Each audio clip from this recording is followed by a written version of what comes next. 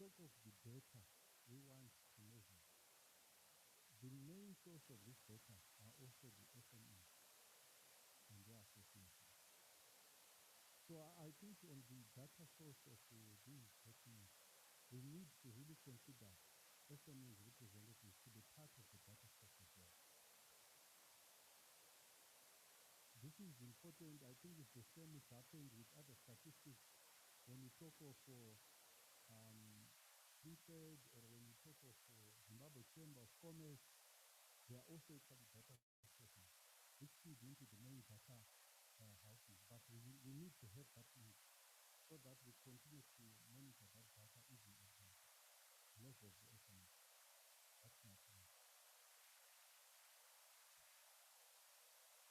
Thank you. You have a comment? Okay. Okay, thank you. I just want to respond to what I want to respond to the previous speech on indicators. I think what we are going to do is we're going to run a session where we in the table the indicators and we go through one by one. Checking the indicator in terms of its feasibility to be measured.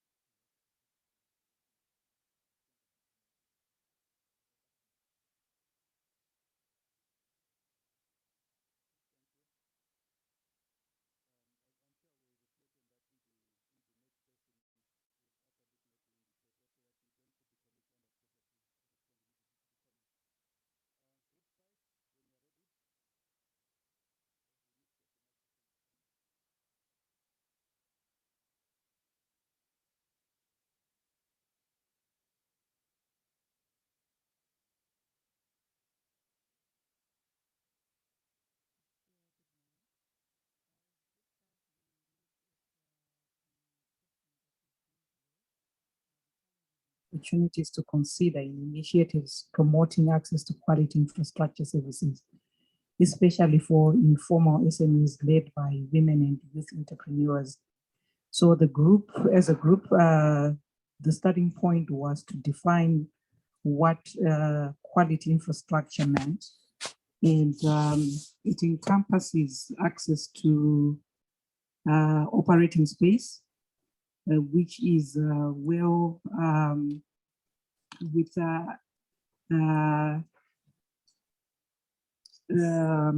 wash facilities, water, hygiene, and sanitation issues which are in place, access with power issues resolved, and also ensuring that in that space, in this digital age, access to internet services or connectivity. And the group also included that part of that infrastructure service included ancillary services such as banking infrastructure, registration or formalization infrastructure. But what the challenges, those are the ones that are summarized there. The challenges include availability of space or land to operate from. We had a colleague from a city council, I think Gweru, they mentioned that land is a finite resource and it might not always be available or we cannot expand it. The other challenge is location. Where are we having these, when we're dealing this, having these initiatives or interventions, we should ensure that the location remains something that is attractive to the SMEs, but also where are these SMEs located? Affordability.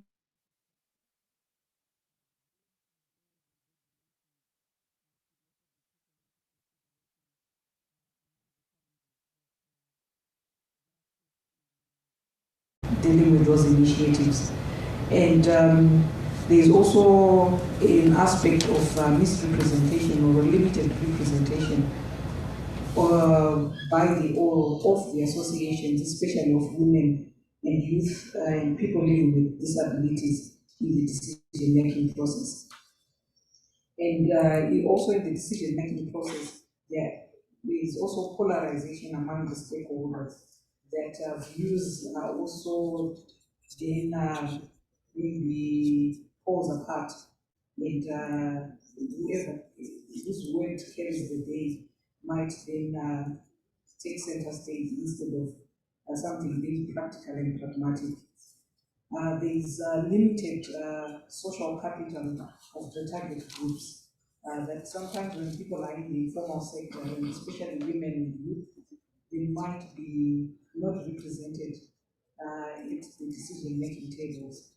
There are also social and cultural norms that create barriers, especially for women, that should be considered when making those decisions. So those are among the challenges when people are making those initiatives. And they are limited because some of these interventions for infrastructure service require formalization, and there are limited incentives to formalize.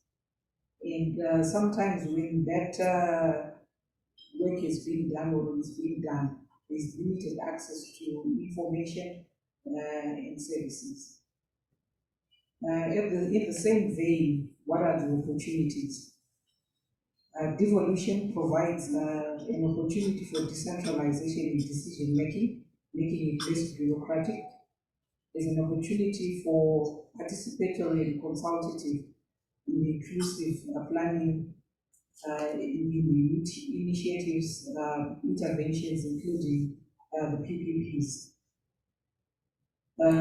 Work with the opportunities also to work with the registered and organized groups and associations instead of personalities, so that you deal with the issue of misrepresentation or limited representation. Infrastructure, especially physical space, should be included in city planning or by local authorities. In urban areas, also include identification of building spaces that can be converted into market spaces. There are also opportunities to include women and youth, such as a smart city approach on appropriate products, the quota system for the target groups, use of technology in planning to reach the target group where possible. We were cognizant that there is a digital divide in the informal sector for women, for youth, and also for those in rural areas. There's been talk about using technology, geospatial technology, mapping exercise to monitor and validate information, making use of the existing rules, regulations, and frameworks. For example, the SME Act, when we were discussing yesterday, the issue about misrepresentation and limited representation of the target groups. One suggested that we need to have an advisory board. And I highlighted that the advisory board actually exists it's provided for in the SME Act, that who is actually sitting on that advisory board. So some of the frameworks that we require are actually in existence, but they require political will for them to be implemented, and they require for the appropriate people or the people who need representation to be on those boards. Incentives are required for formalization and benchmarking. And so those were the opportunities. We also looked at KPIs that will be reflected should all this also happen. So at impact level, tax contribution, employment creation will be easier to measure when people have access to quality infrastructure. The rate of formalization might also increase under outcomes. Access to finance, financial institutions will be able to find SMEs, women and youth in designated areas, which makes it easier to access to do their due diligence. Revenue to local authorities also be measured and then increase. The number of bylaws will be for review. Level of women in the vulnerable groups participation is SMEs. And the outputs, access to designated workspace, training programs, number of operating spaces and stands available for the groups, and also having people having operating licenses. And probably they have access to quality infrastructure, workspace to operate from, when it becomes easier to register and for them to have operating licenses. Thank you.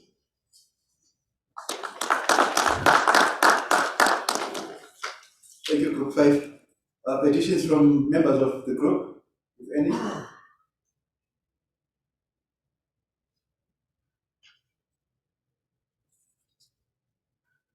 Okay, there's only one hand up, then after that we move on to the comments from the floor. Thank you. Just from the group, maybe on our slide, please, we may need to just correct our typo error. Okay. That one. The second one. Then people with disabilities, let's remove the word living. Okay. That's a typo error. So forgive us, we remove the word living. Then on the last slide, when we were talking of impact outcome output, we also had a discussion which said we may need to be guided on how that can work. To consider under such a monitoring tool, we also have what we call a mapping exercise. And this mapping can target maybe one specific province where there is that will and do certain part of certain products which we are talking about in this validation, and have a tight monitor on that particular area, so that it can then become our testimonial example for continuity. Why did we come with that? Because we said this validation, as we are working on it, the issue of time frame will also be very crucial. So the mapping exercise, we thought it's important. We don't know how that can be presented in this monitor. Thank you. Okay, thank you. Any questions, comments from the floor? Okay, 2 hands, and then after that we close it. 3, okay, 3, then we close. Okay, thank you very much. It has been a very good presentation, especially on the land and the workspace in terms of its availability, affordability. I just want to emphasize on the fact that in some instances, workspace can be available, can also be affordable or accessible. But when it comes to utilization of that workspace availed, and that can be accessed as well. Utilization can also be a challenge when it comes to our interventions. You'll find in some instances, local authorities can avail land. Land can be affordable and be availed, but utilization can be a challenge when you look at some SMEs may not like to occupy or utilize the available workspace or land. Maybe it could be because they feel they may not make some profits, they feel it's not accessible to their market or to their target groups who will come and buy their products. So we also have got a challenge when it comes to utilization of availed land or workspaces in some instances. Thank you.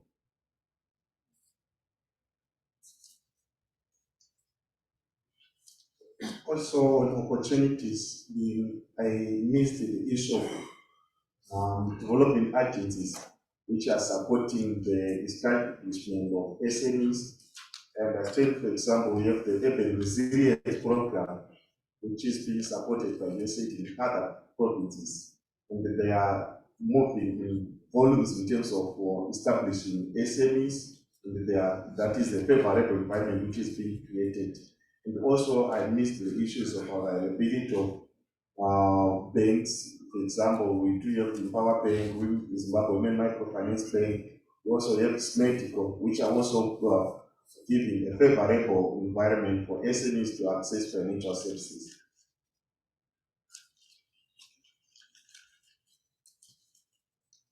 Okay, I think we've at one point I jumped out, so we're left with 2 more. Hello? Can I go on? Yes, please proceed. It's an interesting topic of the quality infrastructure. I thought maybe I should also take this as an advantage on that topic. Was in the Standards World, like I said, I'm from the Standards Association of Zimbabwe. And then when we talk of quality infrastructure in relationship to the sport medium enterprises of macro, we'll be talking when people talk of market access, when they want to go for to export their goods in international markets or also locally. What we encourage the small to medium enterprises is to look at things like certification, how do they certify their products and also their systems, and also where do they go to have their goods tested. They have to be aware of the laboratories that can test their goods for the international markets and locally, and also are those laboratories accredited. And yes, and also looking at areas like metrology, areas like measurement, the measurement of their products and goods. If it's a 2 kg, it's a 1 kg, that should be a 1 kg.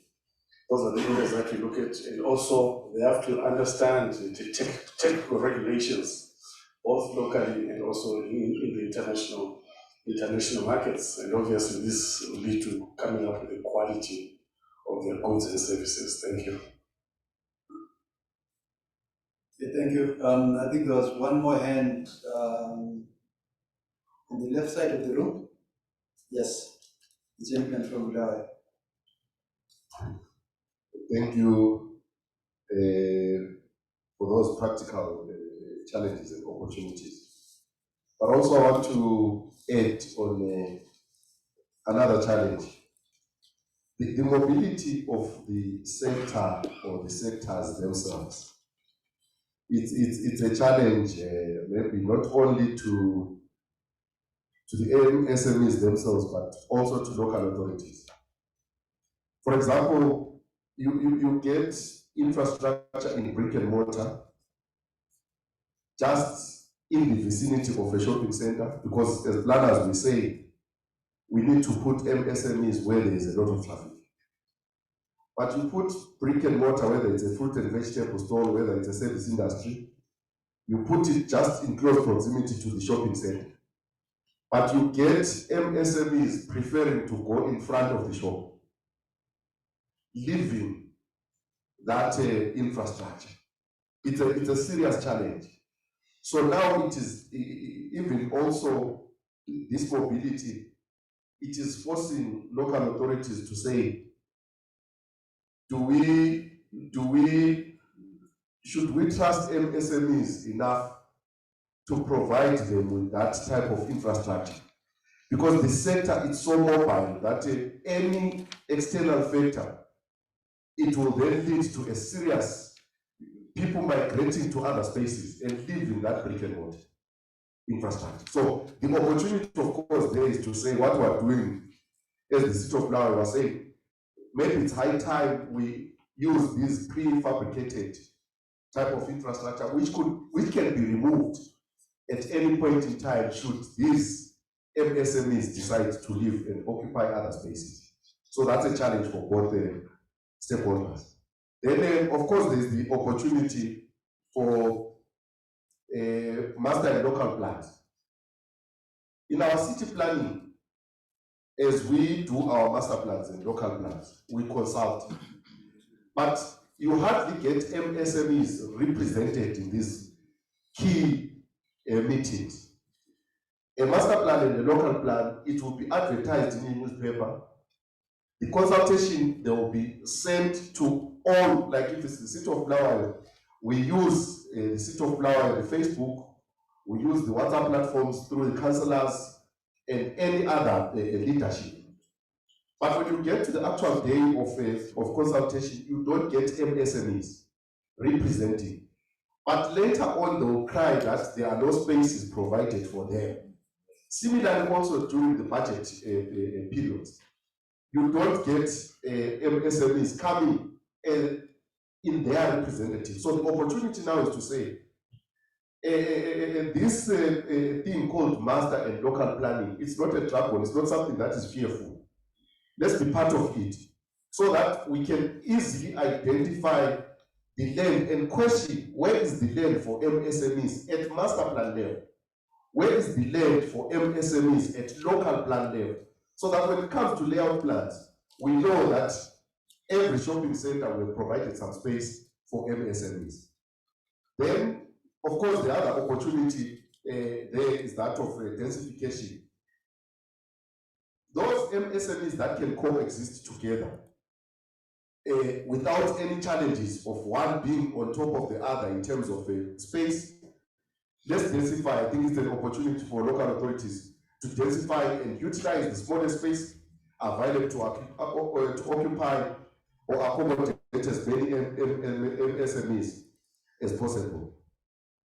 Also, there is something that, because I know the importance of this document, and if we go on and continue saying bylaws, people are very obedient out there, and local authorities and the government who are very obedient will just look at the bylaws.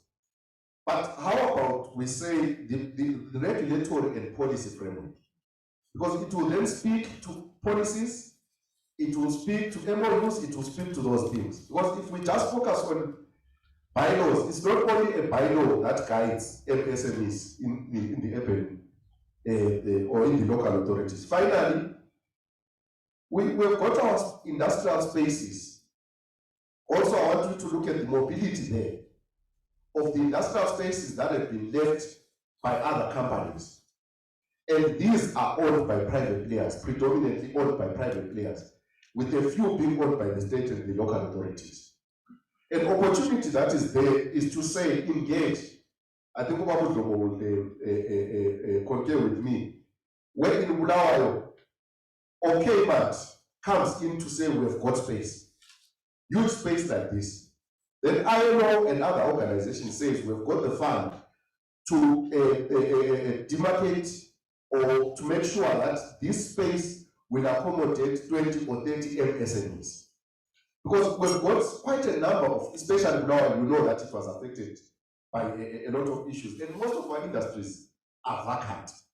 So an opportunity that has come there is to say, can we then not go back to the industrial spaces rather than asking for more industrial space? Let's go back to the industrial spaces that are empty and vacant, talk to the private players, they avail them. We talk to I like the triple P's concept, talk to other players, we renovate, we make sure that that small space is accommodating quite a number. And these people, they have no problem with location, because where they do their manufacturing, where they do their things, it's not where they want to sell these things. So I think it's another opportunity. I think it's also relevant to Harare as a city as well. Let's look at our industrial spaces. Most of them are now vacant. They've been left by these big organizations. But can we then reuse them for other purposes to accommodate the MSMEs before we ask for more land that is also going to be left as people migrate and move to other spaces? Thank you.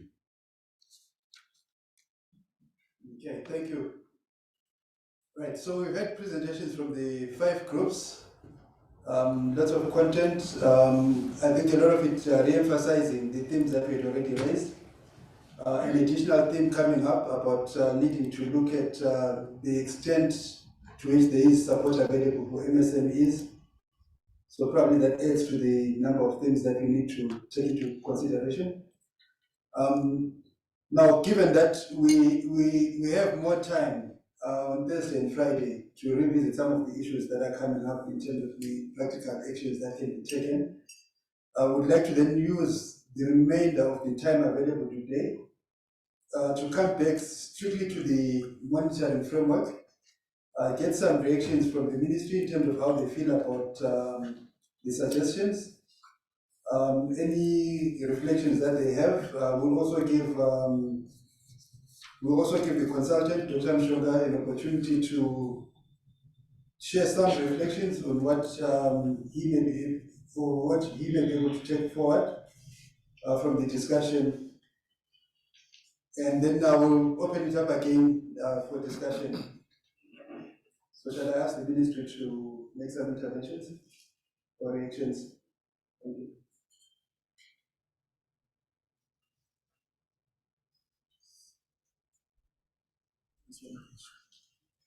The definition first.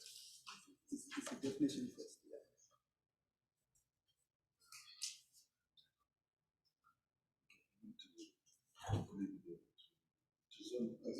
Okay. Are there any questions, anything else that we need to raise while we get the technology sorted out so that we can beam up the definition while we discuss it? Okay, there's a hand up. The microphone, I'm not sure where the microphone is. Okay, it's behind you, it's coming up.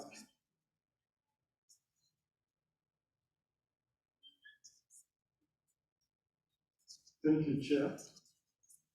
So I think I'll take advantage from the previous speaker. So from Group 5, some of the issues we raised as key indicators. I just want to reiterate what the previous speaker shared. We have to agree that there are some artificial challenges in the cities as far as the informal economy and SMEs are concerned. Some are operating from hand to mouth, such that if better opportunities arise, they will stop what they are doing. And they find themselves into better opportunities. I'm giving an example of people who may be selling in front of a shop.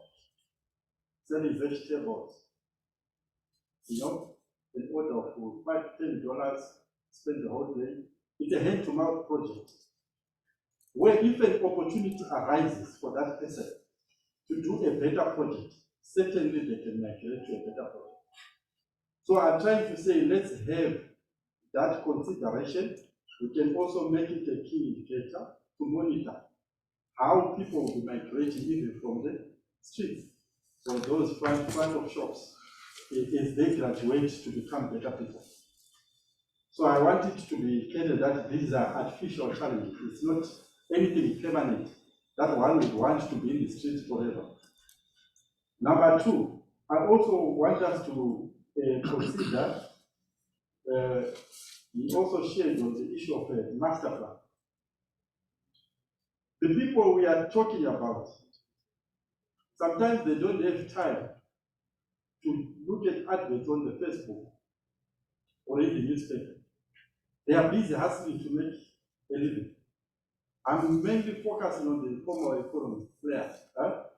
Every second is important for them to move and make things happen. So, since they've faced a lot of shocks along the way, but since it's a target, we want to migrate into the formal setup. Let's have an indicator which speaks to catching them, or which speaks to attracting them to be part of processes we want them to participate.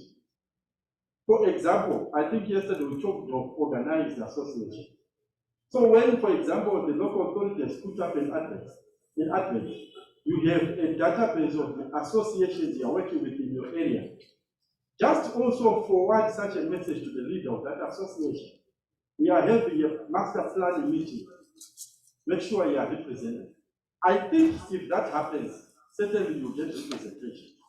Because sometimes the sources of information may not be easy for them to access the information. Then the last point is on the issue of what he has been sharing, overall what he has been sharing. I know he's from Lawal, city of Lawal. It speaks to a point which we talked about under Group 5 yesterday, where there was a communication that there is we had proposed for a informal economic SMEs policy advisory committee or something like that. And one of us in the group informed us that no.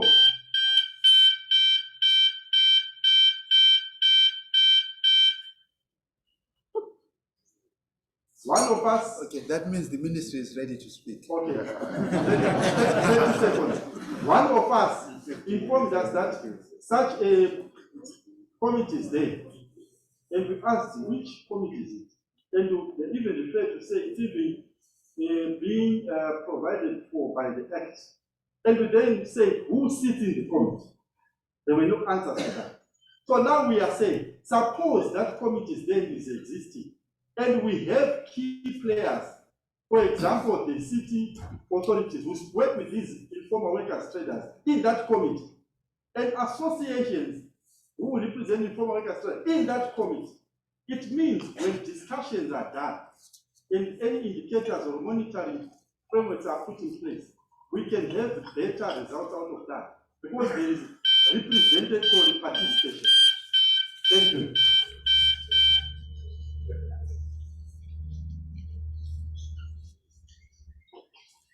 Okay, it sounds like I'm not sure now. I'm not sure what's happening with the alarm. But we'll ask the ministry to proceed. There's another one outside, but I also check with the hotel. While the ministry shares the definition, and we start the discussion on the definition.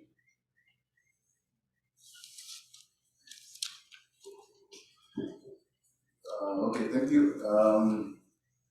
As we earlier indicated, the definition of what is a micro, small, and medium enterprise is provided in the SME Act, the Small and Medium Enterprise Act, in chapter 24.12. It defines the SME as a legal business entity, and the categorizations are in terms of micro, small, and medium. These categories that are defined in terms of the sector in which the enterprise is operating from, the maximum number of full-time employees, the maximum, the annual turnover, that is the sales that are made by the enterprise for the whole year. And then also the gross asset value, excluding immovable assets. So in terms of the sectors, we have quite a number of sectors, like agriculture, entertainment, mining, manufacturing,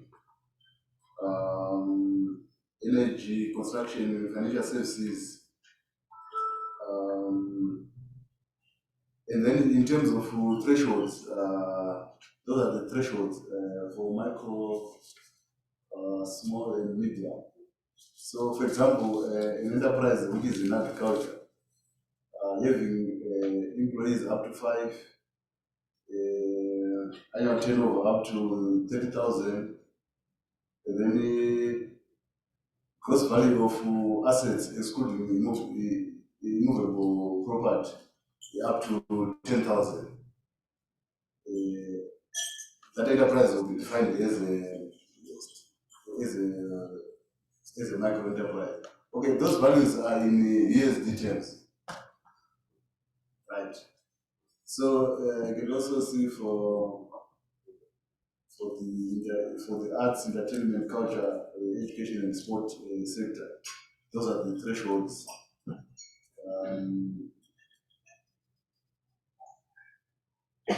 Right, the thresholds, right? So there's then a formula that is then used to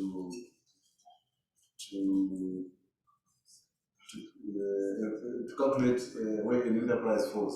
Because you find that you may find an enterprise with maybe 2 employees, but having a turnover of 40,000 per annum, and maybe asset value of maybe 10,000, 15,000, and then you may wonder with that enterprise, how do you categorize that? So with the point system that is used,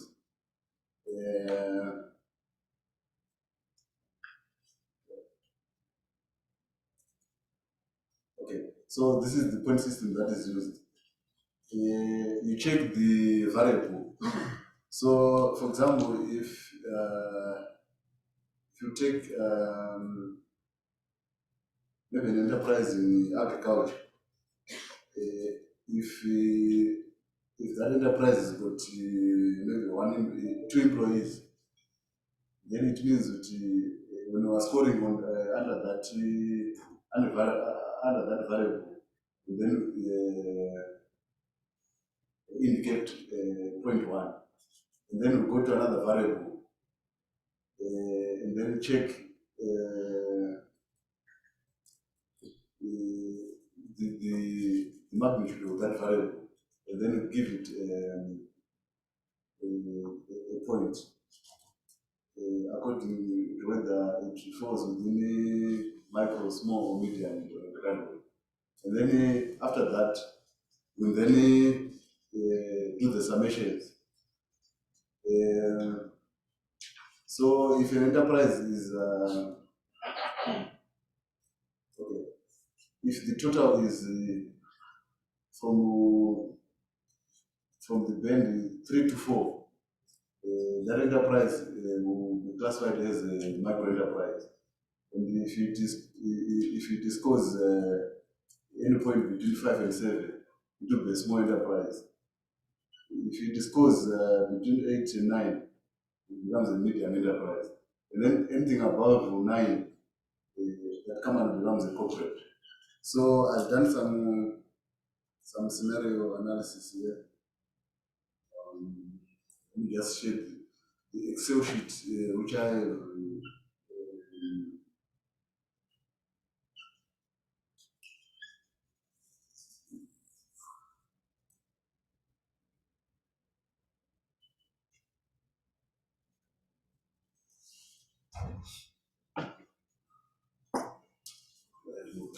Description.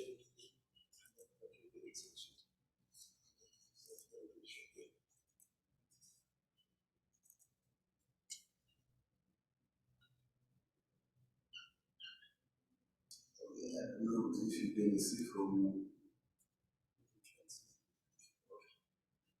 Right. Okay, let's say we have enterprise one, which has got 4 employees, then a turnover of 30,000 US, asset value of 15,000 US. So you find that maybe if we are in the agricultural sector, if an enterprise has got 4, then we score 1. If it has got a turnover of 30,000, we score 1. The asset value, excluding immovable property, if it is 15,000, then it falls under the small enterprise category. We score 2. So if you add this 1, 2, and the other 2 for asset value, you get 4.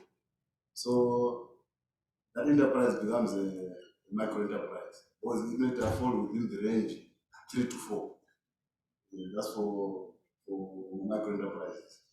And then we are trying a scenario where we have got an enterprise with 5 employees, a turnover of 250,000, and also asset value of 60,000. If we add the scores, we get 5. That enterprise still is that enterprise is a small it's a small enterprise. It falls into the small enterprise category. And then if you are going to have an enterprise with 35 employees, annual turnover of 75,000, and then asset value of 100,000.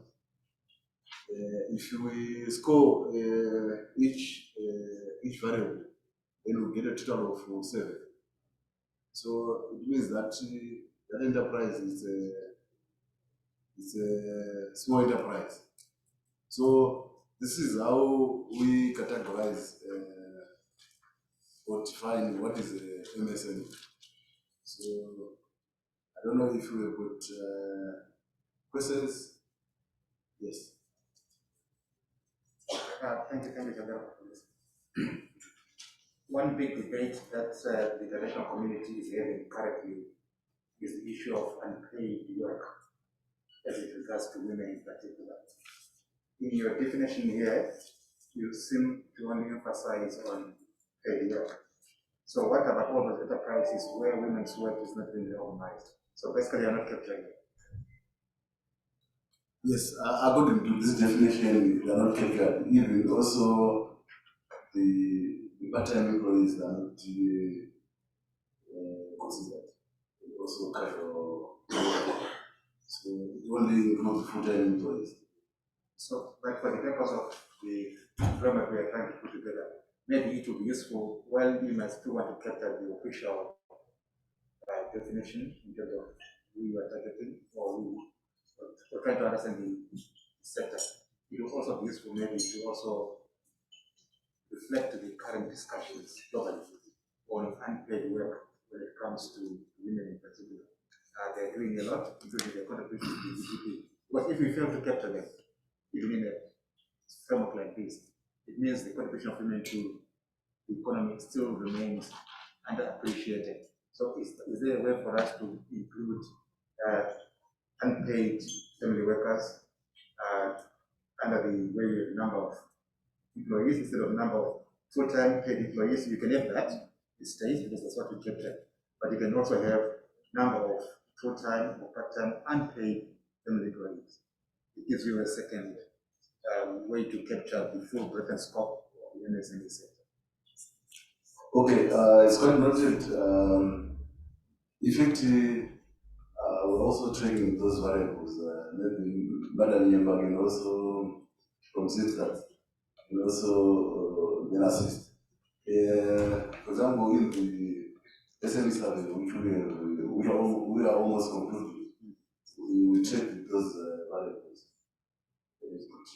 For example, many contributing family members, or mental workers, part-time, full-time, we're also checking that. Yeah. But in terms of definition, they're not equal. Okay, I see 3 reactions. 3 hands up. We'll start with the gentleman. Thank you, boss. In terms of classification, like the ones in construction industry, they are given A to whatever, to D class to say, for this tender you can participate. I need an A class. For this as a ministry, are you also giving them like certificates to say you are now small, you are micro, you are small, you are medium, so that they when they apply for these jobs, they know where they fit? Is there a written paper or certificate that you issue out to such members to say, look, as you participate, concentrate on your level. You are micro or you are small. This maybe if it is a tender for medium, it's beyond your reach, for example. Thank you. Okay, shall we take maybe 2 more? Since there are 3 hands, let's take the 3 and then we can respond once.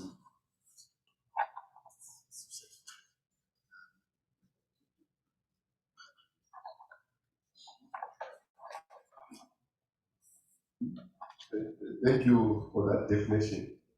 But maybe my question is on the definition, so that it's clear. Who is formal and who is informal? And I'm putting this into context because then it would mean we have a problem even at government level. I know you will respond, but it would have been interesting to say if we're going to have that interaction. Because the Ministry of Local Government is moving around with other organizations like your ILO, for example. When they say we are formalizing the informal sector,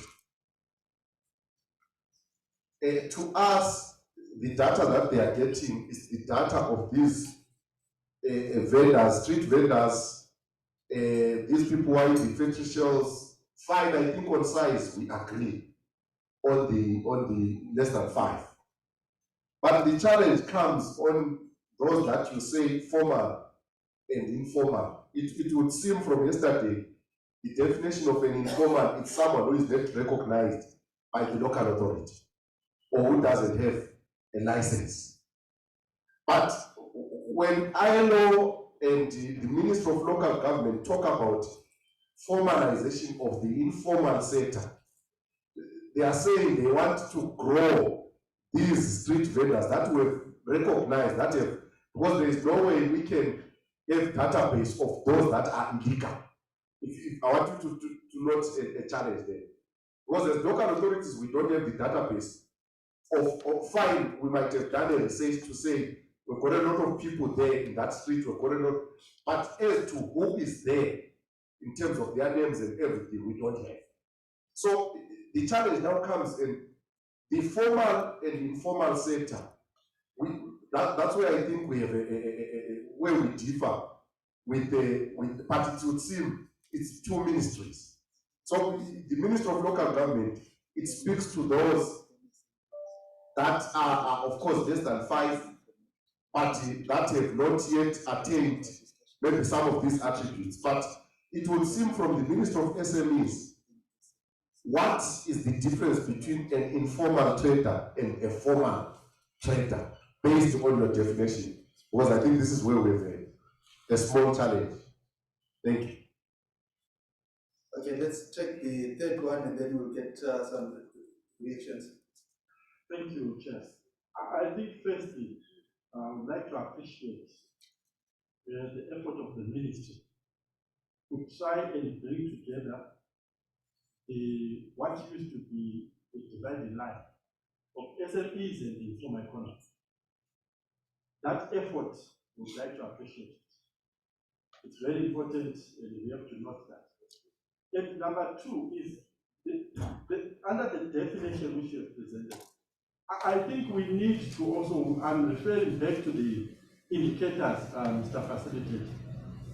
I think we need to have an indicator or anything we can use to measure on the ministry part to be able to work with associations so that they can assist in providing the data of the members who are in those associations as to whether do they belong to micro, small, medium. I think that way it will really assist us. And the only way it can come is working with the association. Because I'm also looking from my end, I'm looking from the organization who come from the chair. We also have members who used to make to sell tomatoes by the street. But if we measure the time frame they've been doing their work, they've also developed to be better people. Instead of selling tomatoes in the street, maybe now he is having something better, or they're staying into manufacturing. And we need now to also have that framework, which we can then use to measure from our level as an association. Then we can have the relationship to put that data into the system of the ministry. That's a relationship which can assist us very well in terms of the monitoring. So this is just a proposal. Okay, so 3 issues for the ministry to respond to. The first one is there a formal document that one gets on their size? So certificate. Second one, our definition focuses on MSMEs, but still leaves us unclear about who's formal and who's informal. Is there a way of getting to some clarity and coherence between government ministries? The third issue is if there is scope to include some assistance to associations to understand their members in terms of the categories to which they belong.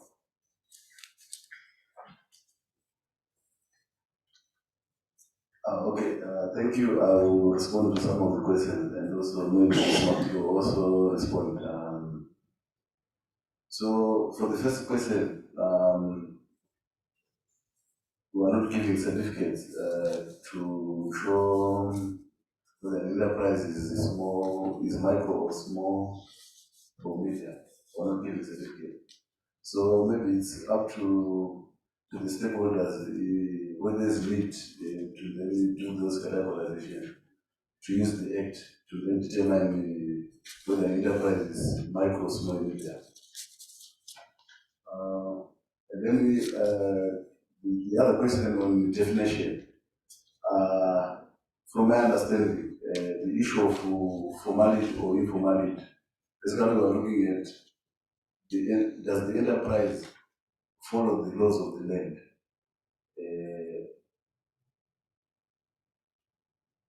For it to operate. In Zimbabwe, for you to operate, you need to operate an enterprise. You need to register with the register of companies. You need a license from the local authority. If you are an employer, you need to register yourself with the NASA, Zimbabwe, and also you need to register with Zimbabwe. You have to register with all those institutions for you to be regarded as fully formalized. So you find that informal or informal is quite a dynamic issue, because you find that most of the enterprises you find them fully formal. partially formal, because maybe at some point they are not complying with some of the laws. Unfortunately, currently, as far as I know, we don't have maybe a benchmark to say if this enterprise is registered with this institution, then we may consider that as formal.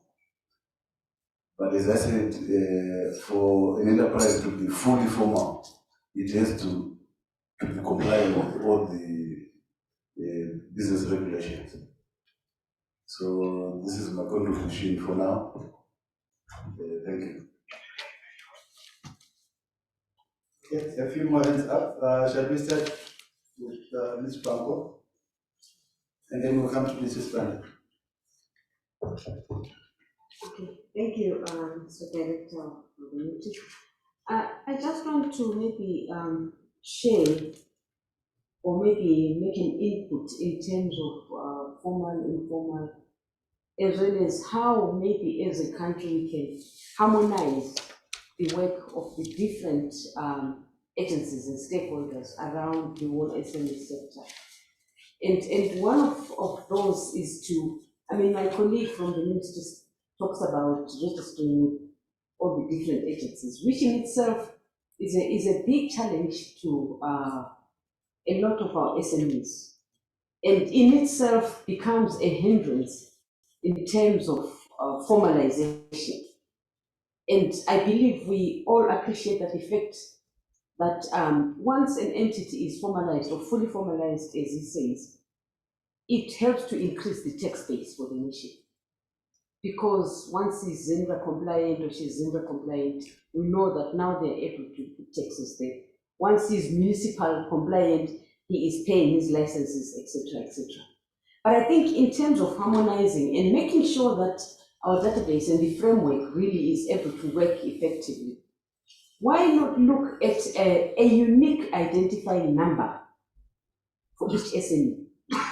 So that if SME Bango registers with Harare City Council, that unique number that identifies me will be the same one that will be used by ZINRA and all the other agencies that I need to comply with.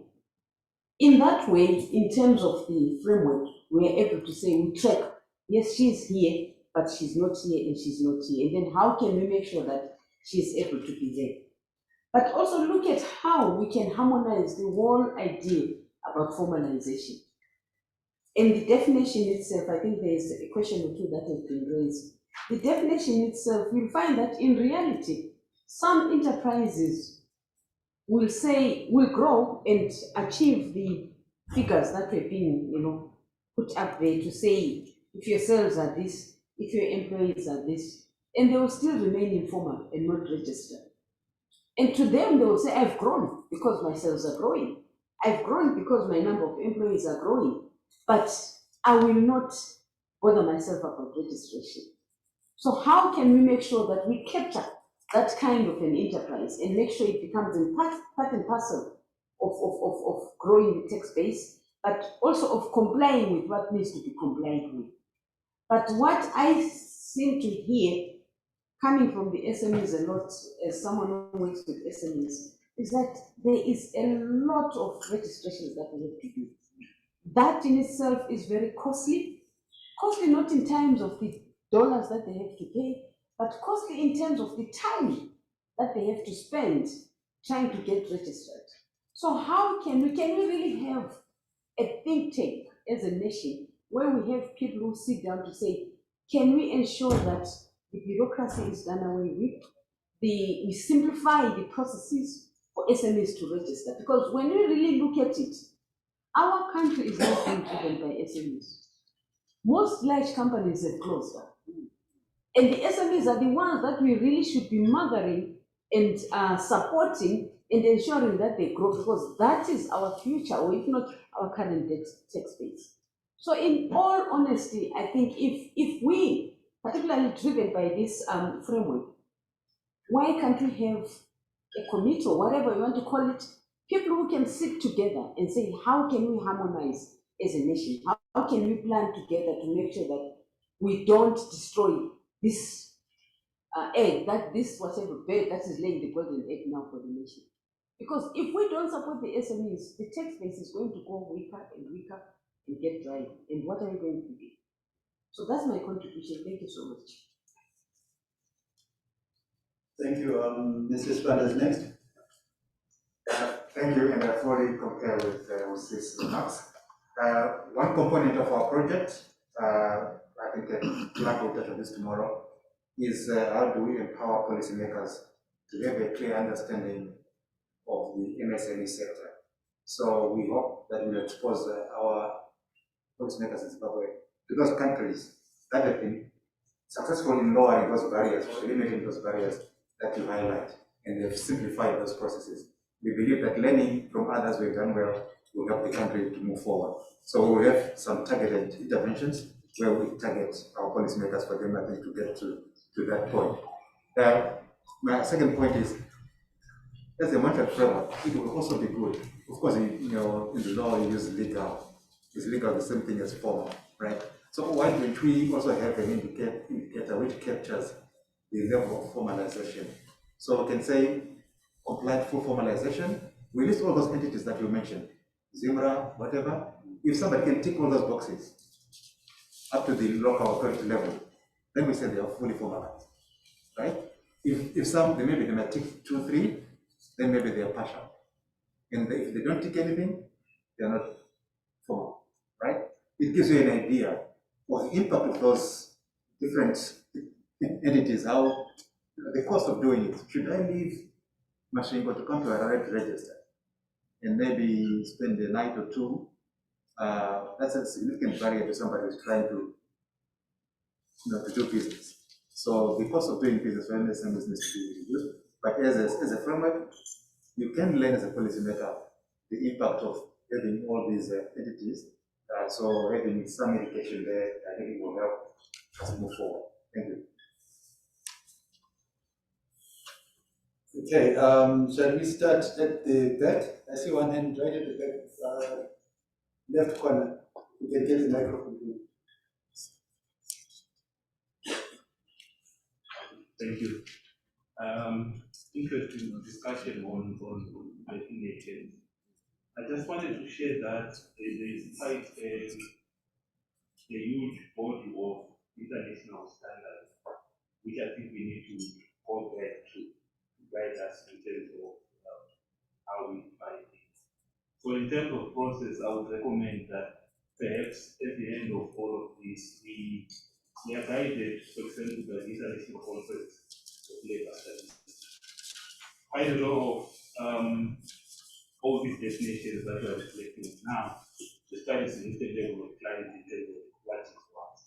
Now, when it comes to Zimbabwe, I think historically there's always been a significant debate on what it means when we go in terms of these international standards. So, for example, our employment figure tends to be very contentious. And there tends to be a reluctance to accept this number because of the peculiarity of our economy. So I think we have to have this reflection and go back there. Yes, we have peculiarities in our numbers, and I look funny, but I think it becomes very important in terms of the provision of the policy guidance for us to move away from some of these very old numbers, but also for international compatibility. We want to have an MSME framework which we can benchmark against other countries. Thank you. Do you want to stick with the back row and finish with the back row, then we can move into the middle row?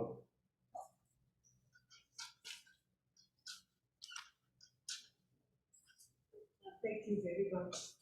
I think the previous speaker has spoken to some of the things that I wanted to speak to. And yesterday again, I did make reference to the fact that we do have international standards. It seems that we are also working with UN. I think this is a chance for us to address the recommendations and the conventions to which Zimbabwe is party. On the issue of who is informal and who is formal, I just wanted to read out a little, just one sentence from the ILO recommendation 204. I think ILO recommendation 204 is very imperative to the process that we are doing right now. We cannot ignore it, otherwise we are wasting taxpayers' money every year. The Ministry of Labour is at the ILC, they participate in the discussions, and they agree to pass these recommendations and conventions. And we are a member state. So this recommendation, in brief, this is what it gives to member states as a recommendation. The recommendation provides guidance to members to facilitate the transition of workers and economic units from the informal to the formal economy, while respecting workers' fundamental rights and ensuring opportunities for income security, livelihoods, and entrepreneurship. This means that already we have a problem, that there is income insecurity. And Zimbabwe does have a peculiar model of informality. Our informal economy keeps growing. Our brother from the Bulawayo City Council made reference to that. So if we keep ignoring our reality, we shall craft a framework that is not going to be applicable to the people that we are talking about. We keep running away and talking about SMEs, MSMEs, but we have got quite a very untidy informal economy and entrepreneurship style out there. The reality is that the majority of the workers that we are talking about live in abject poverty. They don't even fit into the category that we are talking about. So let us address this informality. And our idea of MSMEs and SMEs, it's very good and very progressive. This is the formalization part. But before we deal, we formalization, let us look at what are we doing to move people from this dark pit. Because we are in a dark pit as informal economy workers. Right now, there is no recognition, there is no respect for the informal economy. If we want to do it, we can have a field day, just go out and see what is happening in the streets of Harare. And it's nobody's fault. It is nobody's fault, it is because this is where we are. So let us realistically address what we have and refer to these international standards. For definitions, then we go down to doing what is country specific. Thank you. Okay, thank you. Then the last two interventions on that side. I think there was somebody in the third row. So if you come this way, third row.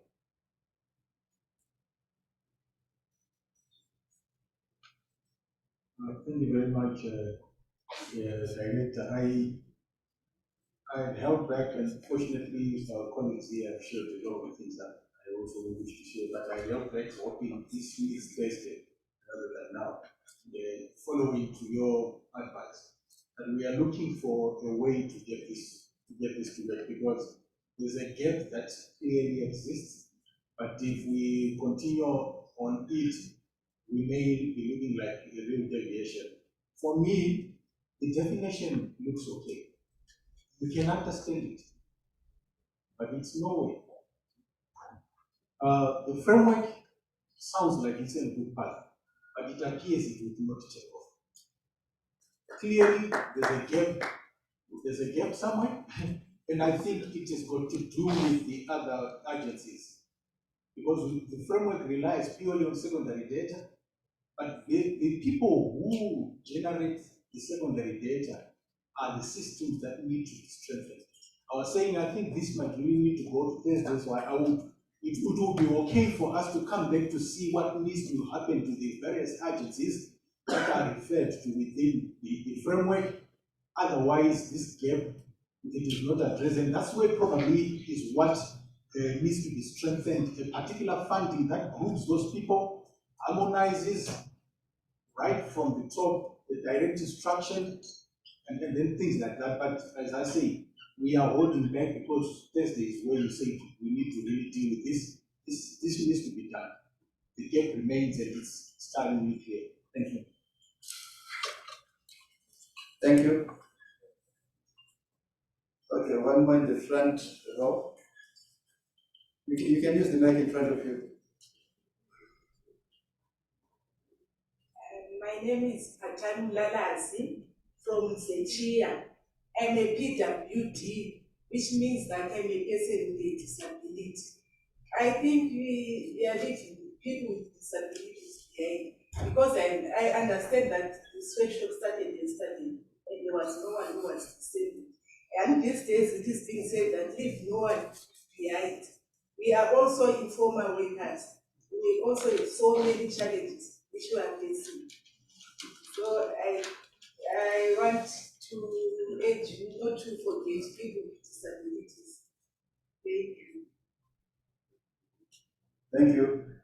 And then the gentleman in the same row is myself.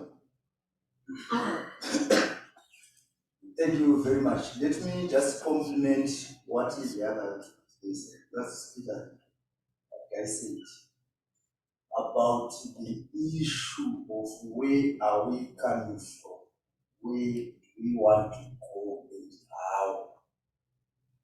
The definition was not created yesterday. We're talking of maybe 2014. But we're not saying 2014 there was no definition. Since the creation of Stakeholder, that was 83, 84, the definition of enterprise, 83, 84. 2006 it was reviewed, then 2012 to 2014, we that back. If we try to track the impact of Stakeholder since its creation to today, you will not find that. If the institution is there and it's being funded, what is the problem? We are talking of capacity at the ministry, association, and also the player, him or herself. With the classification of micro, small, and medium, the donor community please assist in terms of funding on continuity and sustainability of a program. The ministry at one point had an initiative to create a database of these three groups of people, whoever we can say in the informal or formal sector. That database is a very critical tool in trying to formalize. Because you'll be having information of who is who. Is this person formalized or not? What should be done? And there should be incentives for one to be in that database. Because we want information. But that support, the ministry could not. It was giving confirmation letters. My friend from Prass, you were saying, can those players be given confirmation letters, whether you are the micro or the small or the medium? The ministry at one point was giving confirmation letters, thinking that in the future will give you certificates. But since we're saying you will be migrating from micro, small to medium, then to a corporate, we start with letters of confirmation, and we assist you to graduate from micro, small to medium, then to corporate. Then this letter of confirmation, no local authority was supposed to give you, even to issue a receipt of a vetting space. Normally, some local authorities are giving on daily basis. But by you paying, the local authority is getting something to provide a safe stay. You are contributing. You get what I'm saying? You are a micro, you are a vendor. Tomorrow you are assisted to register. We had PBC 1, Private Business Corporation 1 and 2, then with the Companies Act. Those facilities, you'll be now assisted. Now you are now a small. Please, if you raise so much, you can register under PBC 1. If you register under PBC 1, now we can move from this workspace to that workspace and you pay this.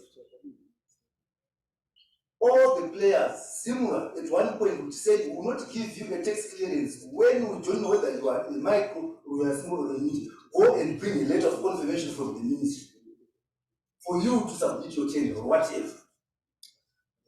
Okay? So it is the issue of capacity at institutional level. That database, the ministry cannot afford to run it up to now. Then the rest of the information is scattered everywhere. This again, M&E framework. Yes, we are talking, but we are saying after having that information, who is going to do what, under what conditions? A year is gone. Next year will be coming here. Who was supposed to follow up and collect the data and populate and report? Wow, to what extent that person is capacitated? So, continuity of what we start and support the sustainability is what is lacking. Thank you.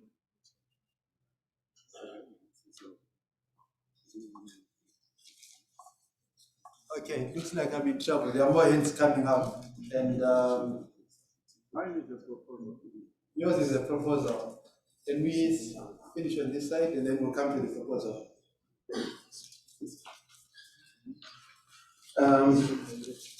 Thank you very much. I think I'm really impressed with the quality of discussions.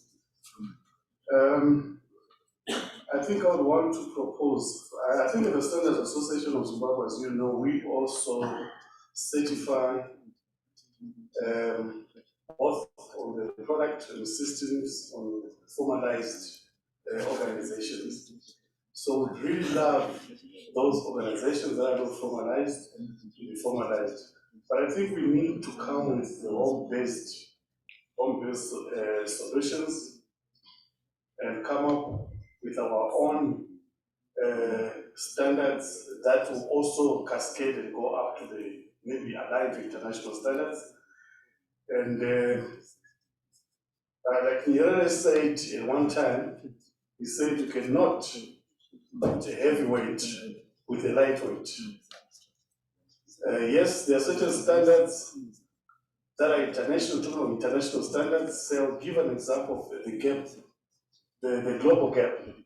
This is a standard that became very difficult for our own farmers to comply. Okay, there are few that have been doing that. And then as SSZ, we came up with the local gap, the Zimbabwean gap, that would assist our own farmers, and then we can also maybe graduate to the global gap.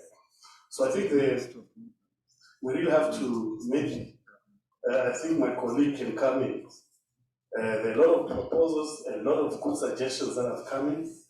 This might lead to a specific standard for the SMEs, a standard that will be promoted, a standard that will be going to be supported by the Zimbabwe. You know, our economy is different from other economies. I think where we are now, we really have to come with our own home-based solutions.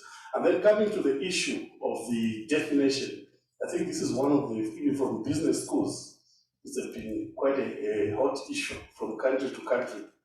So I think maybe we can leave it there. That's my contribution. I don't know whether my colleague can come in and also add on the specific standard for SMEs. Thank you.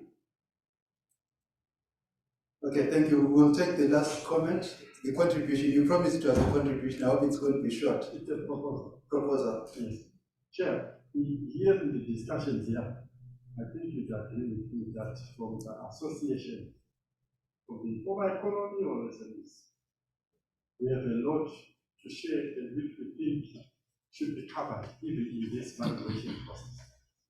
So I was going to propose, if possible, not knowing the level at which associations are represented here, but for talking from where I'm coming from, I think we have a high level of representation of our leadership. If there could be an opportunity for the associations here, we come together and I put together key areas we feel they need to be considered in this validation process and present to you as a collective. I think this will help us harmonize some of the issues which are coming up as the proposal. Thank you. Okay, thank you for the proposal. If there's a gentleman at the end, could switch off the mic, please? Thank you.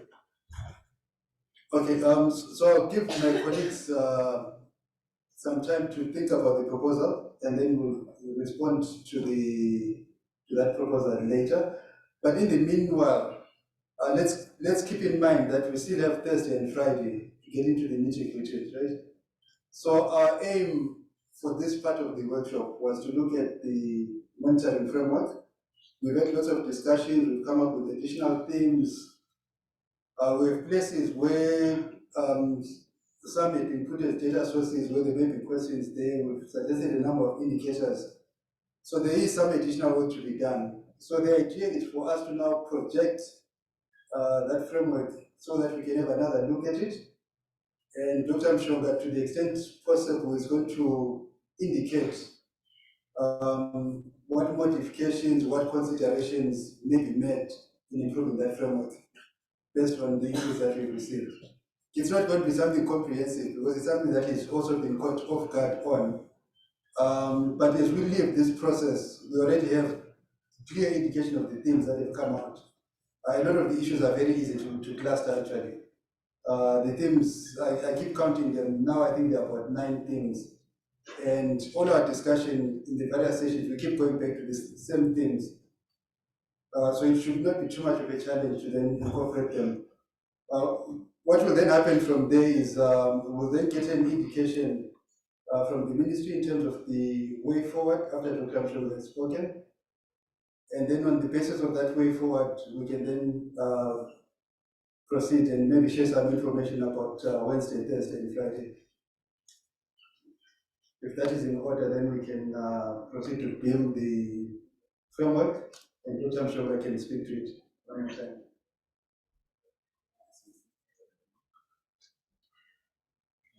Can I speak from here or from my side? It's up to you, really.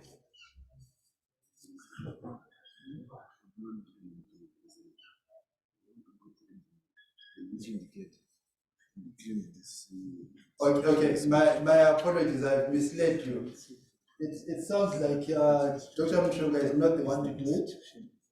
My colleague from the ministry will take us through. Okay, maybe speak for yourself. I'm getting lost.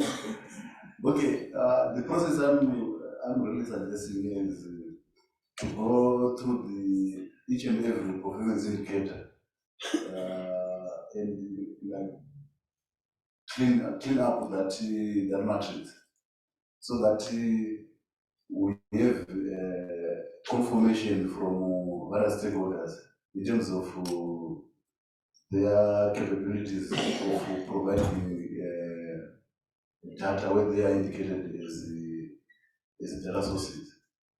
And also to have a general feeling of maybe the systems, where they are in situations where they are not able to provide that data, what needs to be done so that we can track those KPIs. So that's the process we would want to go through so that at the end of the day we have a framework that is going to solve the challenges which were being mentioned in our remarks. Thank you. So maybe the facilitator can assist us to go through the framework, this framework, KPA by KPA, so that we have a clean a template which will then can move forward. Thank you.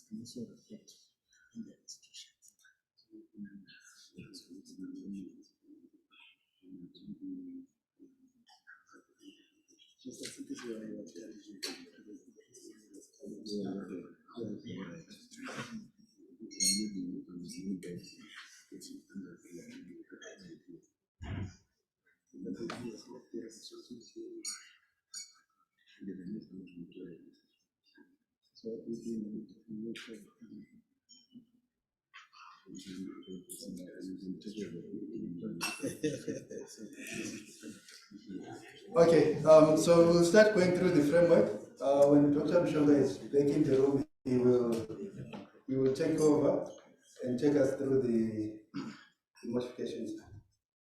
So I'll start from the top and work downwards. Although I noticed when he presented, he started from the bottom and worked upwards. So I'm actually concerned that I might misrepresent the framework by.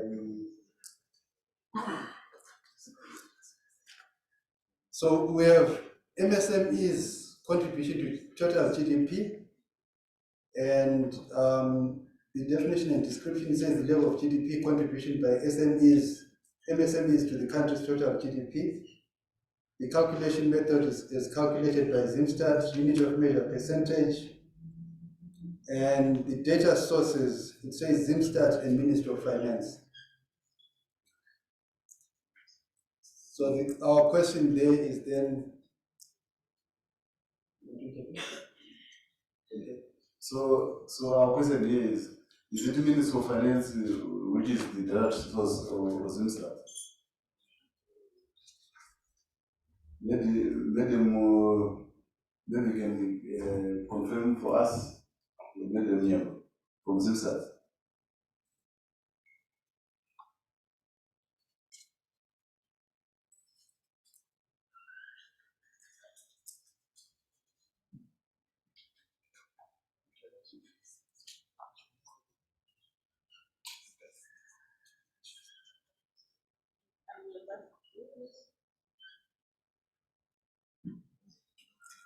Abanyeva from Zimbabwe National Statistics.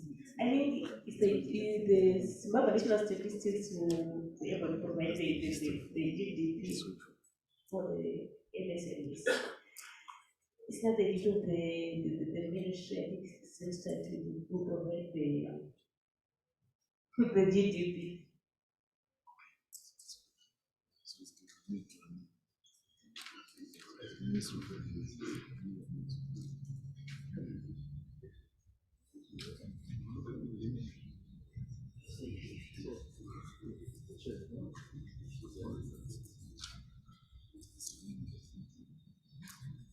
Yes, I've been given an opportunity. Thank you.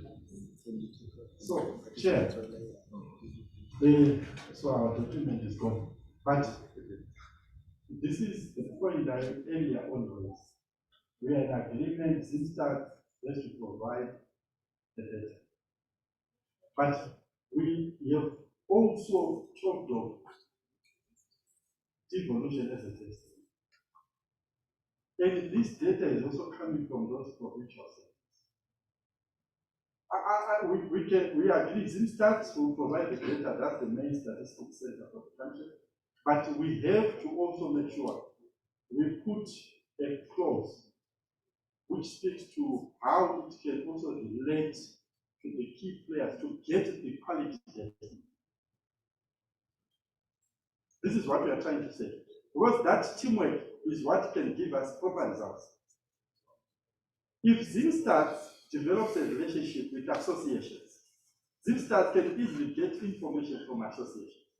If Zimstat continue to take data from individuals, Zimstat will get less information from individuals.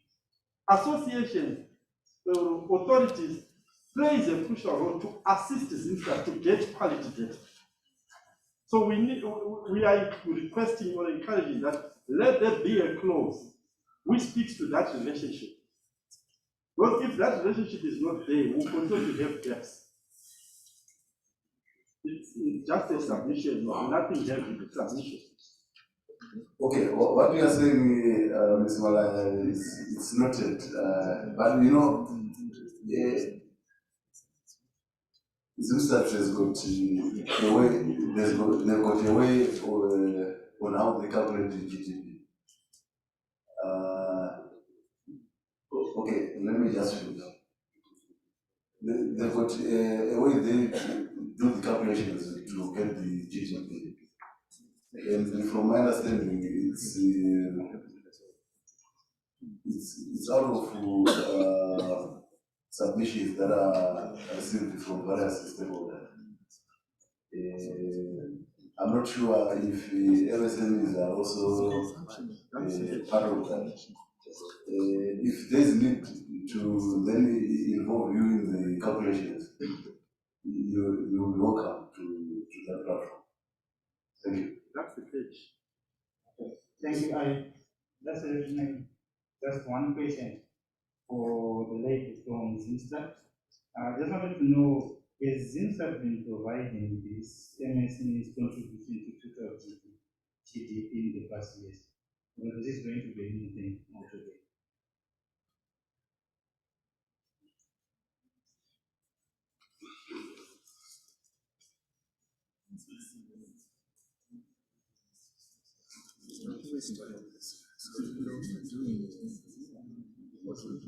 I think I need to confirm first, but as far as I know, we recently carried out a MSME survey. We are in the process of writing the report for the MSME survey.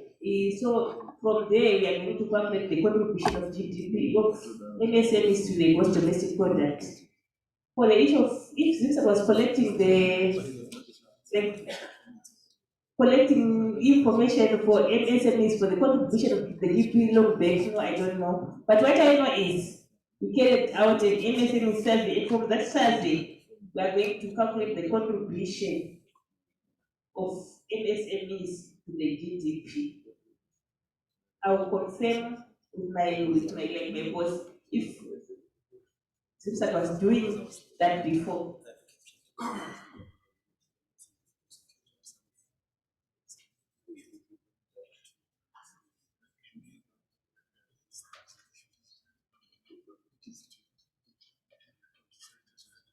Through you, Director, sir, I'm proposing that where we do not have certainty, because for me, the credibility of our secondary source is very critical. And if we live here on an assumption that it is there, we are doing what they call a fire and forget. Validation and credibility are very critical for such an instrument. So I believe for now we may not have a conclusive position, but we would propose that a column with assumptions be included. We are assuming that they have a regular program that will feed into this particular. Then it's an assumption that is yet that will problem. For me, that would settle it. Because just to end on an aspect, because I am sure they do so many surveys, these guys, and sometimes they're just called irregularly by people who have certain interests, but in particular this one, to what extent it fully serves our desired requirements, and have we really tested what data they've been collecting and does it align with our interests? We probably don't have those answers yet. So again, in my humblest way, I will kindly propose that some assumptions be put along with, but we are assuming this works with this also, but then I think we will see for even other organizations. That is then what we work on to make sure that those organizations are workable with or not. Thank you so much.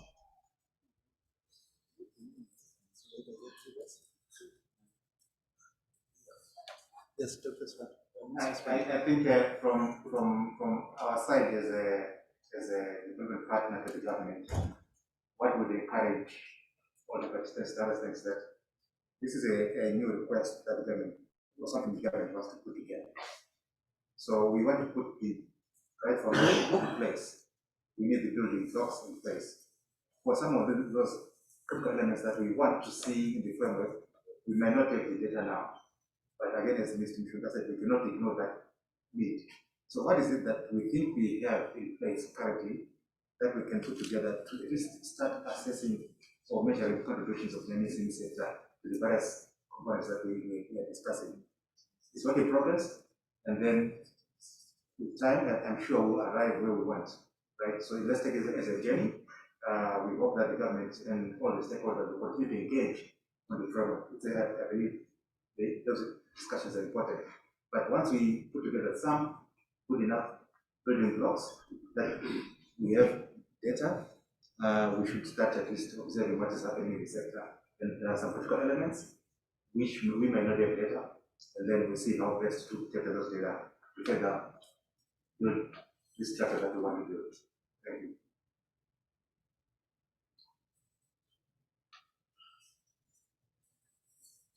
Okay, thank you. Do you have any reactions from the ministry? Or we move to the next indicator?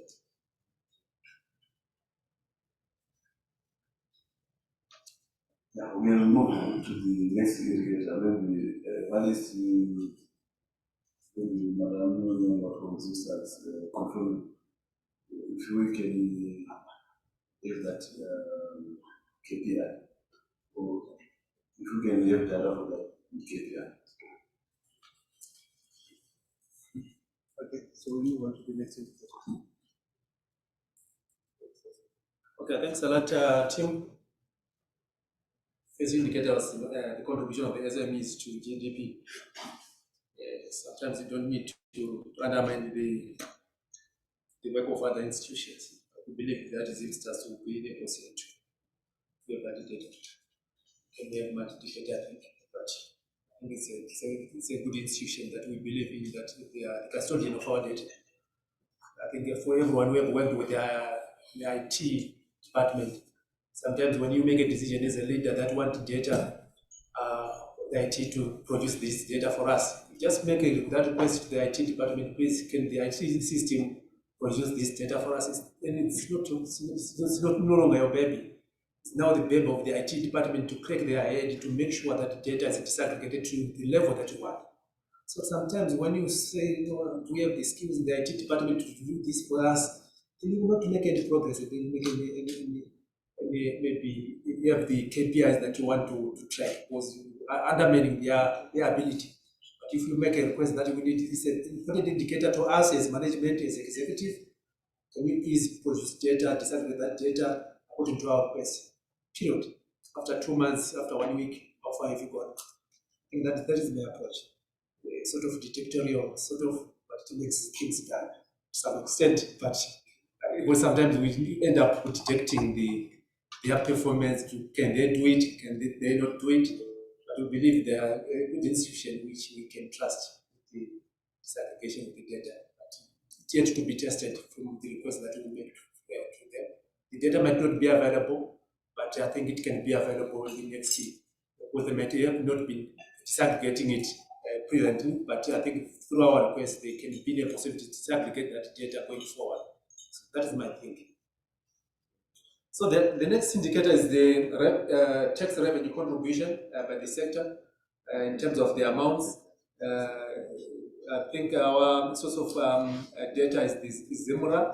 I just want maybe to confirm with the team here from Zimra, the other players, are we in a position to get that data on that indicator in terms of revenue contribution by the micro, small, and medium enterprise sector?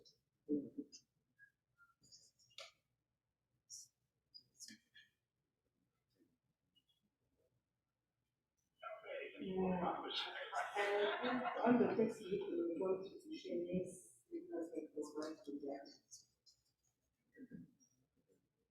I'm not sure is our presentation that we're using the small, micro, small,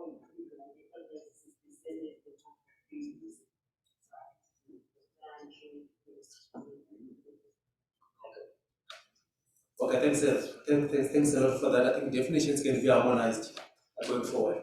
We can agree on the definition. We'll try to harmonize those definitions going forward. Thanks a lot for confirming that.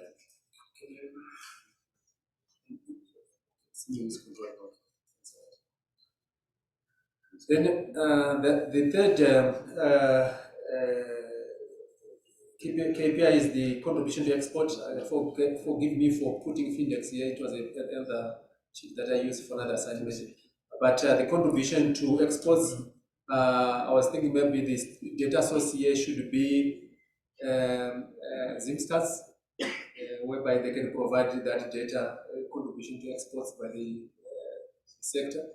Is that, am I right to say that Zimstats might be credible, the only source to provide that data, since most of the ministries, they get their data from Zimstats. RBZ also can also be included as another data source. I don't know, I just want to check from Tim, from the Reserve Bank of Zimbabwe, and also as Zimstats in terms of being able to provide that data on exports by SMEs. Okay, yeah, contribution to exports can be found from RBZ under the exchange control regime.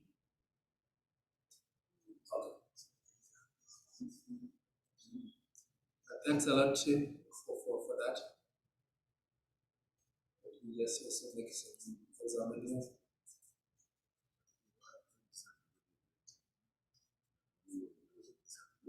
yeah, maybe the data can be aggregated, but as I said, if, for example, from the IT that we make a request, they are grown-up babies, they will be able to disaggregate the data.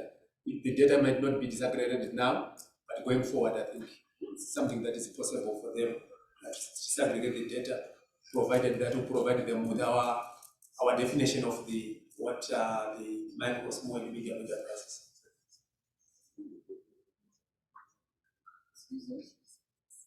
Would you consider Zimtrade as another sort of around exports? Okay, thanks a lot. I think I managed to engage some of the colleagues who do my field consultation. I think any guys from Zimtrade, I don't want to respond on your behalf when you are here. In terms of contribution by the sector to exports.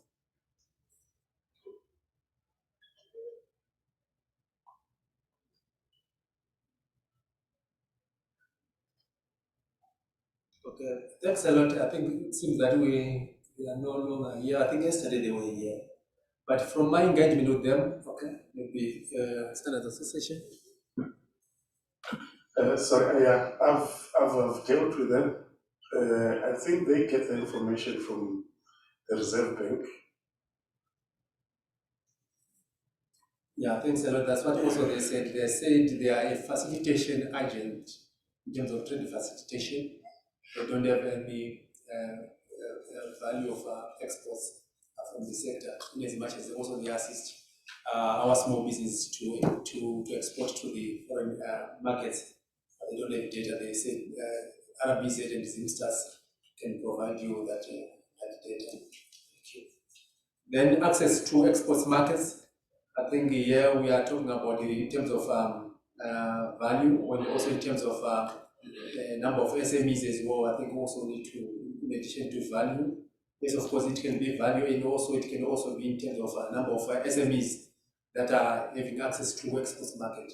So maybe I can also change our unit of measure here to be also the number to some extent. I don't know if then I will need to, forgive me for mentioning this. I think I'll put RBZ here.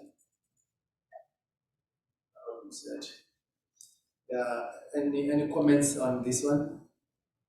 Maybe I can make the value the number.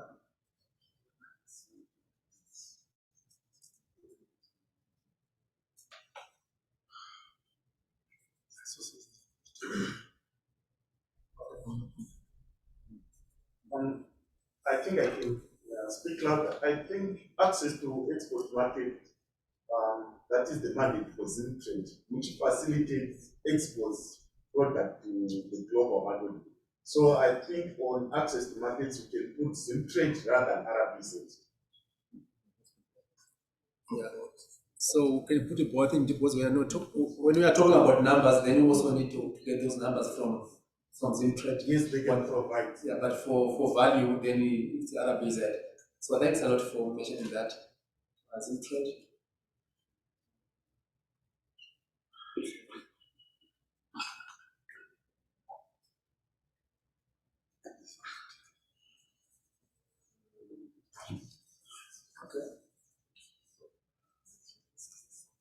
I would suggest we just keep Zimtrade because access may not realize in actual transactions. RBZ captures when there is real transaction taking place, of which when we say contribution to exports, RBZ did capture that. So they we're now talking of the number of the SMEs that have accessed, whether there's transaction or no, but they want to access the export market.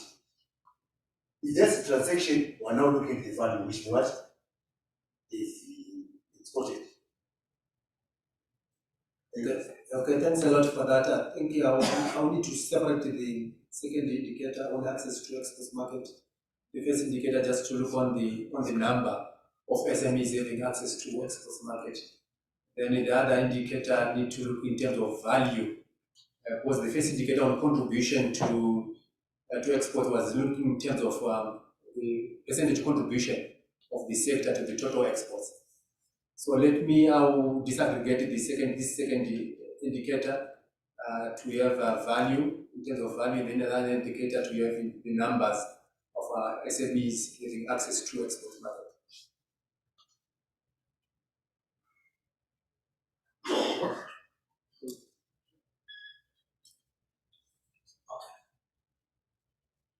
Sure, Mr. Malaya. Thank you. I just want to understand then how do we monitor those who are not having access, yet they want access? Some want access to export market, but they are not accessing that access. How do we then monitor it? Just to be guided. Sorry, Chair, Mr. Consultant, I hope I'm not being confrontational. I want us to be very real with what we are doing there. Because where we are coming from, we are members. As I speak, yesterday we talked of Harvard, which is giving access for people to export their curious what you call it yesterday. Harvard, something like that. I sent to our members who are in the art club, guys, there is this opportunity. Connect with these people who are curious to be traded outside. They said we have communicated, we don't get response. You see, this is the reality on the ground where we are coming from. So I'm not asking questions just for the sake of argument. I want us to understand so that we are able to also feed to our structures so that they can also benefit from this process. I just request that to be clear. It's just the same when we talked of the first point was the talk of Zimstart. We are saying Zimstart that can provide us data. Yesterday I referred to 2014, 2019 data from Zimstart talking of informal economy. And we are saying we would want to build a relationship where they can even benefit more data from associations to strengthen their statistics. Nothing confrontational. We are even supporting this process positively. So I request that to be clear.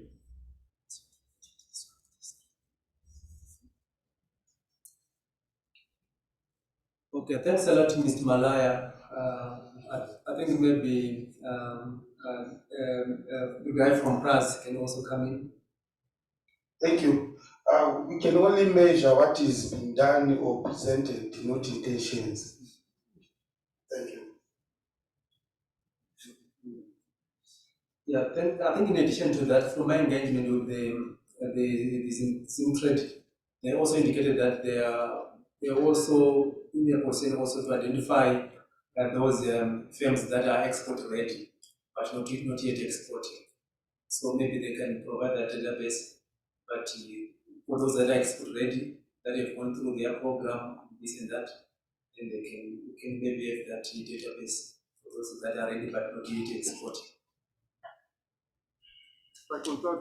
I think we need to have secondary mechanisms to this thing, where with the ministry, we are happy our ministry is making such a very positive effort. And we need to support this effort to bring results which can change our nation. We need to have secondary mechanisms where even the issue of access, we agree, Zim trade, whatever they are giving us access to data. But we have secondary mechanisms where the association level working with the ministry to ascertain whether our members there, as they do their work with access to it, are we supporting them to be part of the system, so that they are incorporated and they benefit from the system. So that even if Zimtrade is getting data where everyone is taken on board.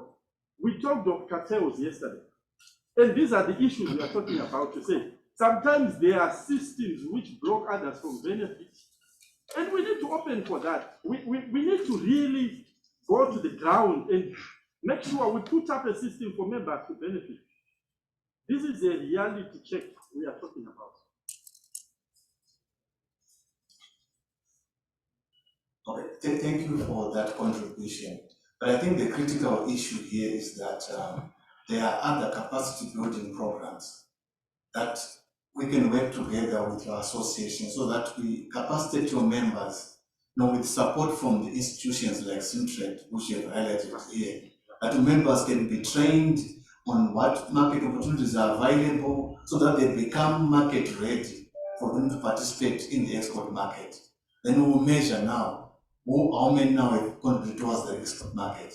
But I think we need to build the capacity of our members, and we can work that together with you and working together with the associations. That's 100% good answer. Yes. Taken on board.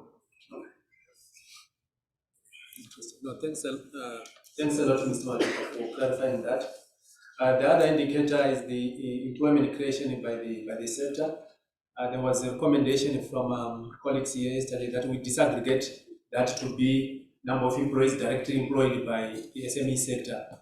And there was a number of employees that are part-time. So we need to disaggregate in terms of part-time and also full-time. So we're going to disaggregate that indicator into two. Then the source of data is the Ministry of Labour. They normally carry out the labour surveys. Any suggestions for any potential data sources from the team? Yeah, in terms of data source, yes, Ministry of Labour, but also they work with the Zimsters. So we need to include the Zimsters there. Also include the Zimsters.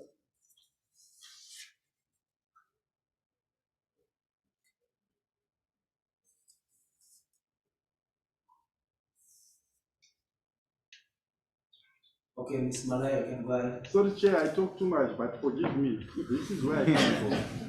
We want passion. Right.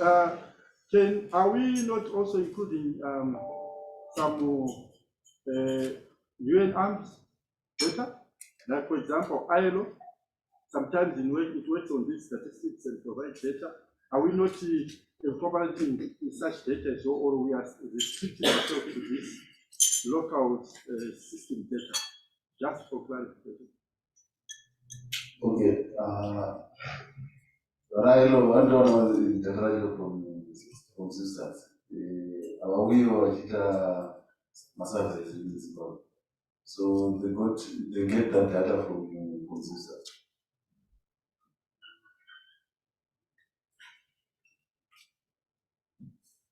Okay, thanks a lot, Mr. Zeropa, for clarifying that. I think the other indicator, I think it was already there in terms of number of SMEs exporting to foreign markets. I think we have already covered it up when we're talking about access to export markets. I think maybe just to confirm if the data sources they are credible in terms of being Zimtrade, those that are number of that are exporting RBZ, Zimra, Zimsters as well. Can it also be included?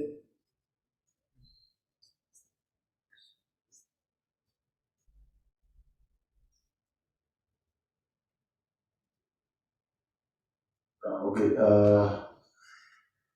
when I saw that in the KPI, I'm tempted to really to combine the two, the access to export market and the number of SME exporting. So maybe we need to combine them and find a way of calling the KPI. Thank you very much. Any questions from the back? My right side. Okay, from Minister of State Harare. I think if you just bring the picture a little bit above that KPI, access to exports, there's contribution to exports. Contribution to exports, number of SMEs exporting. That is the difference there. And we're talking of access to exports. The number of SMEs exporting is the same thing. Okay. Then there's also contribution to exports. That one becomes also independent. So we combine access to exports with the number of SMEs accessing markets. Okay, thanks a lot. Contribution to exports, we are talking about unit measures percentage. Then when you are talking about access to export market, we have talked about value and also the number. That's why I've said I will combine this one number of SMEs exporting with the access to exports. I think to export markets. I think I will combine these two. Thanks a lot for highlighting that. Quick question. So Zimbabwe has got a big cross-border trade community.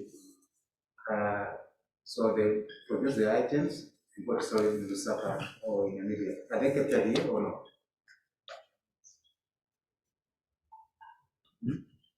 Inspector?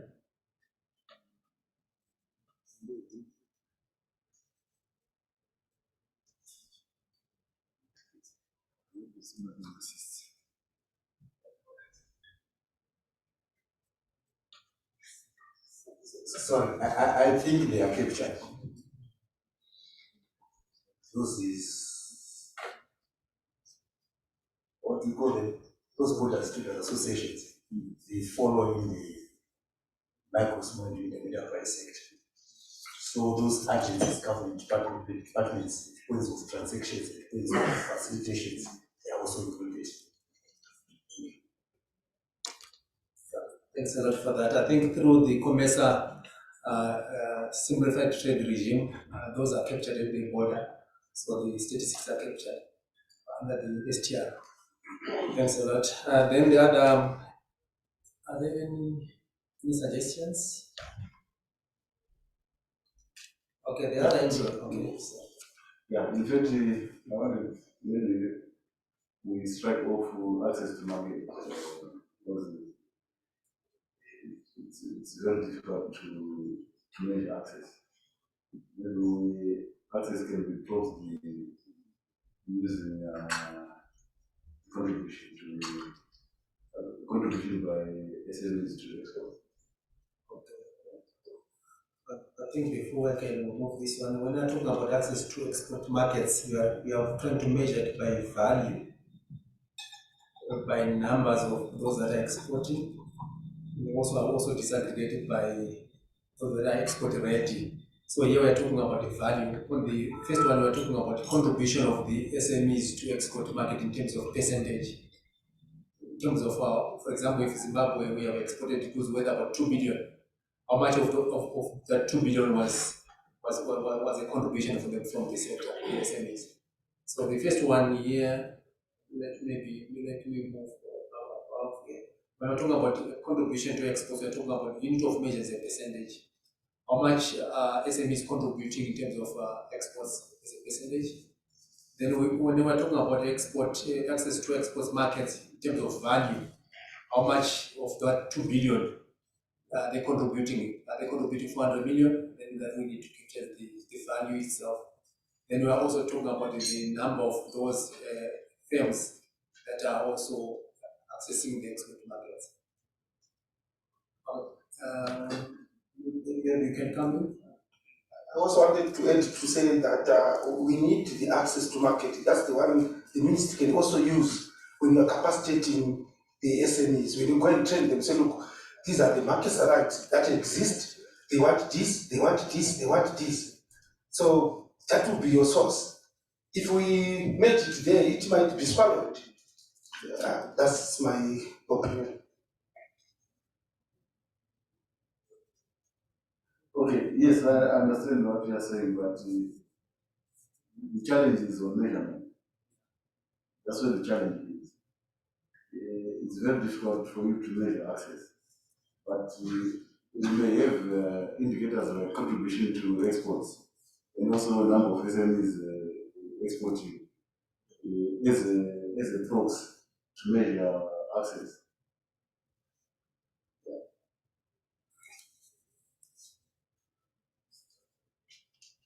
Sure, please come in.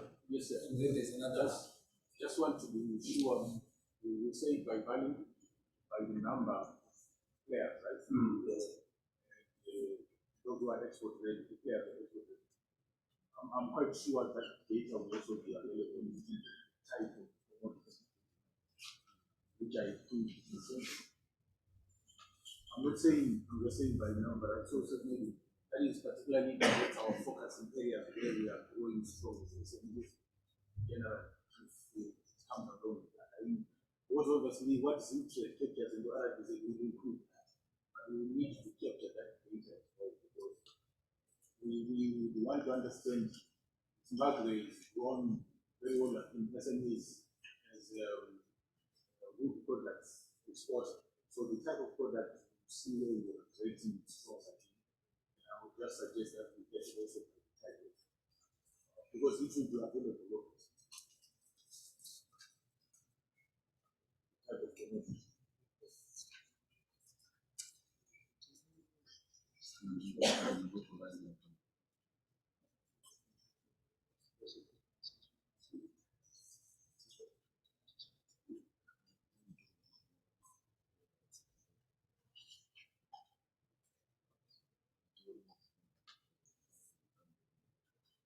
Okay, thanks a lot for that. I think there was another end here. My thinking is on the access to export markets.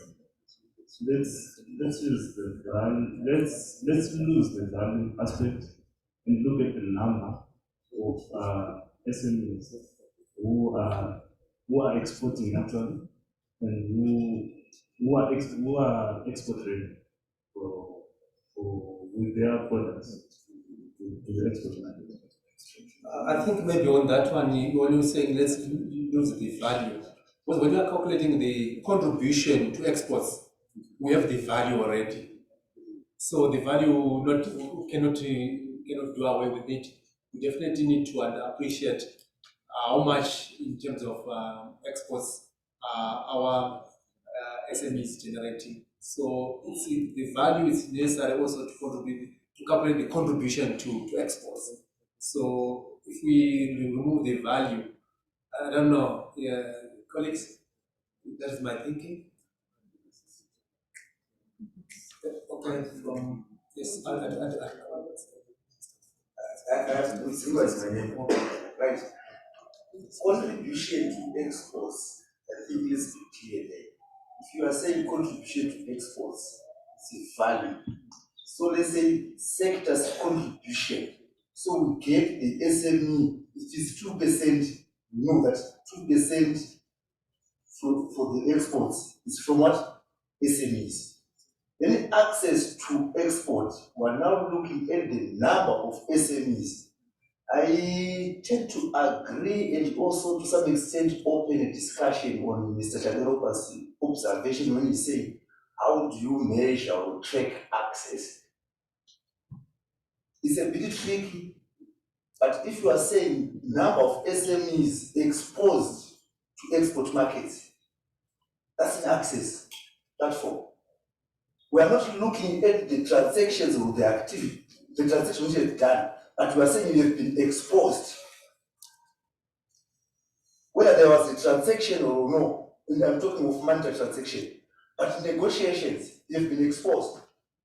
like Dubai 2020 Expo, how many SMEs were exposed? Besides looking at the value, but we're talking 20 SMEs were exposed.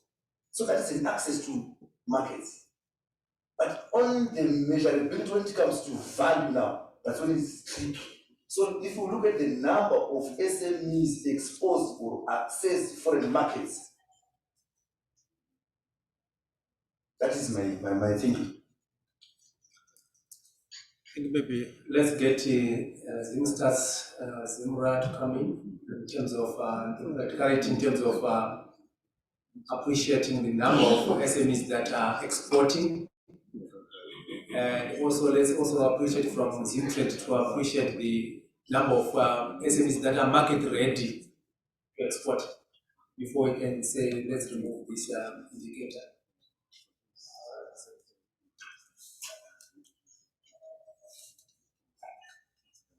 Okay, so as we await those responses, I have a bit of a crisis in terms of it's quite clear that we have a lot more to discuss, but it's also time for lunch break.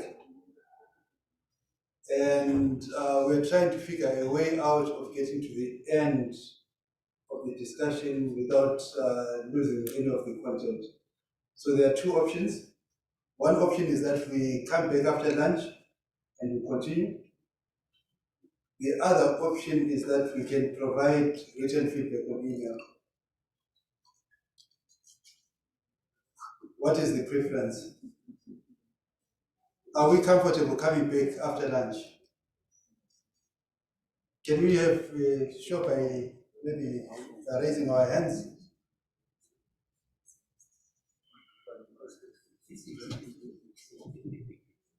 Okay. Are you raising to ask a question or in support of coming back? Okay, so those in support, let's indicate by raising our hands.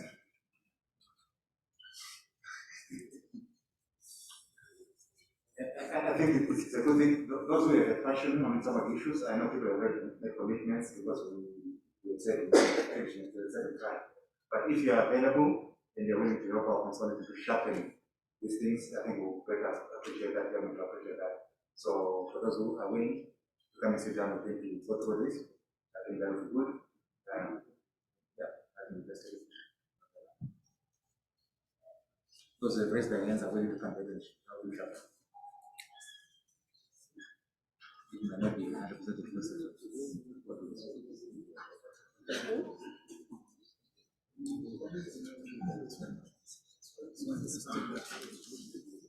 Okay, so those that are willing to come back in the afternoon, let's meet back here at 2 o'clock.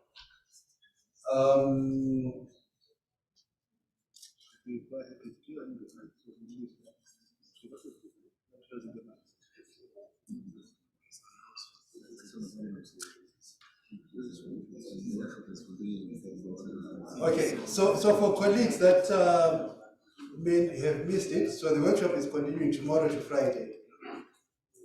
Okay, so you still have an opportunity to continue the discussions. But in terms of the frameworks, we still need to do more work on it. As you can see, we've only gone through a few of the indicators now. So those that will come back in the afternoon will work through the framework.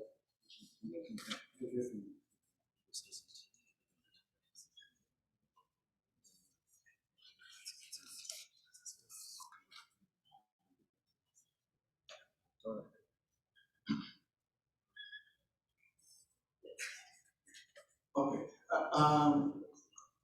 We'll also share this document and it with you so that you can make further consultations with your institutions.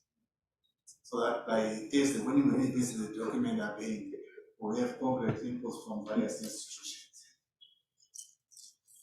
Thank you.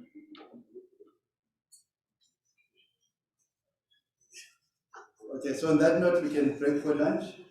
And those that are returning back, we'll see you at 2 o'clock.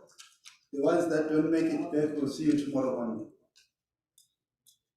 Thank you. But please, come back. Because out of our generosity to dismiss the people at 1 o'clock, but since we thought we would be finished. So I'm kindly appealing to you to come back and talk. Please.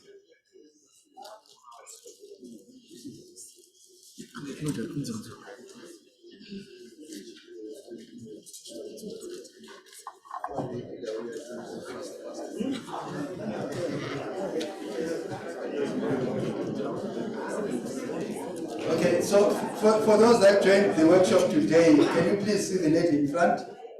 She has something for you.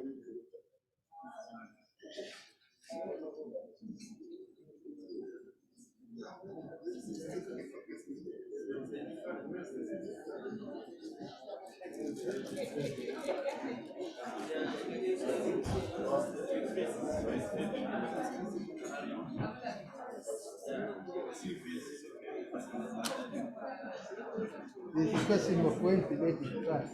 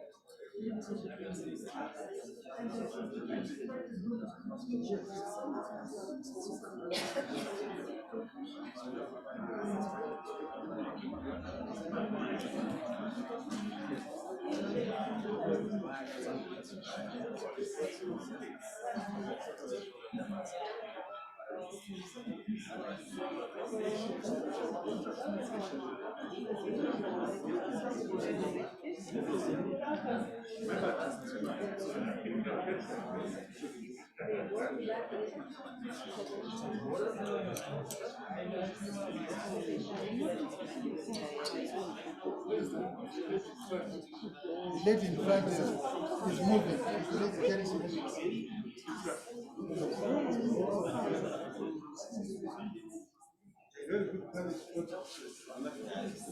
Yes, it's not enough time. Yeah. Time is the precious commodity.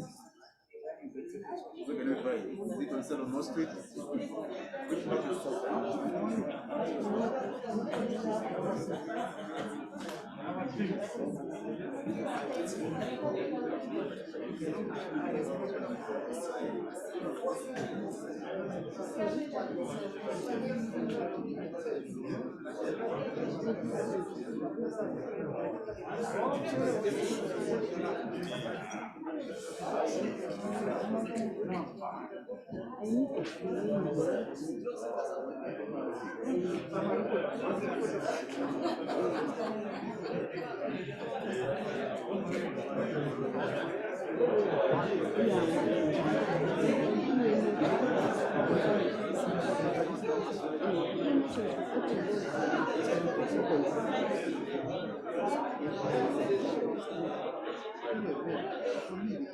If we put in the text.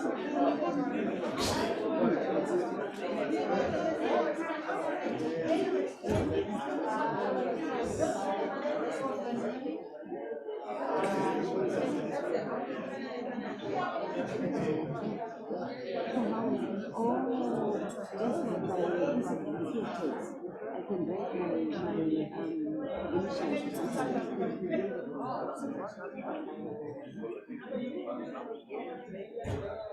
So how will you do that? How do I do the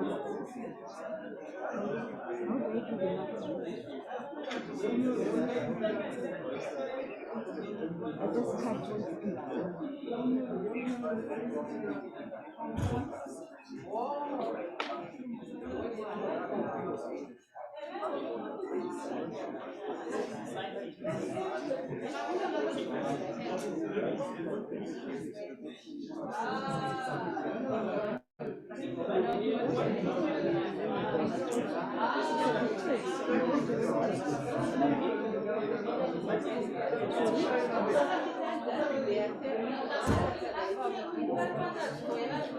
how much? How much? $20 for a take of 100. So each take is how much?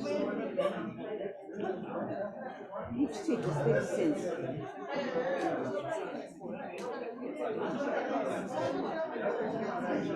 Yeah, so each take is 30 cents.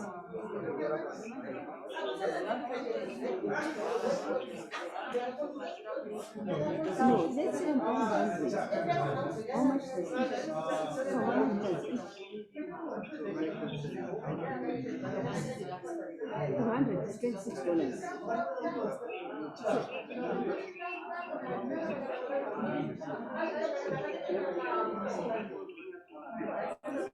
Oh, the price is 26 cents instead of 50 cents. Can you send me pictures of the tips? Yeah, I'm on WhatsApp on this number. Send me a picture. If you send now, because I will be leaving the morning of so around 2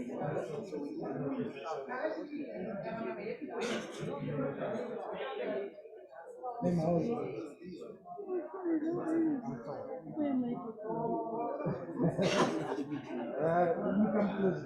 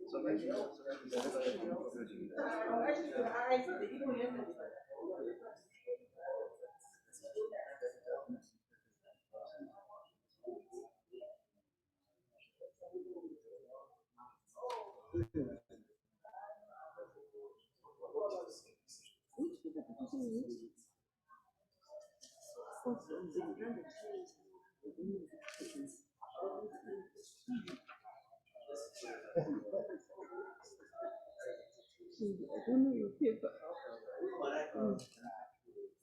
Basically, Shindy is really about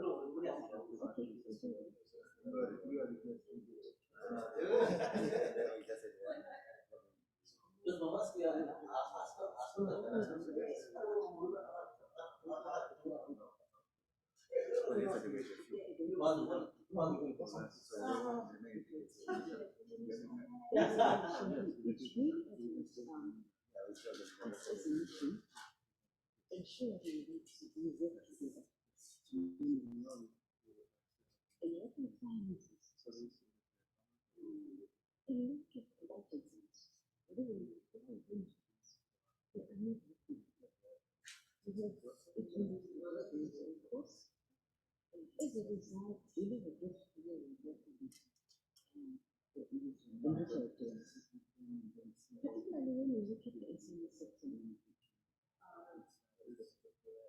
before we used to use the engine.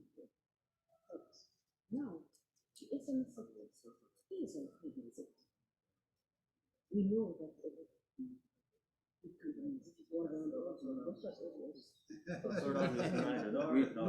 we had so many tickets. No, we had so many tickets we were paid yesterday and we didn't get paid. And we need So just tell them. That's all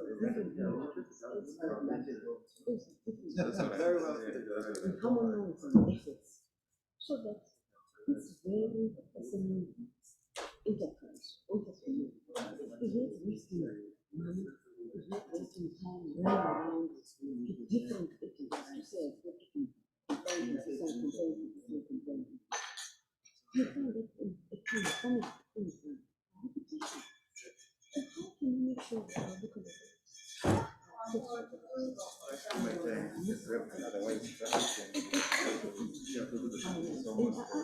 proposing that can you have a unique identifier number?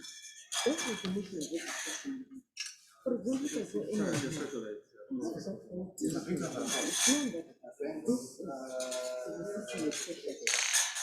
That's empty. Why it didn't say? I'm not really talking so much on the micro and formal. And people are saying that is the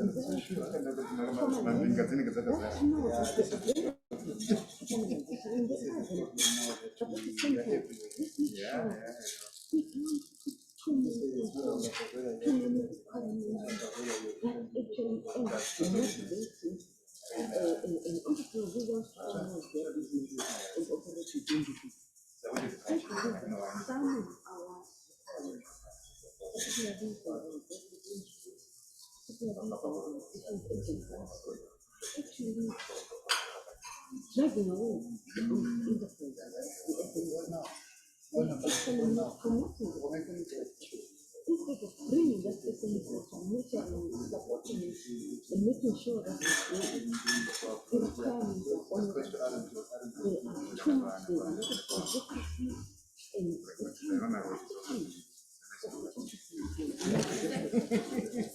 and my submission is making sure that our funny enough, I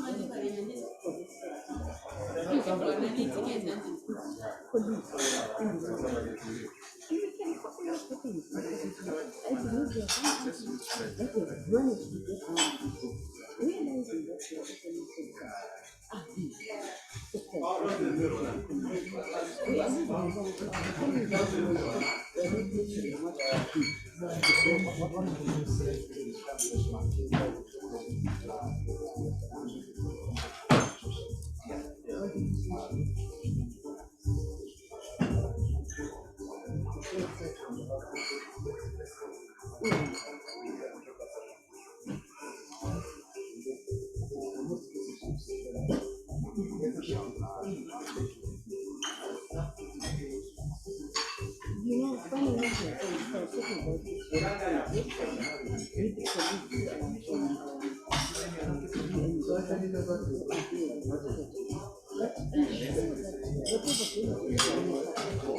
you bring in some relevant stakeholders, not just the government, because to really grow the SME sector is not just the government. It's a responsibility for all of us. Be it member organizations, having the delegation from member organizations, that's really important. Having the delegation, other stakeholders, having the delegation, different agencies, and they can come and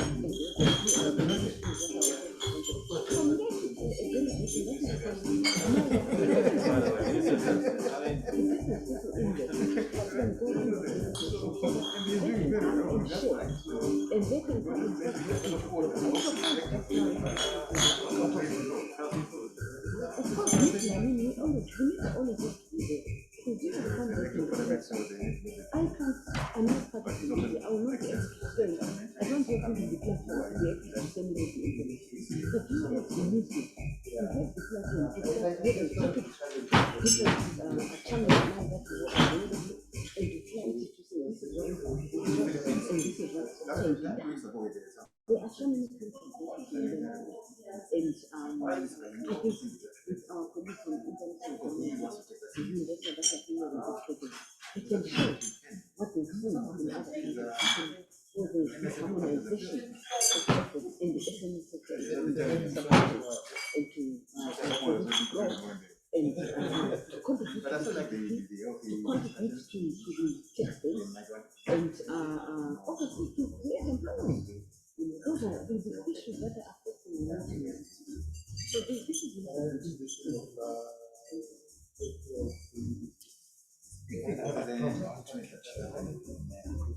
my name is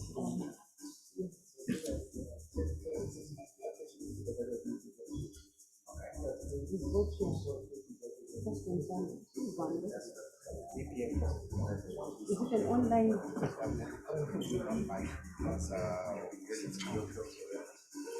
Last year, yeah, that's what I know.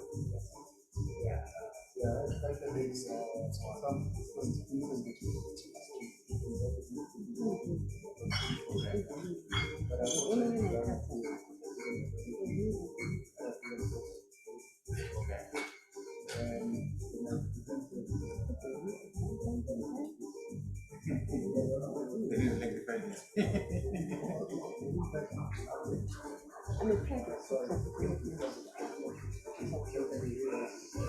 but I run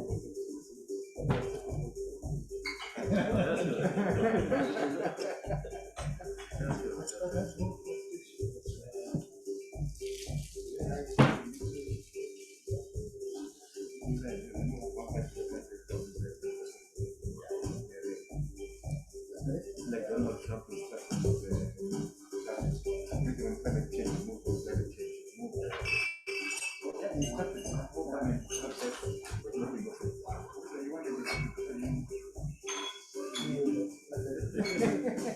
All right. Okay. Let's learn each gentleman.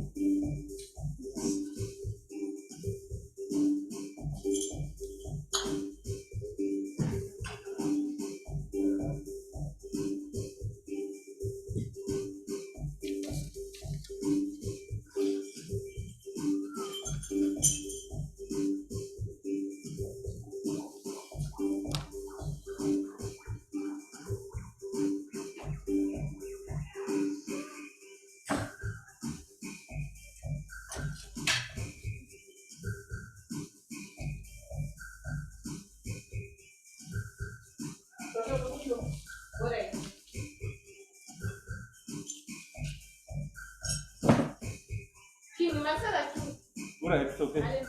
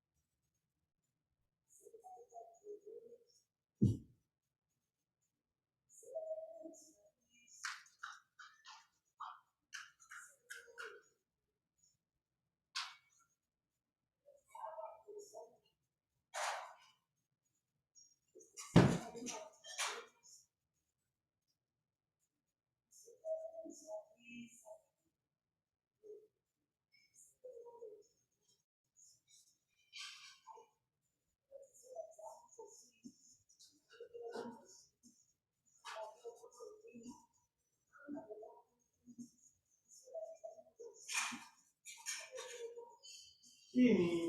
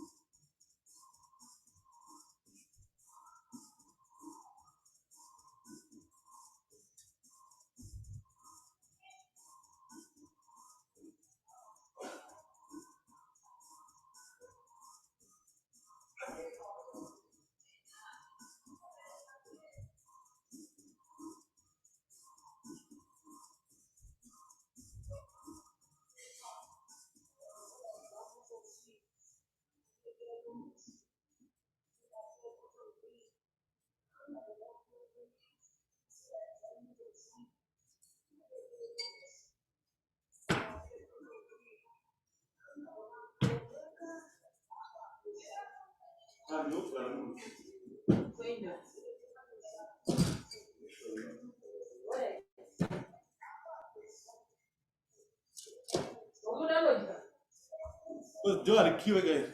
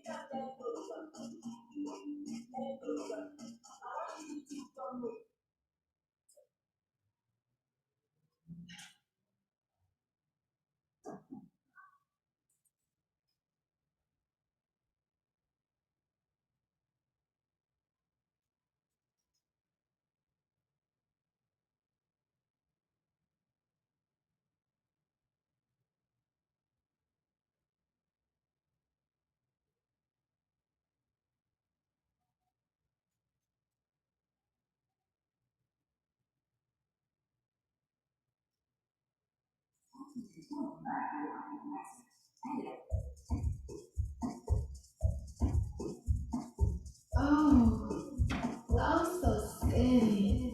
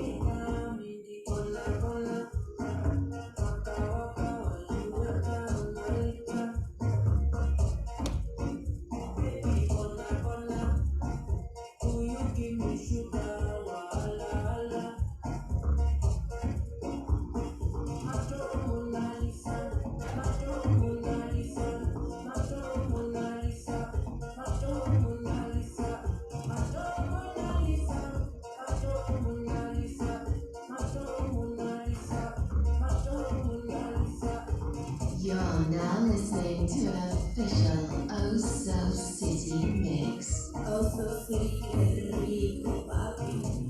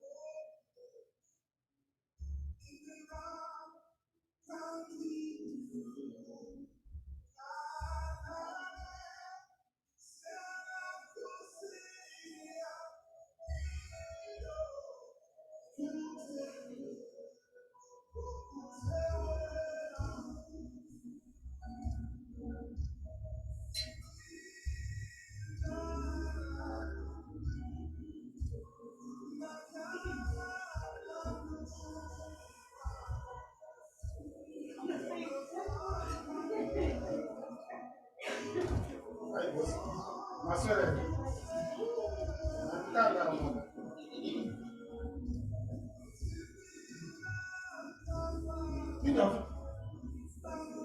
Hey, man.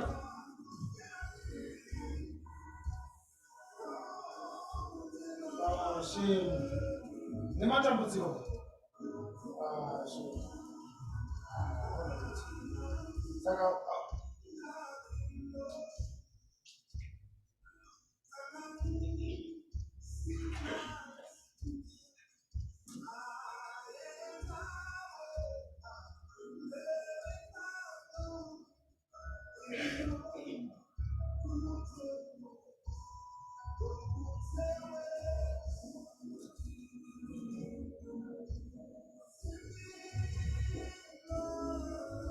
alright. Saka ndotaura nakansel.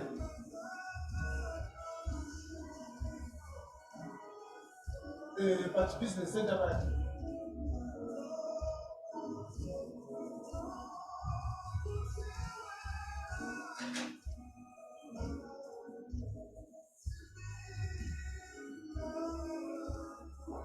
Saka ndofana kunge ndiripo pamunotarisira nespace yacho panokuudza.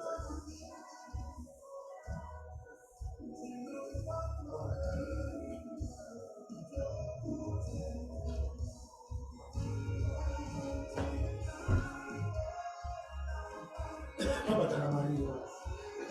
Kandienda kumusha. Because then I'm just close. I'm 3 kilometers away from that business center.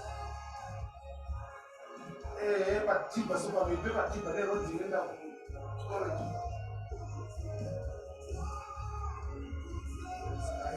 I go in and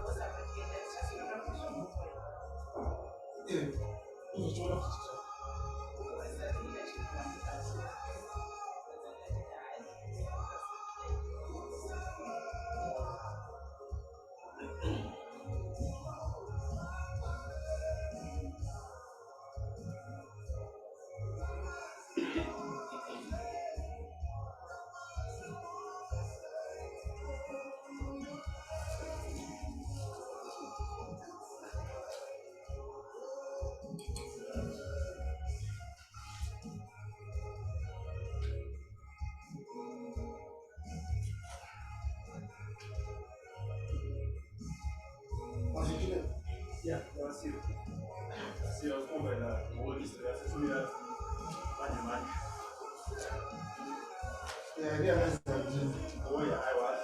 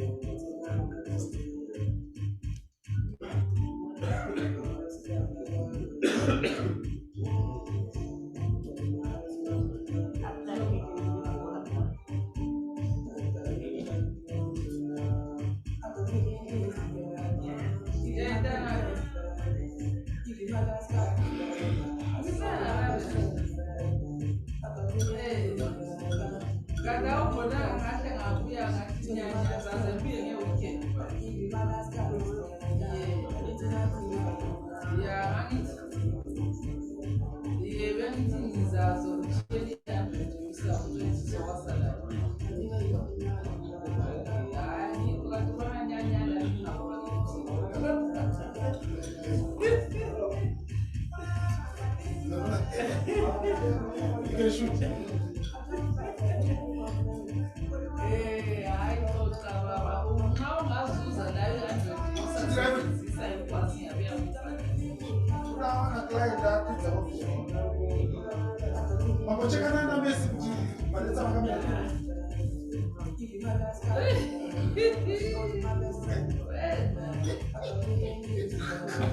Yeah, people need to wear a straight jacket sometimes. I didn't bring the people before the right picture.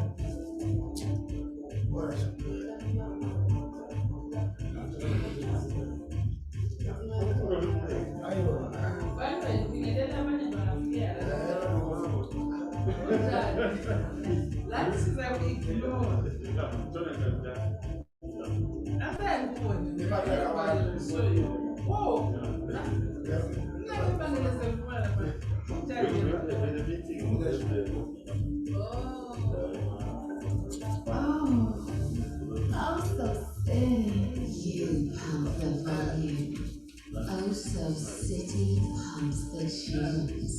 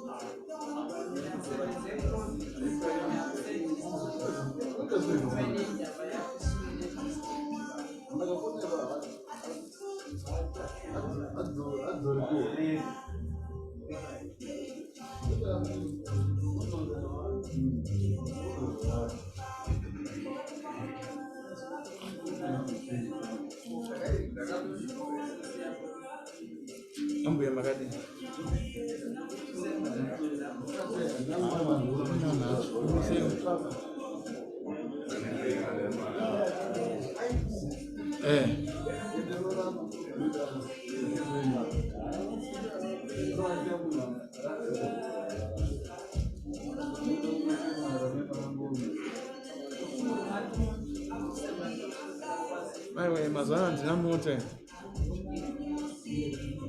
Moto epasa enda. Ndakadhumwa mashure saka ndikudhaiva moto epasa mazwana.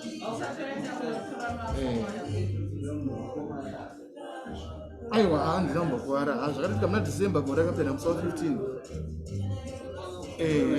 Zvakakara. Amazwana andinamota amazwana. Alright, ndichakufonera yambwe. Alright.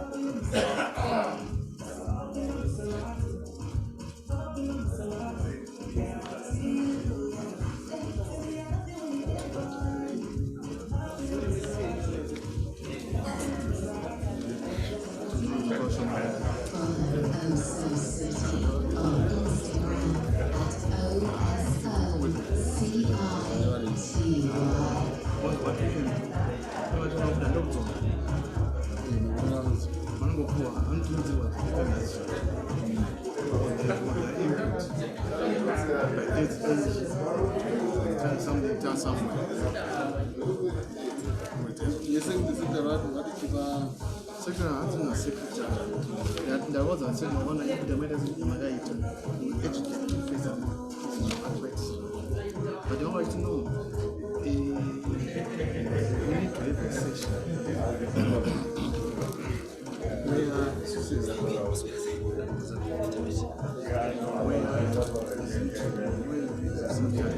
where make a presentation, but it does mean something we are in a session. Most of the presentation findings hard, but we are at the same level in terms of for their partner. No, that's it. Who arranged that. Okay, good afternoon, team. We are now back, I think, for our last session, discussing these KPIs and also verifying and also making recommendations on the data sources. So I think our next KPI is to do the last one, which is the SME products quality certified. So here we are talking about number of SMEs with their products certified.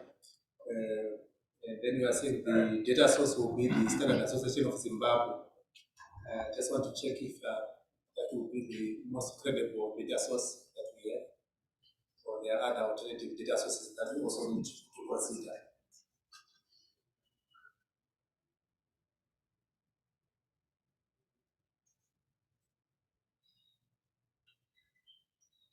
So I think I take it that we agree that the Standard Association of Zimbabwe we may be the main data source that we need to consult, or we need to get some information in terms of number of SMEs with products certified. So I think I can now move to the next KPI. Okay.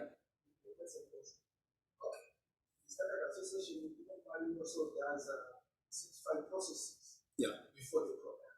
Yeah. I was thinking maybe you can add that. was the also measured the process. No, thanks a lot for that. I think from my discussion with them, they also said they have got two certifications, that is what the product mark and then management systems. Yes. So no, thanks a lot. I also include that management is certification. Yes. Yeah, not their systems. Systems. Yeah, but they said management. So Well, it's but I think we can just have one KPI. We run the MSME products and systems certified. We don't want KPI.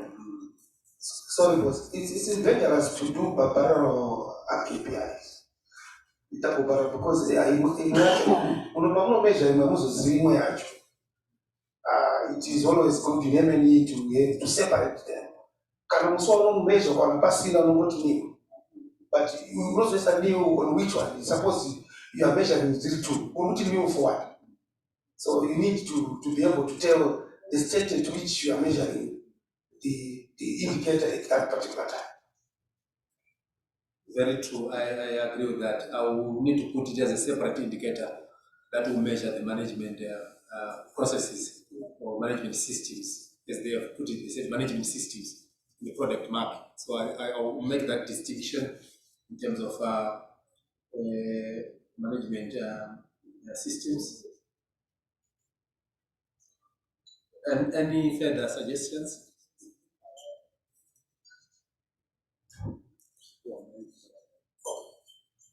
Even imagine when I get to know what I'm looking, but then there's something I'm thinking when we say number, maybe just a system more. What are we saying in terms of counting 1, 2, 3, 4, 5? I don't know what you think. Yeah, my initial thinking was to say number of products certified by meeting quality standards. Yes, of course, you can also have another one. An SME can have about 20 products, but for them, maybe they just want to certify one product, which is maybe soap, penetrate the formal market in the retail shops. So we are saying the number of products certified. Because the moment we put now also a number of SMEs products certified, it might be also another indicator. But my intentions were to monitor the improvement of quality of their products. I think we are all on the same side, but I'm trying to suggest we give your thing. Because if you can count the number of those certified, you probably are also able to count the number of products. If you look at the percentage, because it gives a picture now of the level of certification in the SME product.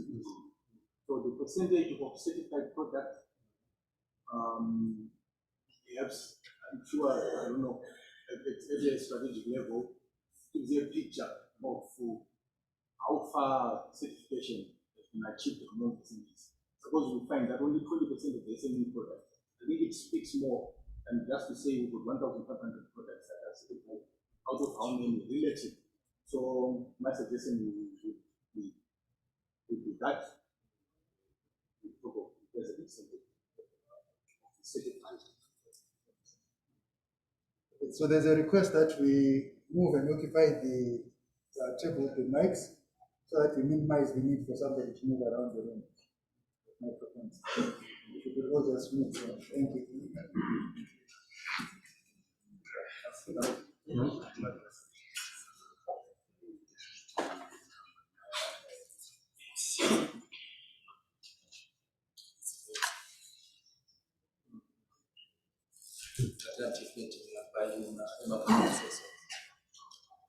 Yeah, maybe.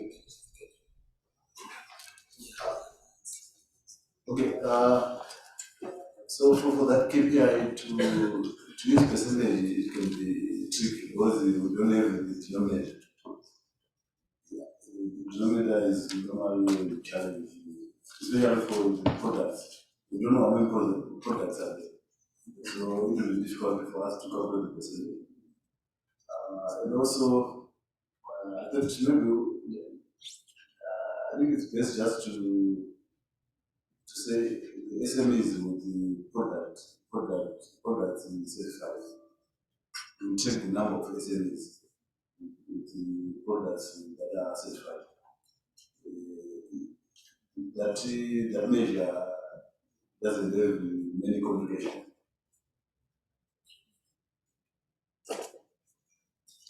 I don't know what the views of others. So instead of saying number of SMEs products certified, you can say just the number of SMEs with product certified. So it means that if an SME does have about 20 products, then if one of their product is certified, then you count that SME as just one SME, not number of products certified.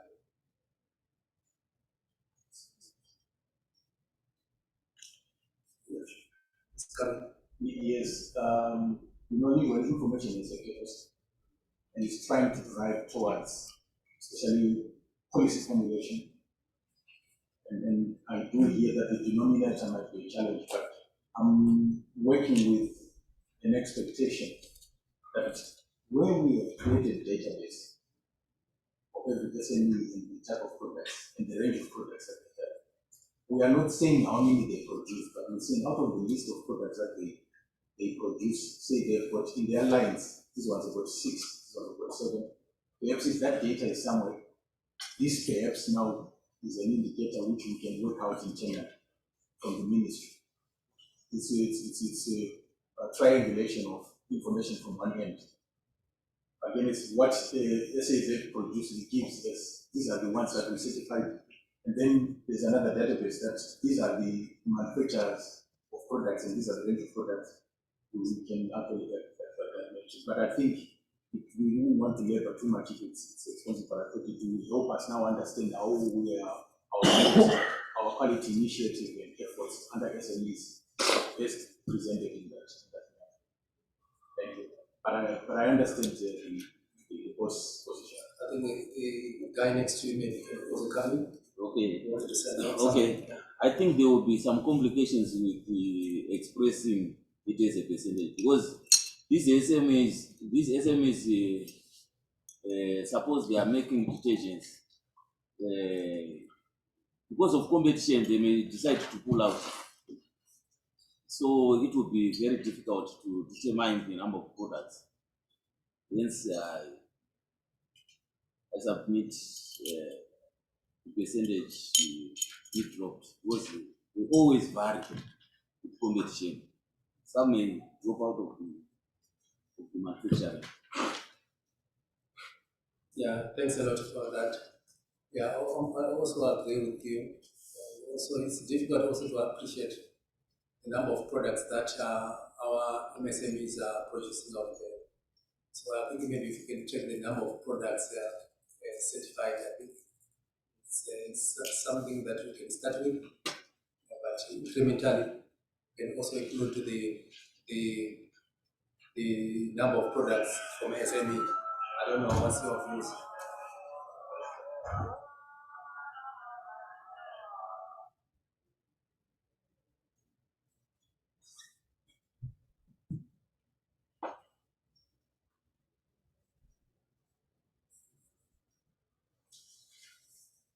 Okay. Currently, I think it would be very rare to find one SME with more than one product that they are willing to get it certified. So we would assume that when we count the number of SMEs with products certified, they are equally to the number of products. That's my view. Because they've been struggling to produce a quality product, let alone get it certified more than one. It's quite interesting. Yeah, but I've seen quite a number of SMEs doing several products. They are into soap, they are into lotions, they are into washing powder.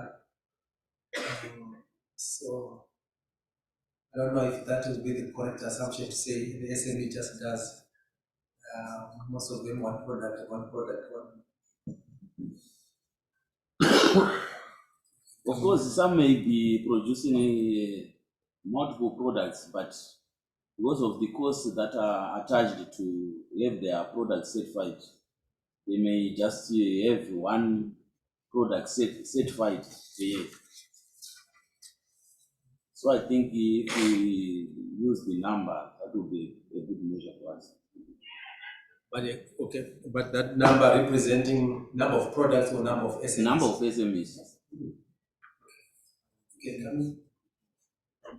So I think from an end, both are important areas. Number of SMEs and number of products. Because I think one thing we have to do with this measurement tool is to look at the graduation part as well. How many are graduating from this level to the other level? So it then speaks to the number of SMEs as well. So number of SMEs is key as well as number of products.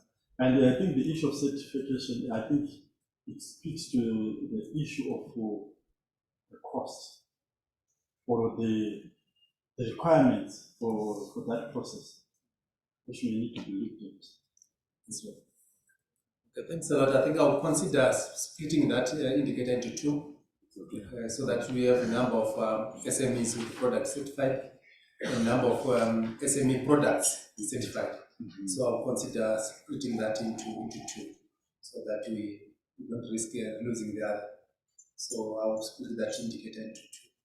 I don't know if any contribution in terms of the data source. We are saying CZA, SAZ.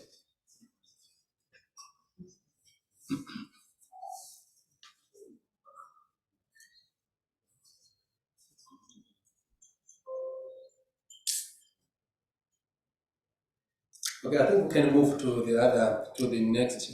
So I'll remove the percentage. I think. I'm not going to. I'm going to my brother. I think I was going to my brother actually. The issue of removing the percentage, I'm trying to make sense of the things that someone just said 1,500 products of SMEs are certified. Relative to what? From where? Going where? I'll just leave you to think about it, but I think certain numbers in the diversity of products that exist and are being manufactured. It's obvious when we register SMEs, we are going to ask them how many products are you producing. I'm actually thinking we are near to getting the denominator than not, because for me, I think policymakers need certain information that brings certain sense so that they see their effort. But I was just thinking and reflecting, but I think it might be hard information to make use of. But let's leave it. Caesar has said it's a difficult. I don't know, Mr. Mabika, we are discussing the issue to do with the product certified. Then participants are suggesting that we have also a percentage in terms of what percent of products from SMEs are certified. But from other colleagues, they were saying it's quite difficult to appreciate the number of products that SMEs in Zimbabwe are producing. That database to say we have got so many SMEs producing these products. So when we have about 5 products certified, then we say 5 products divided by 200 products that are being produced by MSMEs. That challenge of getting that denominator of products being produced by our SMEs appear to be sort of a challenge. Others are thinking that it's necessary to appreciate the number of products that these sectors are producing.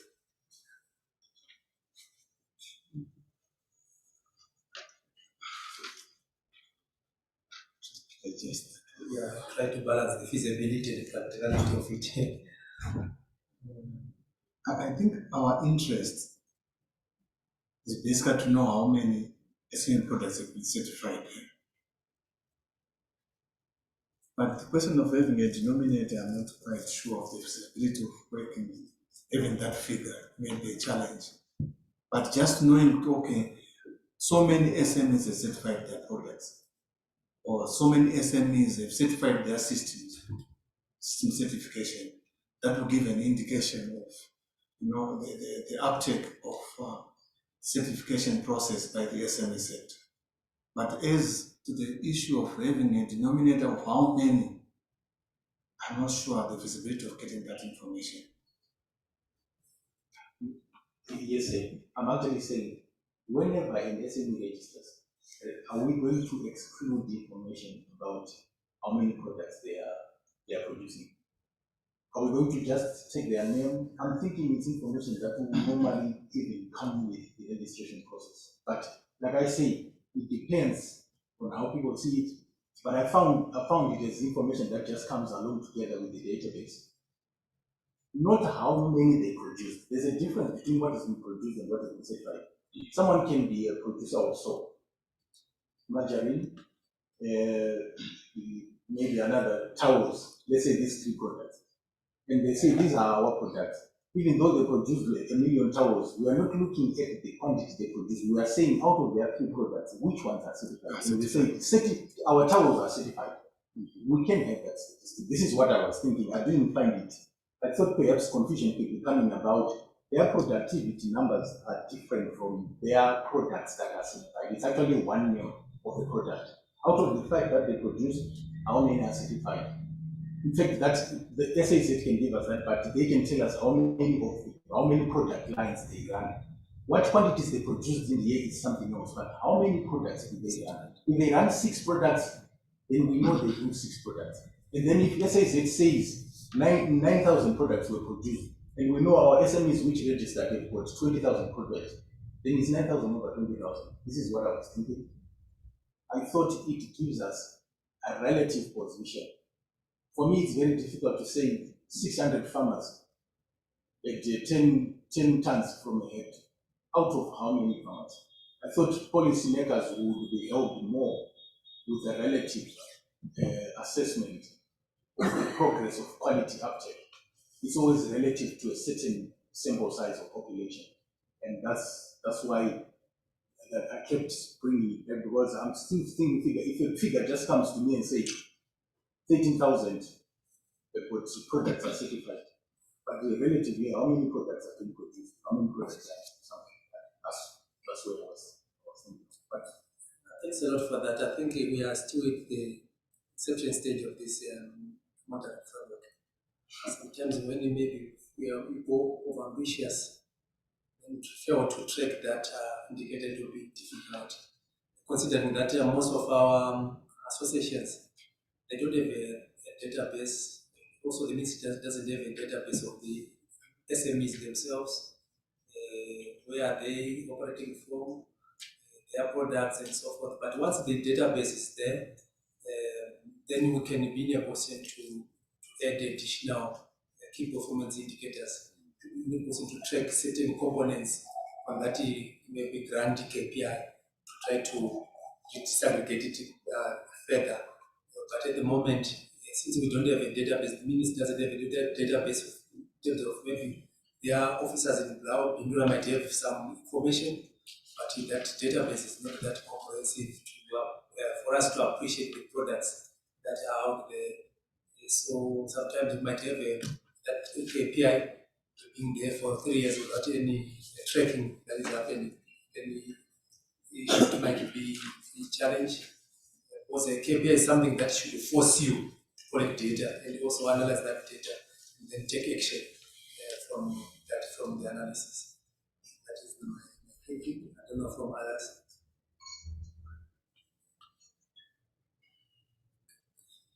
Okay. Thanks a lot for that. I think we'll at this point in time, we'll remove the percentage as we build our database of SMEs and their products that they are manufacturing or trading. The other KPI with outcome is the rate of SME formalization. I think from my opening remarks yesterday when I was talking about formalization, was sometimes, most of the time, you need to have a delimitation when you are defining something, that my definition of formalization is this one. So my definition of formalization from what I have found out is we are talking about those that are operating with their local authority licenses. Based on the view that for any business to operate, regardless of other permits or other certificates that you might obtain, you need to have an operating license from a local authority. So regardless of the form of business, it can be a sole trader, it can be a partnership, but for you to operate legally, that's the definition for SMEs. These are legal businesses. So the definition of formalization here is the entities that are operating, that have obtained operating licenses or permits from local authorities. So that is the delimitation in terms of our definition on this monitoring framework. To say when we are talking about formalization, we are talking about those with operating licenses or permits from local authorities. So when we are talking about the rate of formalization, we are saying now a number of SMEs formally registered with the relevant authorities, but with also operating permits from local authorities. Also, can be registered company. Can also have we want also to have to apply for a shop license, but then the local authority they will say no. Can you produce the tax clearance certificate? So at the end, when we are concentrating on those that are registered by registrar of companies, we might also leave out others that are sole traders, others that are also partnerships. So I don't know if this is a definition that can hold as a delimitation when you are talking about formalization of the sector.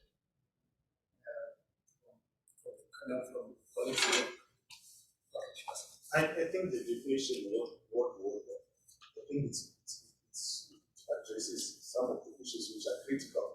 These SMEs have operating licenses from the local authority, and it is also a necessity. The moment the local authority issues a license, they feel that the business is relevant, the enterprise is relevant to the environment where it wants to operate. Also, to have other licenses which are required before licensing. So I think the definition is fine.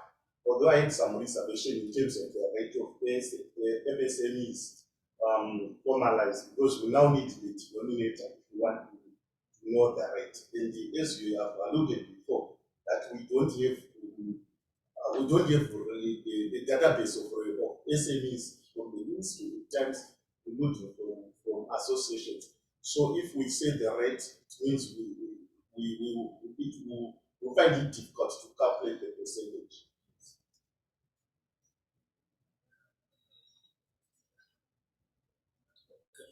Ms. Malaya?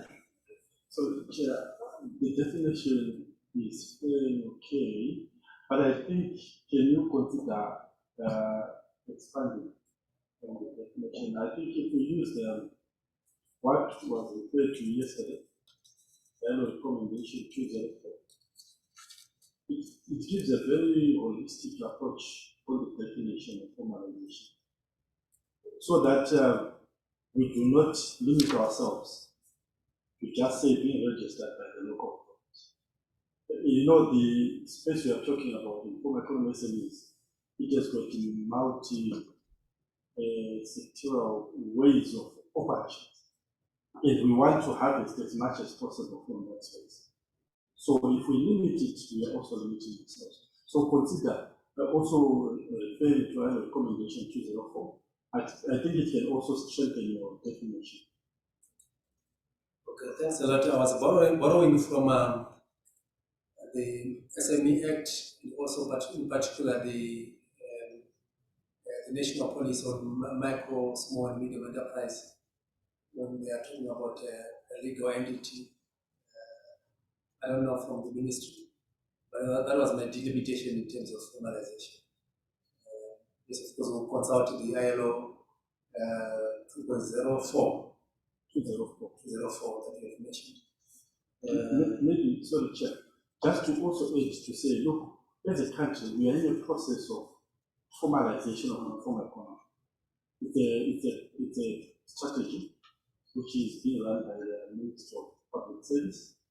And I believe the ministries are well put and they're also playing a role in that. Already it also speaks to issues to do with that definition. So I'm just proposing that we make sure we put up a definition which can, as much as possible, include everyone. It's just that proposal. Yeah. So since we are already having a process, it's a strategy we are running already, and there's many of SMEs in the association already participated in the consultation engagement of that strategy, which is also speaking to issues with the definition. So I think let's consider revisiting and try to strengthen our definition.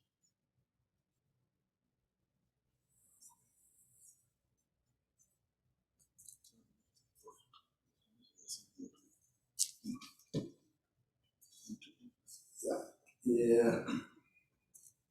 And I was looking at the description of the KPI. I think we will run into serious problems if you carry on, if you carry up that KPI. Because the issue of formalization, it is, as you are saying, it's a multifaceted concept. I think we need to break it down. For example, let's say we need to coin a KPI which relates to registration of SMEs under the local authority, under register of companies, under Zimbabwe, NASA, so that it will be up to the person to make a judgment, given the multiplicity of registration requirements that is in our country in terms of formalization. So we need to break down that KPI into those strands.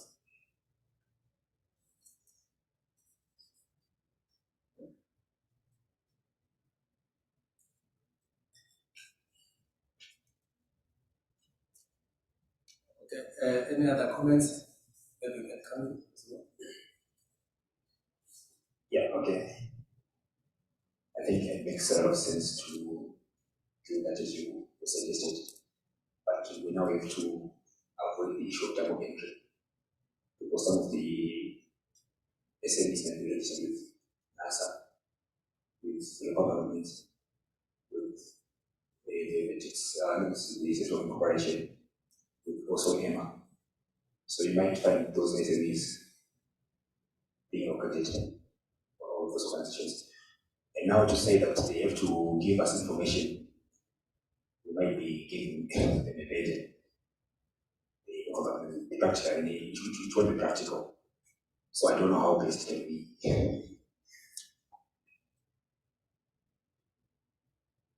Okay, I think the issue of double counting is not a problem. Because we're just trying to track registration according to those regulatory authorities. Yeah.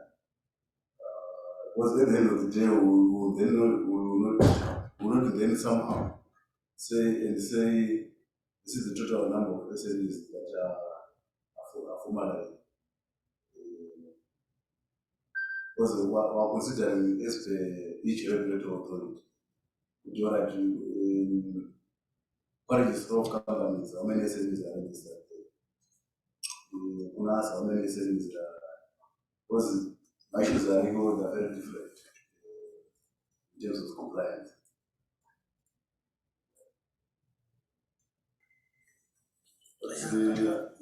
Maybe they are formalizing from what? So that we can then have the rate. My main challenge is now these are formalizing. We wanted to run away from the word formalizing. because it's giving us challenges because we don't have the universal definition. So we wanted to break it down, right, and then to take it according to regulatory authorities.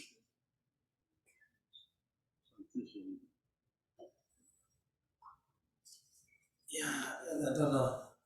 When I read your national policy on the cover, it talks about formalization.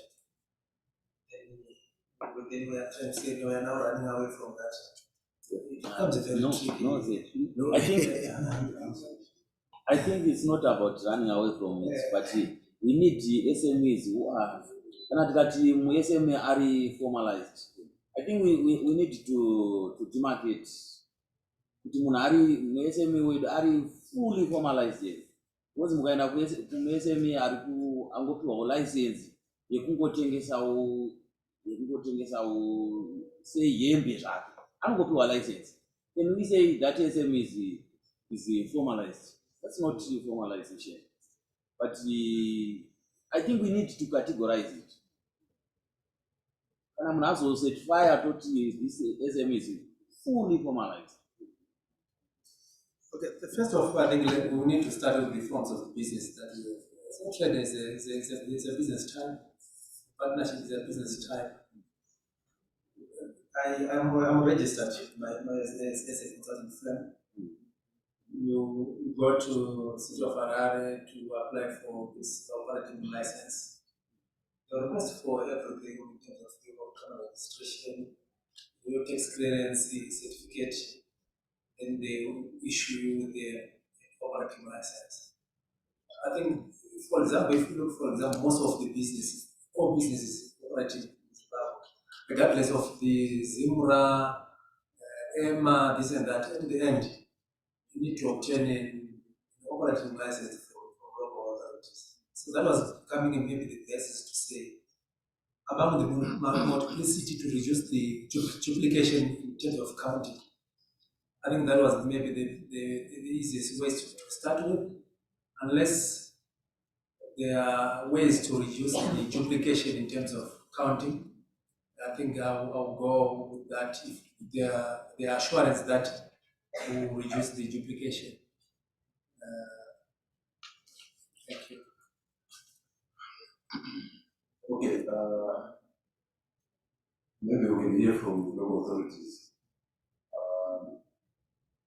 If it is the requirement that if you are going to be given a license, you then need to have all those registrations.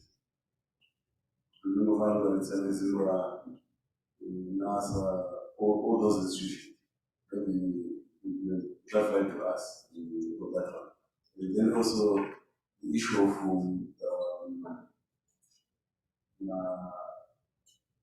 the tenders, or so-called tender. What are the requirements?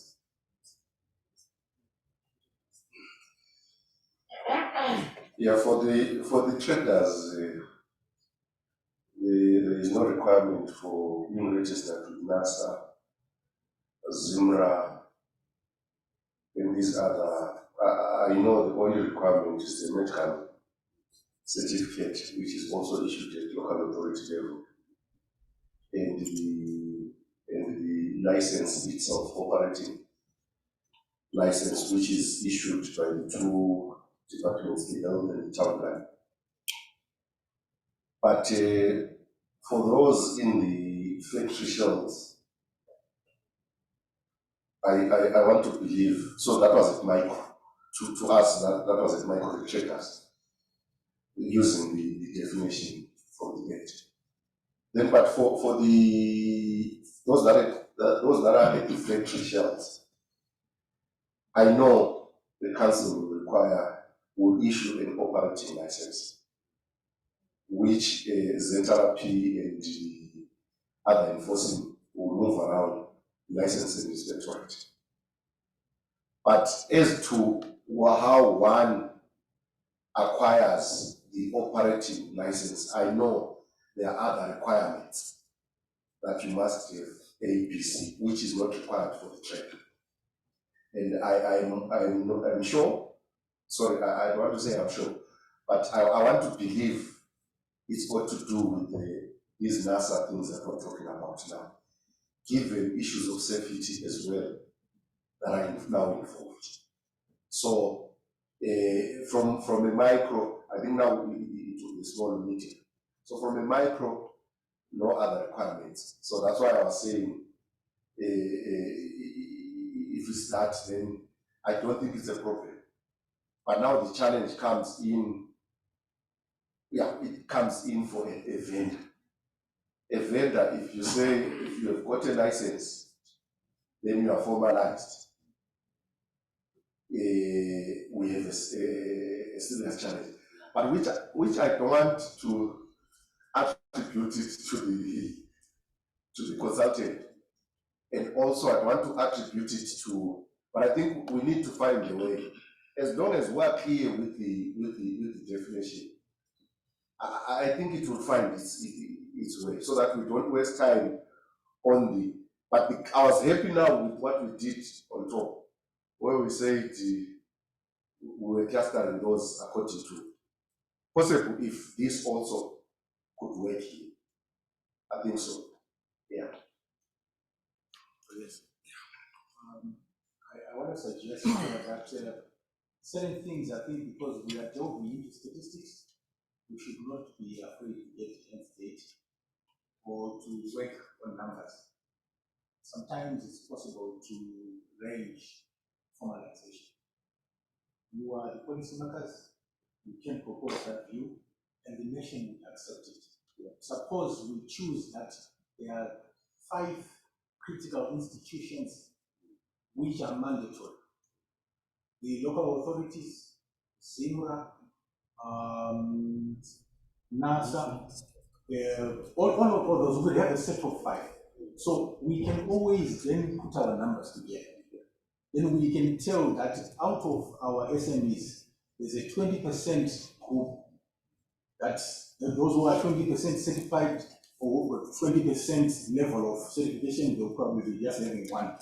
Those who've got a 40%, if it can be workable, I think arranging of formalization is another option. But again, everything we are proposing for us to be able to have that data is based on the secondary data that is generated by our institutions.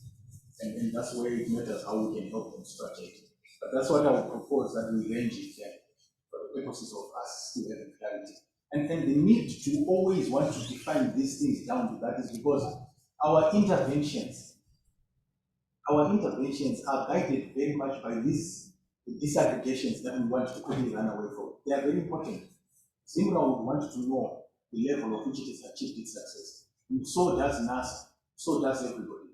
And then they work with you also in that particular area. So I think everyone would benefit from that database. It's not only for the ministry. Maybe also now I concur, sorry to chip in. Because Zimra, I'm starting to think that just at the beginning of the year, it was starting now to look at the traders, the vendors now. And they are saying there's some checks that must be paid. So I have a feeling that with that direction, at the end of the day, even at that bottom level, there will be some Zimra, something which has not been there for the past 2 years. But I think let's agree to say, what are the levels of formalization?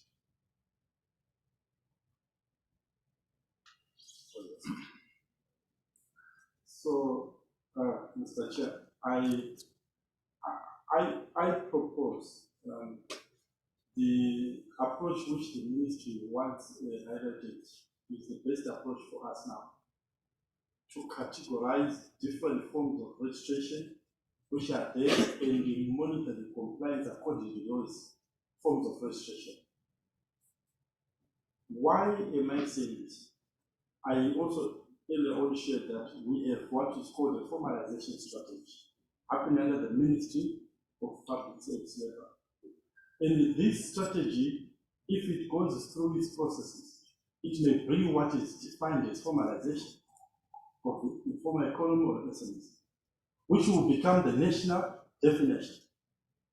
And now if we put a definition, which we assume is proper here, it will then maybe contradict with that definition. So let's leave this space open, because already a consultation was done widely across the whole country. It was a very, very, very healthy consultation. And the validation process is already taking shape. So we need to keep that space. Because what formalization is all about, a person who is selling in the streets, making $2, you want to pin them to a formalization which requires $50. It doesn't make sense. Because he is struggling to put food at the table for the day, and you want to put a condition for him which is unrealistic. So it's about definition. What is formal? To somebody, formalization is just financial inclusion. To somebody, formalization is just a social protection cover. You see, these are the definitions which can be found in that space. So let's leave this open. That's the proposal. Now, no one I also refer to ILO recommendation 204. It's a bit open. It gives another space, flexibility, so that we are able to be real. So that's what I still propose. I really support what Mr. Chade Groper earlier on said. It's a smart way, and actually the other important part of that approach, it will help us in the future to understand that, okay, in the informal economy, when we talk of formalization process, we have 10 processes which are targeting one person. Later on, how can we harmonize all these processes to become one process? And it's another achievement we'll make at the end of the day. So we need to leave it as flexible as possible, so that we can measure the reality on the ground.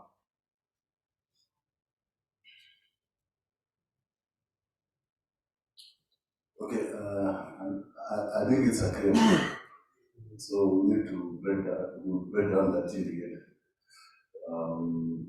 So we're going to coin an indicator related to registration of the Zimbabwe, registration with NASA, registration with registered companies, and also the global authority. I don't know if you have left out any other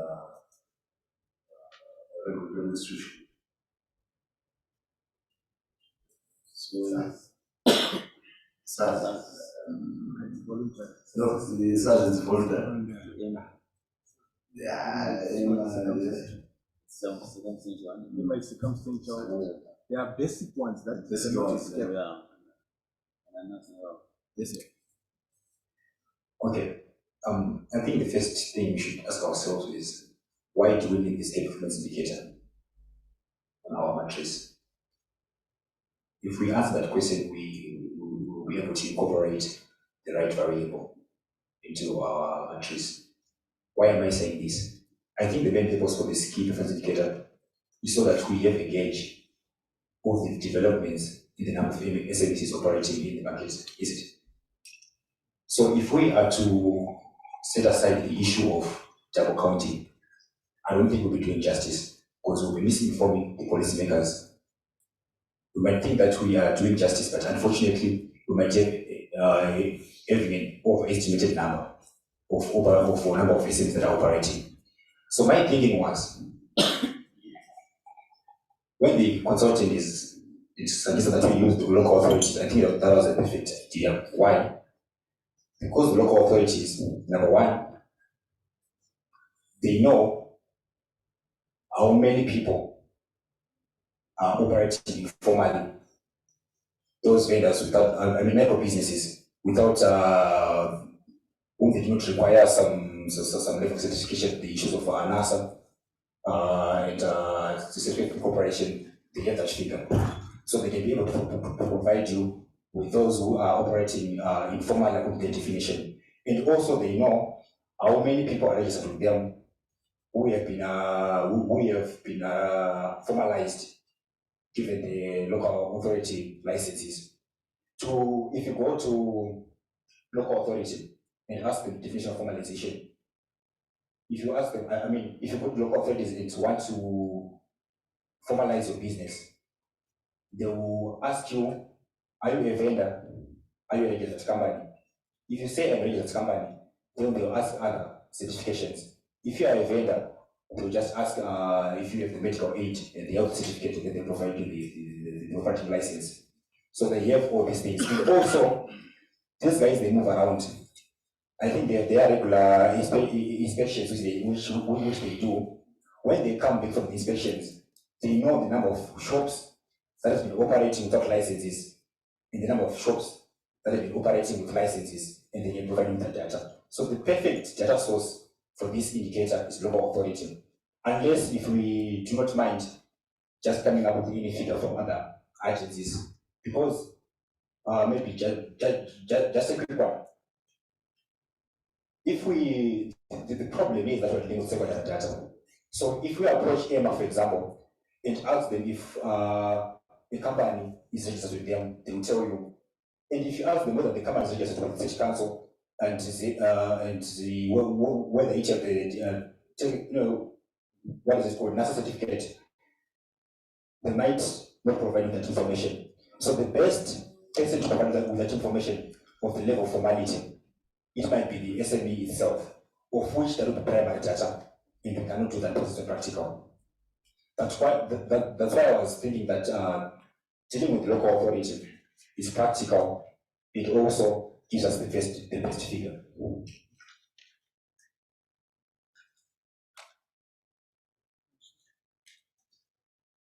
Okay.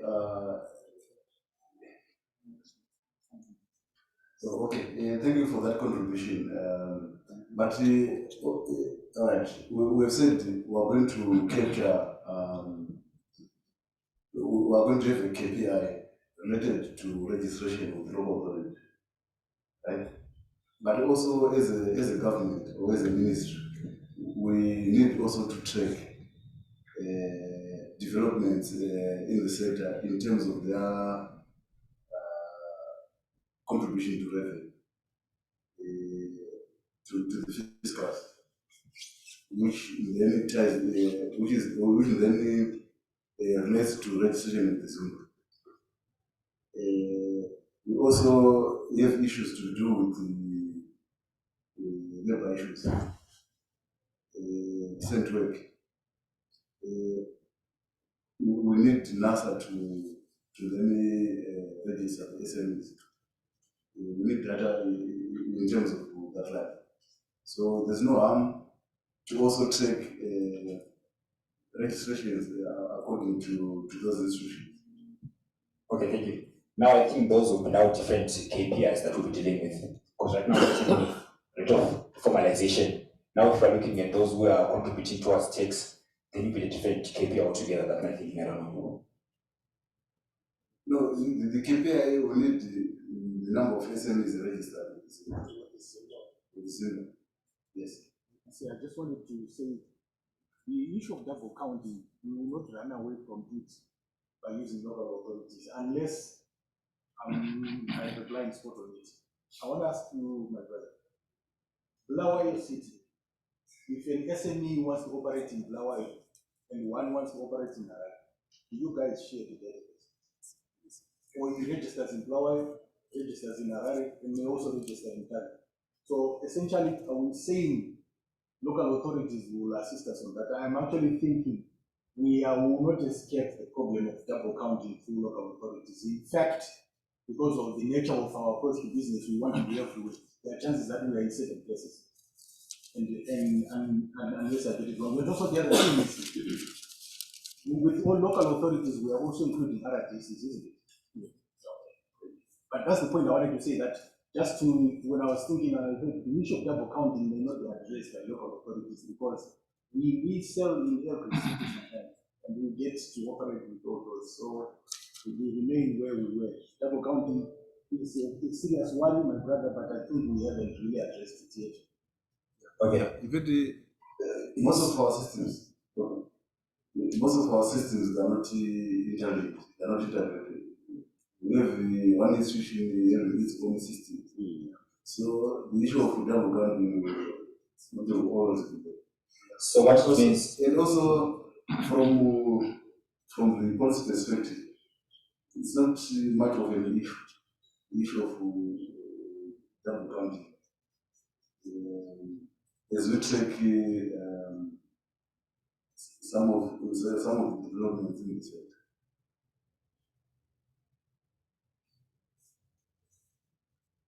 Right, Mr. Right, thank you.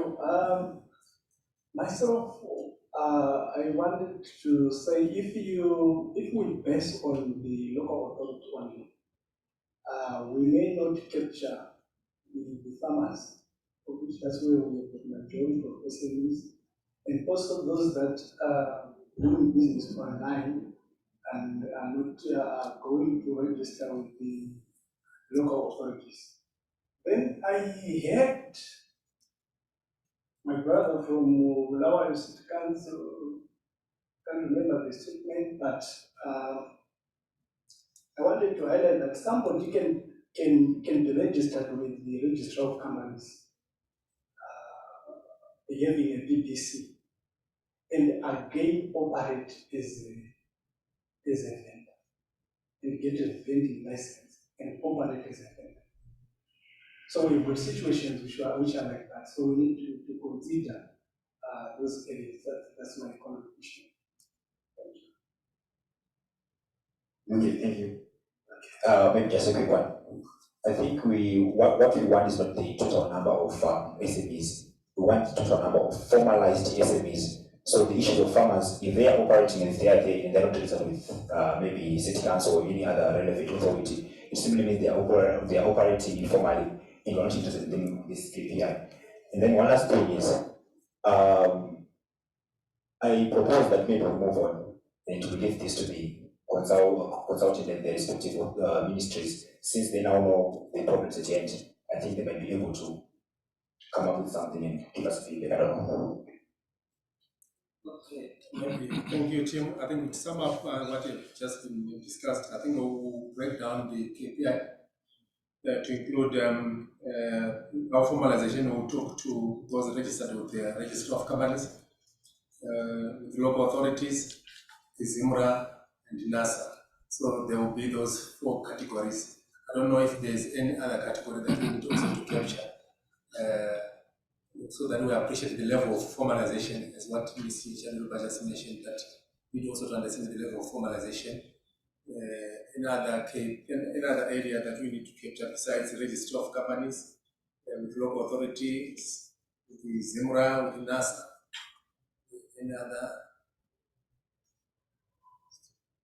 Maybe I need to clarify something. Whether someone is a farmer or whether someone is this and that, as long as they are in a local authority, because they are on space, they are on land, and every land is designated a particular use. So whether that person is there as a pilot or as anything else, we have a record of that, because some, what we call a TPA, there is some land that is designated for that part, and it has to be known. So if you go to council records, we will tell you that a particular square inch of land has been zoned urban agriculture, and it was given to so and so. So as long as it's on land, we will know it. And I want to assume that even rural district councils, because I've worked for the Ministry of Local Government in fiscal planning, we plan for the rural district councils. And in an urban authority, the Bulawayo City Council, as a local planning authority for Bulawayo, it has got that record. So as long as, unless they are on air, but even on air, the civil aviation, it's a planning authority as well. So any information that you would require, that's why I was saying maybe it now depends on the levels of formal. But as long as that person is somewhere around that land, even this particular square inch of land, we know it's a hotel. It was designated by the planning authority and by the planners. Thank you.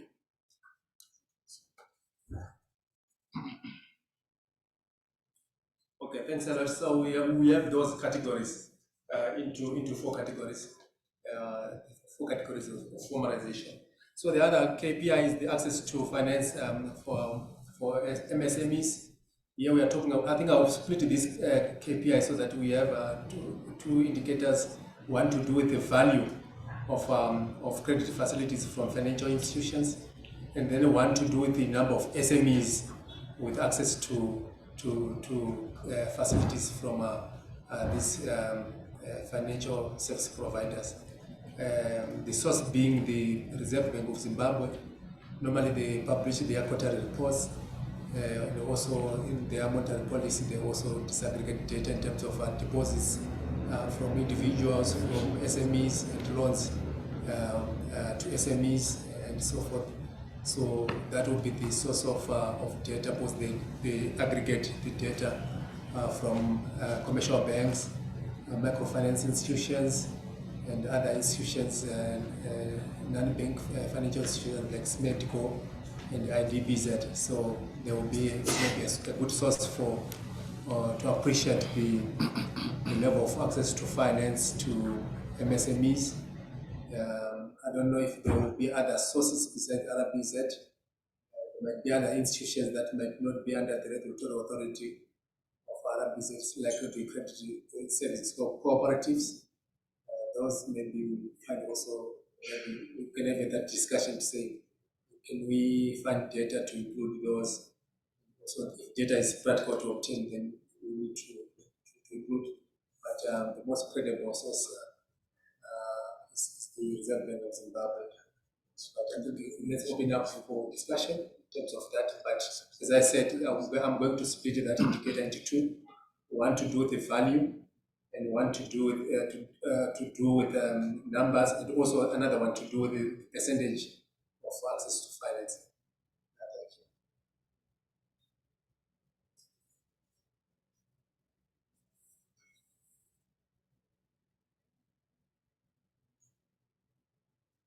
Okay, thank you. Maybe we can get guidance from RBZ. That indicator is normally indicated as financial inclusion. I don't know if that is correct. Yeah, I think we have data for access to finance for SMEs as well as other sectors, like the individuals, to the family. We have by sector, and also we have by purpose, value, and also date of percentage. So we can get everything from the strategy division and economic strategy development. If you maybe I would suggest maybe if you want it quick, it might take you long maybe to wait for the quarterly reports. You might get a request from the strategy finance that I just mentioned to provide you with data as well.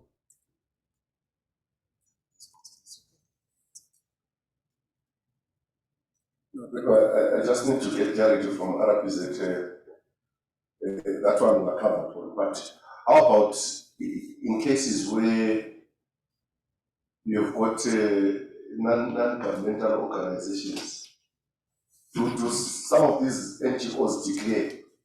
Because sometimes you find them helping out traders, helping out SMEs.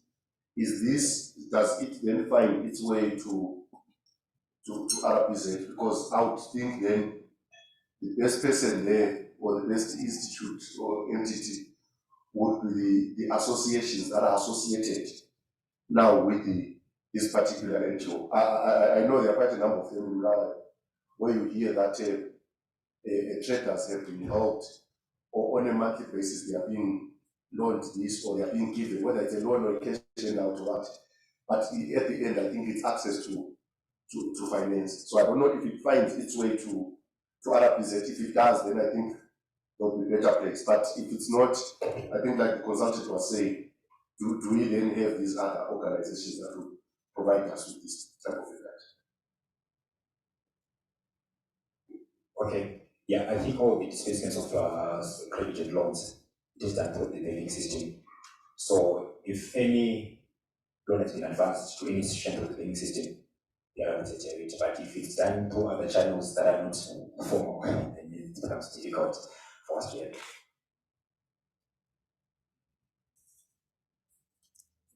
Thank you very much. Another indicator is the number of bylaws. I think there was a suggestion that let's not use the bylaws, but let's use regulatory requirements and policies.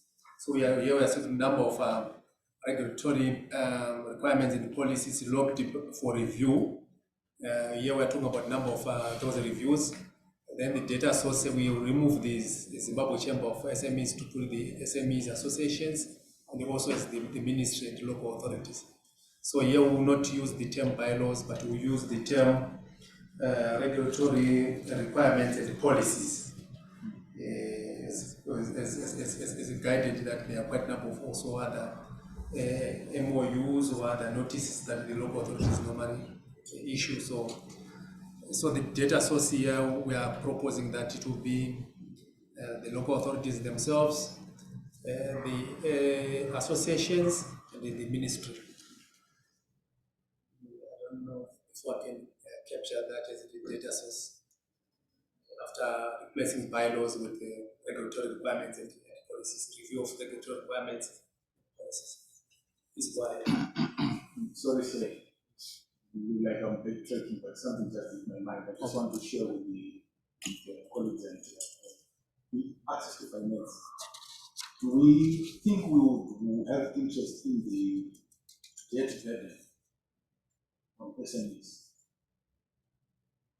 I was just thinking, would it necessarily was worse they have access to finance, but how much debt load or debt load that SMEs have on them? Is there something that can be captured? I don't know, but which will be very relevant for stakeholders. Maybe we can pass and think about it. So I just wanted to suggest it, and people will think that they will always come back to it. But let's pass on set, and then perhaps consideration can be made later. But I think security should be one.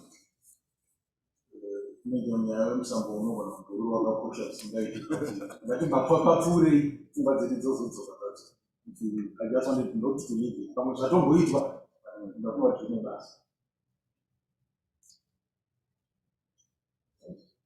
Okay. I was just thinking about that reflection and trying to wonder how we're going to measure the budget. But basically, that KPI indicates the debt that is within the set. Whether basically loans presented to the set, whether it is a burden to the SME or not, maybe it will be a matter of perception. So maybe when things around it as we go, maybe the from other business they will assist. Okay, thank you. Yeah, also maybe on the number of regulatory or legal and regulatory frameworks or policies. I know some local authorities do not have anything to review. So maybe if we then say reviewed, maybe, but I wanted to say maybe, is it prepared and reviewed? Because those that are prepared will need to review. Those that have that do not have, they must prepare.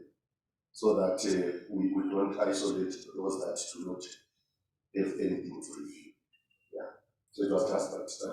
But I'm also, I have no problem with the data sources being the local authority, the associations, and the ministry. Because along that, you will get confirmation that there is policy frameworks. Okay, thanks a lot for that. I think I will split that KPI into two for those that are prepared, the other one for reviewed. Thanks a lot for that. I think on the data sources, we are saying you have no association in terms of data sources. The data sources also I have not switched on off. Data sources, I have no problem with the local authority, because the local authority will have the bylaw, the local authority will have the MOU, the local authority will also have the national policy. the local authority will also have the constitutions of the associations if they do have MOUs with them. But also, I was thinking that there is no harm in us going to the associations themselves because there might be something that they are using, which, because other local authorities, there might be a gap between them and the associations. But if it's in our any document, any framework, it is known by all the stakeholders. So if you talk to BVTA, they will tell you about the SI 181 because they were part of it. They will tell you about the MOU. They will tell you about the strategic plan.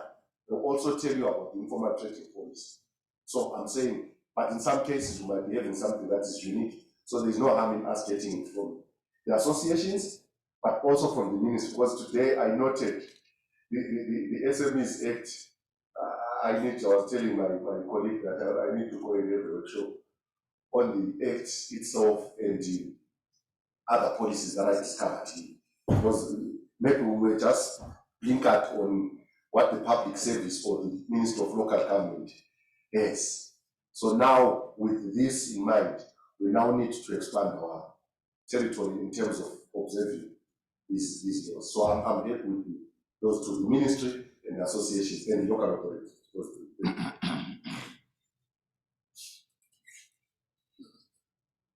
Okay, thanks a lot for that. The other KPI, so I was splitting this KPI into two. So the other KPI is the survival rate of the SMEs in operation for 5 years over the total number of SMEs older than 5 years. So here we are basing on the database that the ministry we have, since they are represented in districts, to appreciate if your business continue to be operational after 5 years and so forth. And the database being also the local authorities themselves, since they issue licenses. For example, someone was licensed, but maybe the other challenges would be they might decide not to renew their license in the next year. So we might count them to be no longer operating, but they are now operating undercover or in the other side of the economy. Then in the other possible data, so some things will be the associations themselves that also need also to consult. I don't know, let me open up to stakeholders in terms of how do we measure the survival rate of the MSMEs. Survival rate about, we're not talking about survival rate, we're talking about in existence for more than 5 years.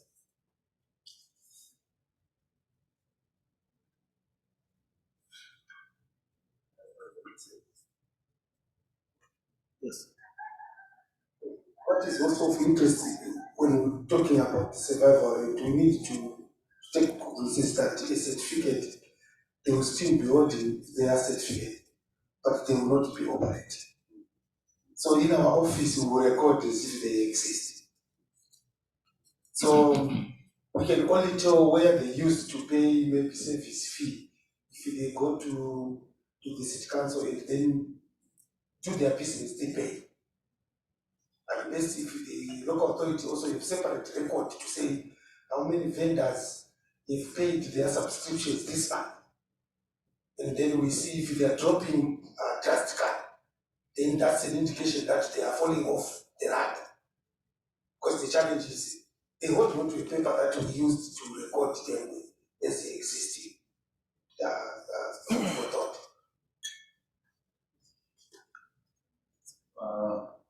Okay, that KPI is a bit of a challenge, but we count on but we can then only measure that when we do our SME survey, which is normally done after every 5 years. That's when you can then try to gauge the survival rate. We certainly need the primary data on that one. So we can only track it using the SME survey. So I think that was we can put the ministry and then instances, so that when we do the next survey, we can really check that KPI.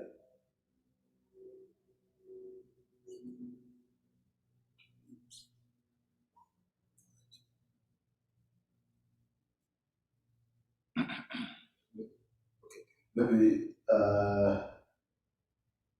we just put in brackets what the SMEs are in brackets, so that Zimbabwe is a network in MSMEs.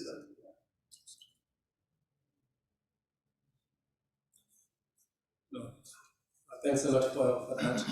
So it will be the ministry and the CIMSAS through the service. Then the other KPI, I think I'll try to do also KPIs also to be closer when we're talking about local authorities issues, to be closer. So the other one will be the average number of days to obtain an operating license as a KPI. So here we're talking about the average number of days to expected to obtain an operating license. So we'll be measuring it in number of days. Basically, the data will need to come from local authorities, records themselves, and also the SMEs themselves, individual SMEs confirming the date of submission of a complete application to the date of being issued with an operating permit or license. I don't know if there are any suggestions in terms of data or suggestions in terms of this KPI, but this KPI was meant to measure the efficiency of local authorities in the issuance of operating licenses and permits. Yeah, so there is no problem with that KPI, but I'm seeing a small challenge, especially let's look at the micro, a pushcart van, the Delta or Pepsi. This person, when they inquire with council, when they come to apply, the first we then say, have you received authority from the beverage company itself? I've come to as low as possible. Then if they've done, of course, we then say, okay, we need a letter from them. Then we also need your fingerprints, which is something that is done outside the local authority. There will be the ZRP vetting and so forth and so on. So you get a point where, in some cases, it's these external organizations that delay. An application has come, because application, we terminate an application at the point of inquiry, where one has written a letter, then we guide and say, go A, B, C, D, then come back. So in some cases, there will be that delay at these other external organizations. But I don't want to speak on behalf of local authorities, but we have no problem in being gauged even against these other externals, because it then forces us, because at the end of the day, we need to be having these meetings with these partners of ours, your Delta beverage companies, to say, listen, even your ZRP, to say, we've got some delays at ABC. Is it possible that we can make sure that we facilitate? So yes, the number of days that it takes, they'll be there, but not solely all of them will be attributed to the local authority. Some is other organizations. But I'm saying, let's keep it, and I'm saying this in the spirit of progress, so that we're able to push these other entities to say, let's move towards having a fast-tracked process. And so are you suggesting that it remain as is? Yes, I am. Okay. Unless other local authorities that are here see a challenge from it. No, I'm in agreement. Yeah. Generally, what we've observed as a local authority is that we cannot push other entities towards meeting our target. For example, we request them to go collect fingerprints. Maybe it's done Tuesday. ZRP is an example. Tuesday, I think. But we'll be intending to fast track it. the medicals, maybe they are done maybe twice a week as an example. Hence the delays. But as it is in order. Okay, thanks a lot. I think we'll proceed to the next KPI. Okay, sorry. I'm not sure if we get MSMEs confirmations, the modality of getting those confirmations, how we do it. So I think if we just leave the local authorities records as our data source, it will not give us problems. Thanks a lot. I think I'll remove that SME's confirmations. Let me just local authorities. But I was thinking maybe since we are measuring their own efficiency, we need another third party to confirm for sure. It's 30 days. If you can interview about maybe a sample of about 5 SMEs to get their experience, then I think that would bring us a better average in terms of the efficiency. Because remember, we are measuring the efficiency of the local authority. So we need a third party to confirm that. I don't know from the panel, from the it sounds very interesting, but the practicality of it was you then need a survey.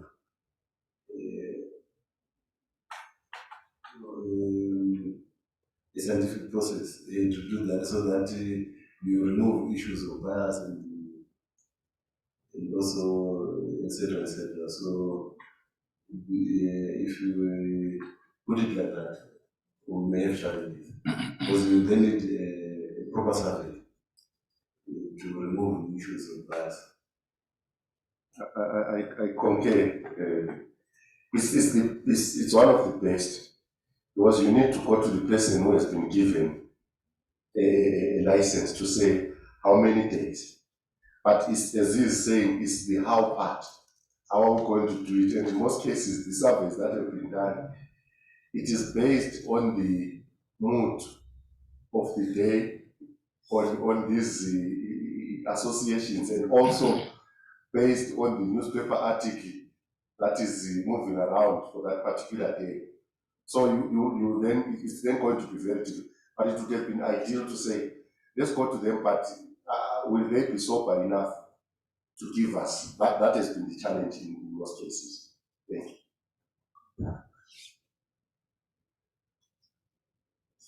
Okay, thanks a lot. I think let's proceed.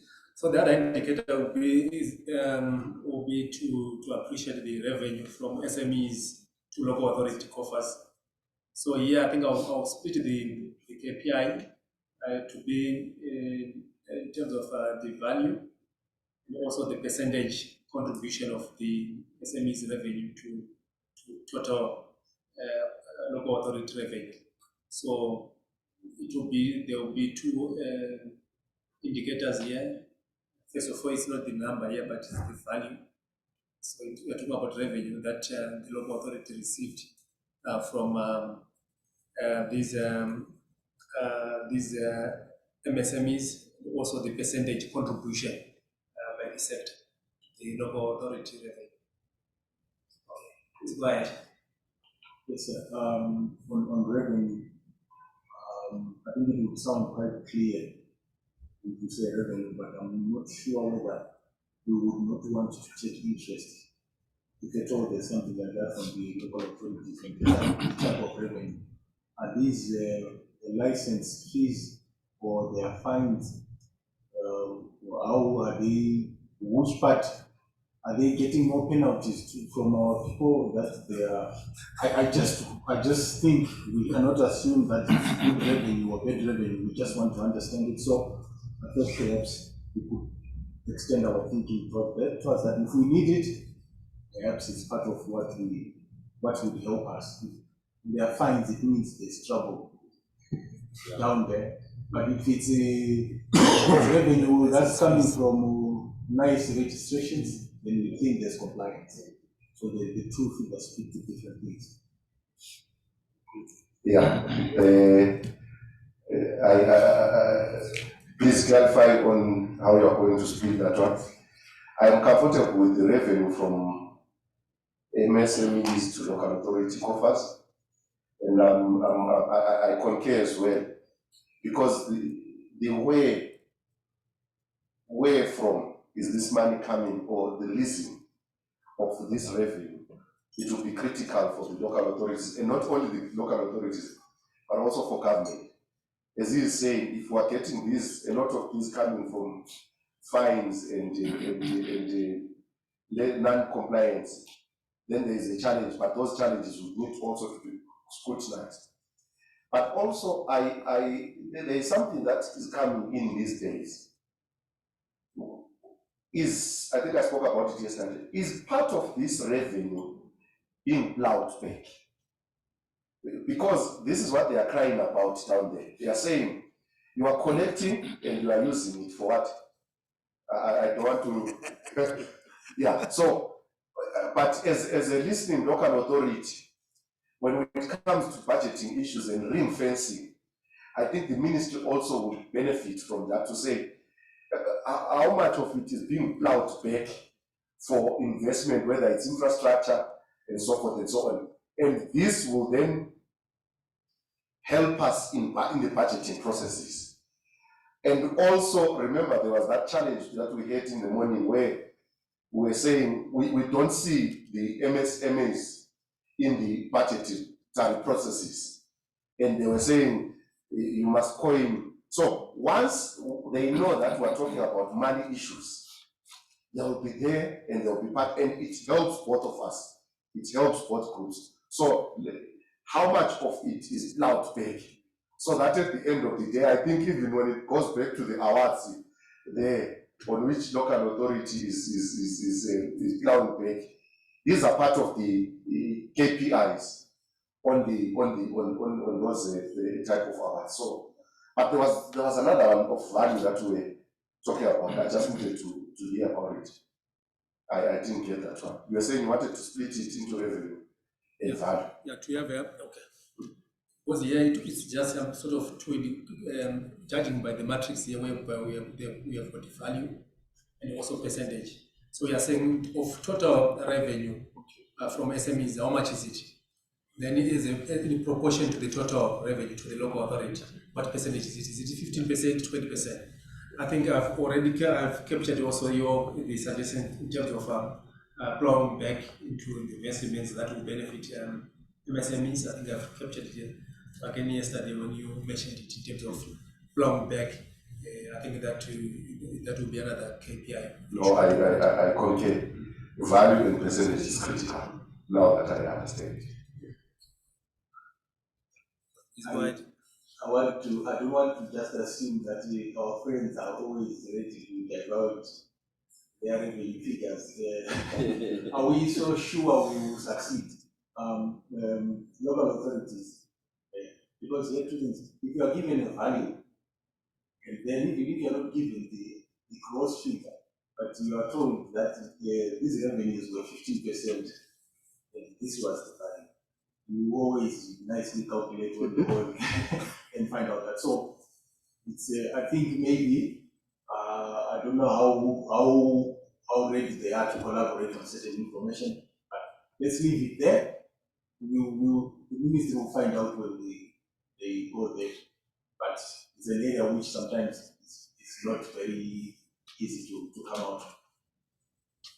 So just wanted to just remind us that this is money now we're talking, and some people are okay with figures in the pocket. Yeah, I think many local authorities are now forced to publish their audited financials through this performance management system. I think going forward, we are going to see some financial statements for City of Tumbiza, City of Harare, Rua, and that will give us a better sense in terms of how much are they mobilizing, how much is coming from MSMEs if they are to split that revenue. I think that will also assist us going forward. I think we are putting hope also on that, on the performance management system. quite a number of town clerks and fathers have signed. Maybe we're going to see change of behavior going forward. Thank you. Then the other KPI of interest, I think there was a lot of debate in terms of the 25% public procurement, whereby we are saying the number of SMEs being awarded public procurement government tenders. Here we are going to measure it in terms of number, we are going to measure in terms of value, we are going to measure in terms of percentage, in terms of percentage of that value of total public procurement government tenders. I think there was a debate in terms of this 25%. It's there in the SME Act. It's clear that this 25% of government procurement should be to SMEs, and also it's there also in the policy itself of 2020 to 2024. Yes, of course, it's not there in the act of the PRAPRAs. There was something that was being mentioned, but it being in the policy and also in the SME Act, I was thinking maybe something that is forcible unless there are other views.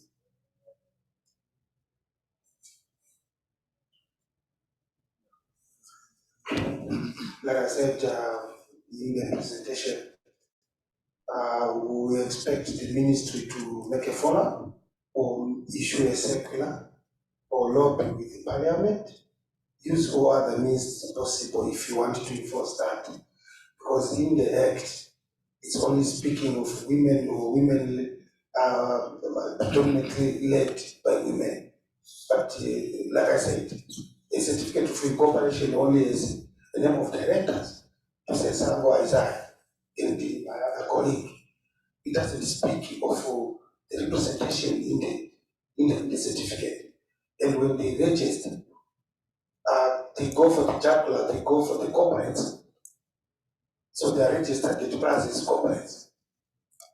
So we need to have some kind of vigorous fight from the ministry to have that representation come up nicely, and also lobby with procuring entities to say, look, as you advertise your tenders, can you please be of a little bit biased towards SMEs or towards women, whatever the case. If we feel we want to start with the women, so that they take that 25% cake or youth, but you need to go in it in such a way that it is speaking to that. More like what we do when we want to employ more of women in our offices. We say women are encouraged to apply, but that doesn't necessarily mean we are recruiting unqualified women. We are only trying to put it more on their side. Thank you.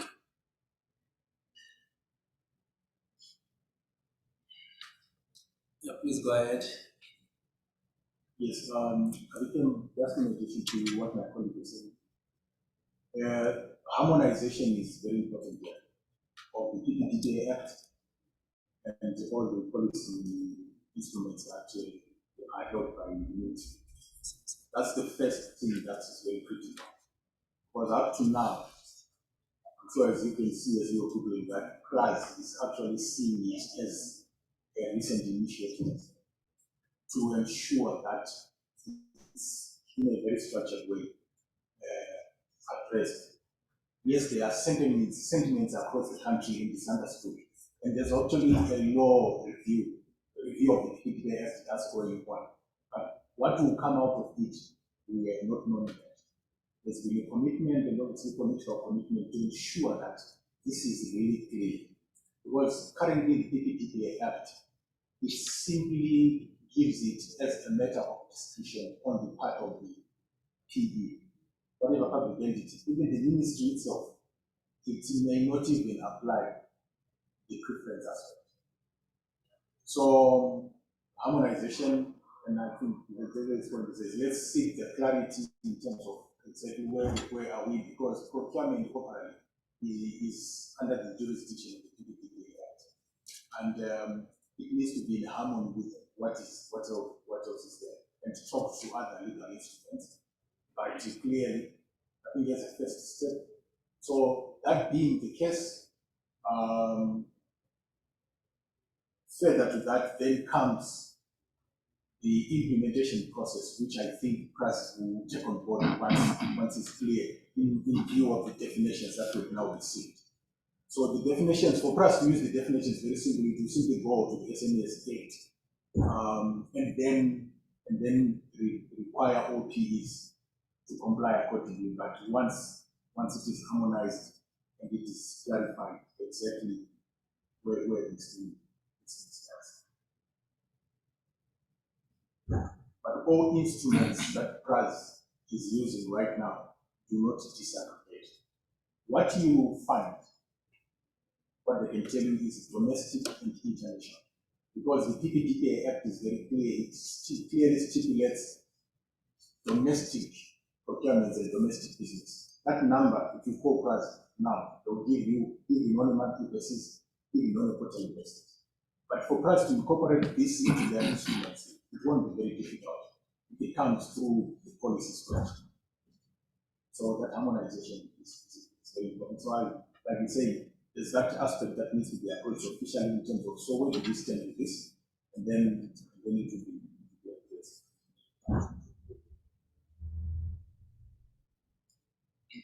Okay.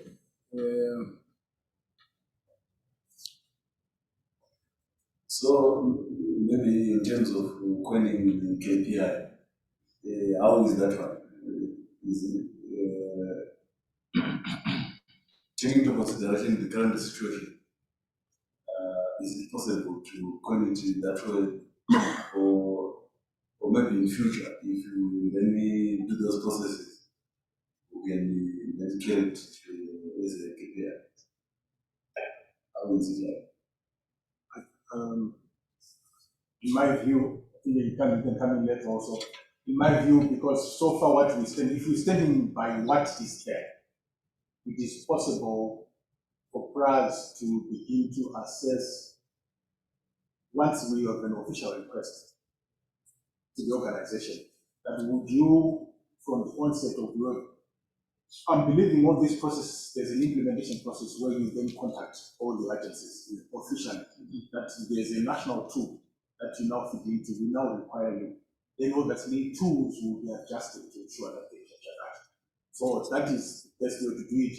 And then even meetings to ensure that we can understand whether the preference aspect, because as PRAS gets information every month from every public entity on who they vote from. So it's a matter now of adding that category. So there is an SME, so a certain column is just added on that too.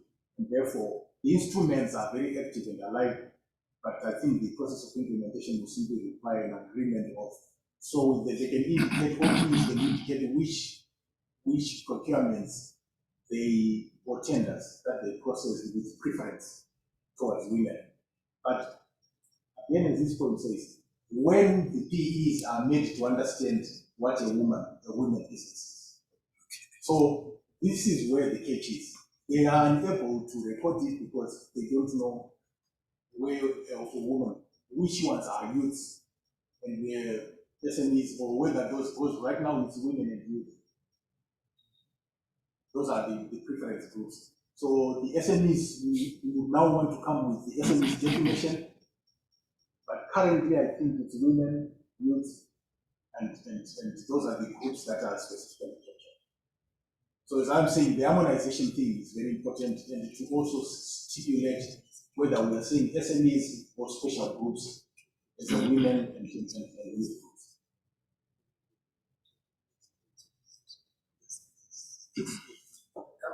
Okay, thanks a lot. Yeah, please come in. Maybe we could coin the indicator to reflect what is in the Act now, knowing fully well that we have no control over the changes that are going to come out. Yes, he said it has gone for review, but who knows what is going to come out of that review. But we can always change the framework. So I would suggest that maybe we say a percentage uptake of the domestic preference on public procurement quota by MSMEs. That is now speaking to what is on the ground. Whether it is going to exceed 25%, we'll see it by the time that we're going to measure it. That we can try. But therefore, we also need then for those that will be registering with PRAS to be able to state whether they are women-led or youth-led projects. I remember one time there was a youth who was complaining to say, can you tell this local authority to give us this data because we are youth? And I said, young man, yes, I understand you want the data, but where is it provided for that it's supposed to come to you because you are youth? He said, yes, because we are youth. I said, no, go and look for a provision that then helps you to get it on the silver part. But in this instance, you have to compete with everyone. Thank you.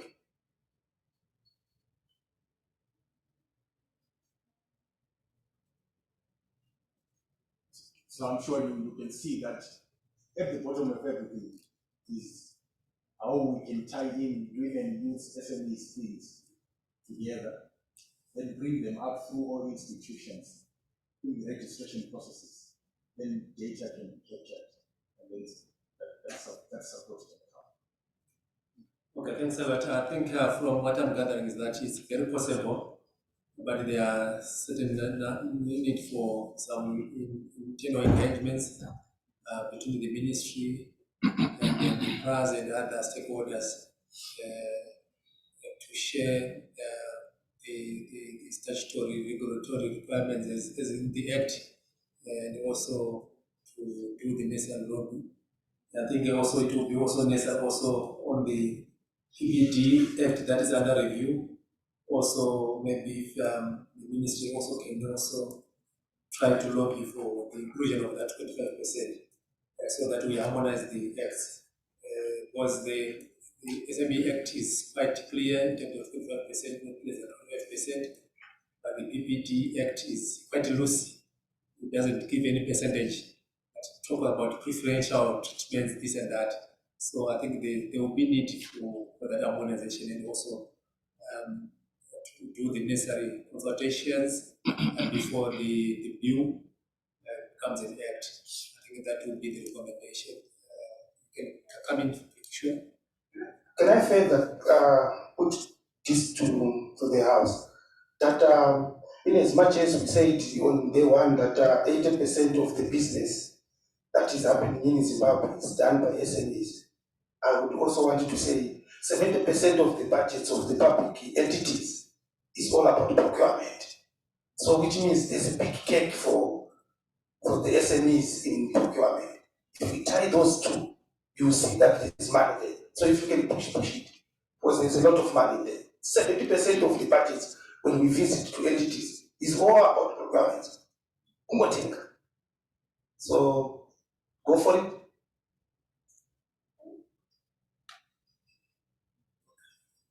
Okay, thanks a lot. So I'll put the uptake of the domestic 25% public procurement quota by SMEs as suggested.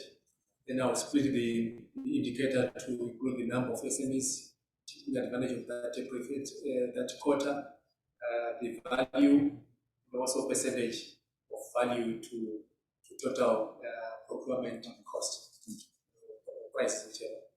So thanks a lot for this. I think the ministry will engage the PRAS further on this one. Then the other indicator is the level of women and vulnerable groups participation as SME in the SME sector. So here we are talking about number of SMEs and vulnerable groups participation as SMEs, and also it will be we are talking about number of women and those people with disability, youth that are in the center, and also try also the other second indicator will be to determine their contribution or their percentage to the total number of SME players. So I will split the indicators into two.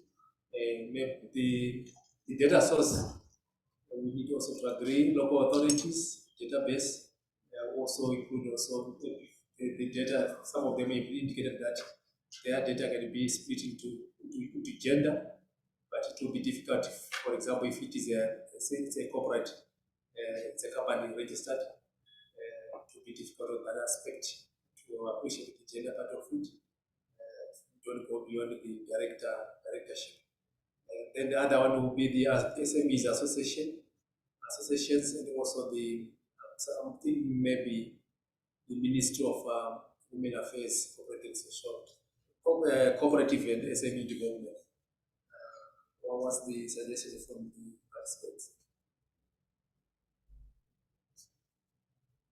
Okay, yeah. We can put the ministry there. Or maybe just indicate the MSME survey. This is the resource. It was done after 5 years. Resource, good scientific resource. Yeah. To me also, there should not be any problem there. But the guard against we talk about land barons, guard against space barons. Was in most cases, these we use these vulnerable groups to secure spaces. And in actual fact, it's not them that own this or that are occupying or that are operating from these spaces. So just but I think it would be good, those three, it would be good data source, but let's guard against the space barons. Thank you. Another contribution. Okay, so let's move to other KPI bylaws or put regulatory requirements and the policies here. Licensing procedures streamlined, and also here we'll be talking about the number of those bylaws or the regulatory requirements that have been reviewed. So here we'll be talking about the number of them, and then it will be the source will be the local authority records and also the SME, the associations.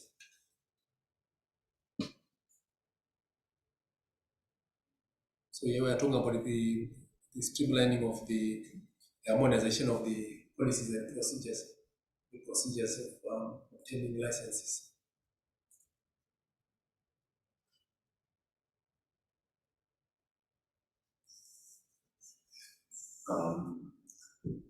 Okay, I'm looking at the template. There's a column. I don't know the heading of the column, but I see perhaps the same as definitely same as the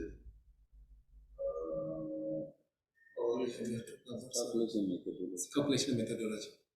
Okay. Yeah, I hope people understand the method of calculating. Well, what that means. The same as definition. Yeah, for example, I think I'll improve on this one. For example, if we're talking about a number of women as a percentage of women in the SME sector, we're talking about number of them over total SMEs. So that will be the calculation methodology that for example, you want to talk about the level of women, vulnerable groups, participation in SMEs. We don't want to calculate the percentage. We are saying the women and the vulnerable groups are in the SME sector over the total number of SMEs. So that will be the calculation methodology. How are we going to calculate that?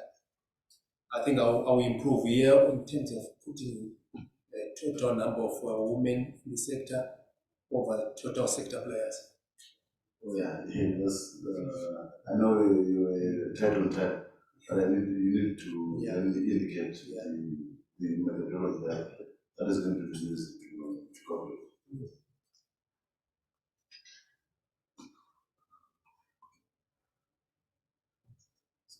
ladies and gentlemen, it's almost 4 o'clock. I thought I need to get indulgence to continue this debate, or to leave it here and then maybe tomorrow, Thursday or Friday, and then create time to finish this process. I think it's more, yes. Thank you. There's somewhere where we're talking about survival, but I think I missed. I didn't get how it ended. How do we measure that? Okay. Yeah, it is. When we are talking about survival rate, we are talking about the number of SME businesses in operation for 5 years or more, over a total number of SMEs older than 5 years.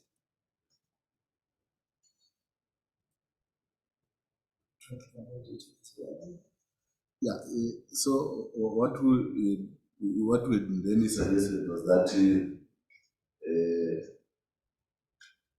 given that that KPI needs some kind of primary data, we will then try to get that information from our SME side, which we normally do after every 5 years.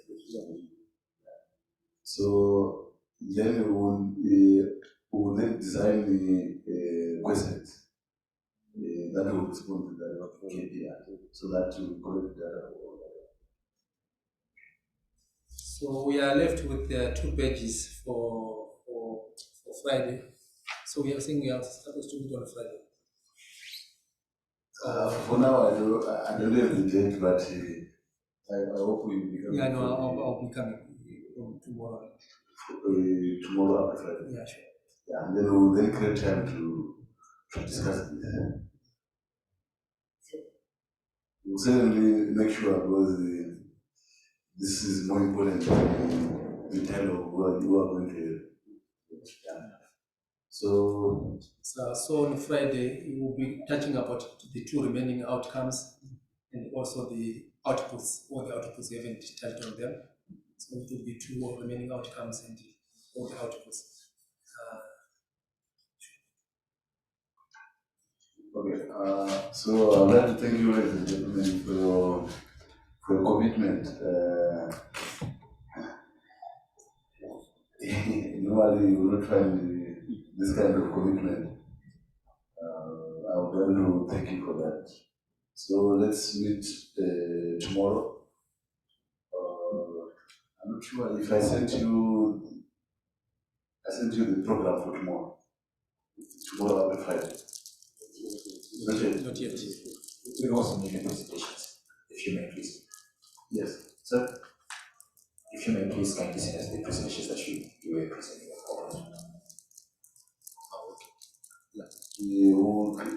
I think there's a folder that is being created where all the presentations are being saved, and then we'll send that. I will try to send you the program for tomorrow. There will be some kind of discussions.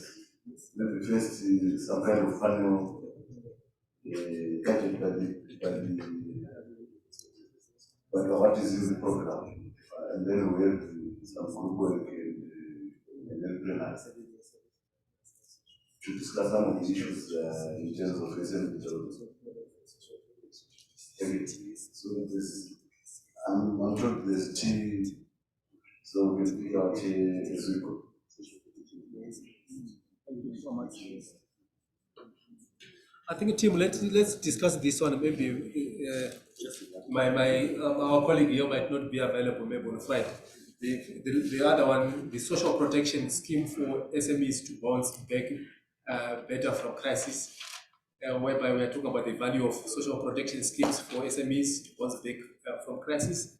Then here we have put the value in terms of the social protection value of those, and also the relevant data source. We said ministries, departments, and agencies. But from yesterday's presentation, there was a suggestion also from colleagues that we also put it there NASA as part of the social security protection scheme that we have.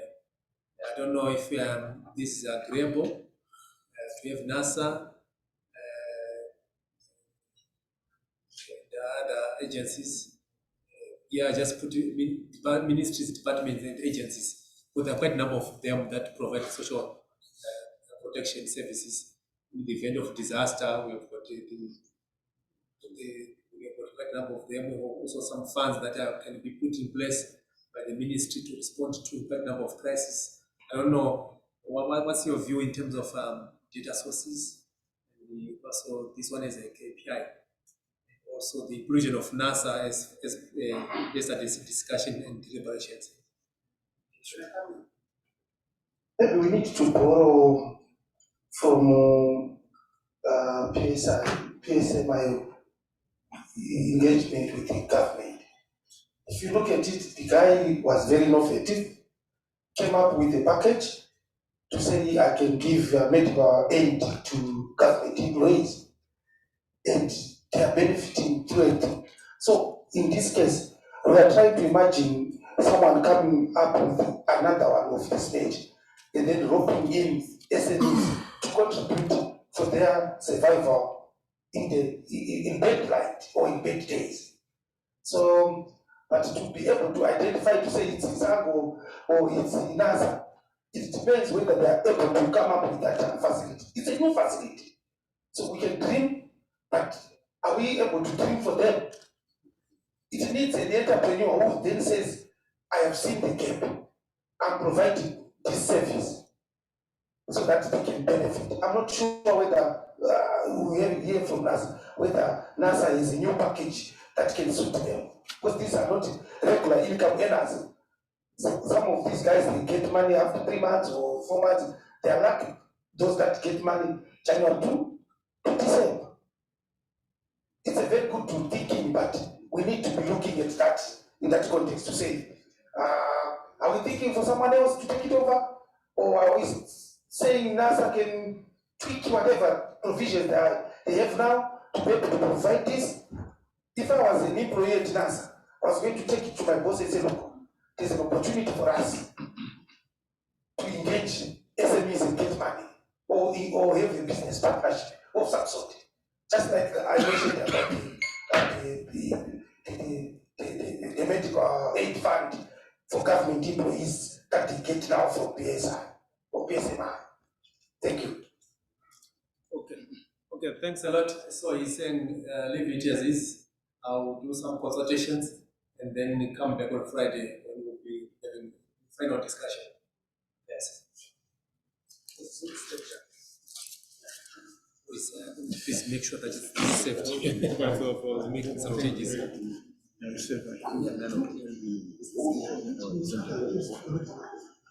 Thanks a lot. It was a good discussion. To be clear in terms of data, to be clear in terms of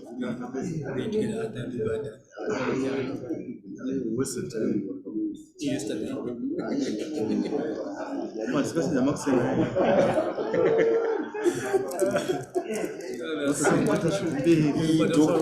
Pane indicator my MSME is registered to at least one association. Yesterday to register any one of the association. Association should force people.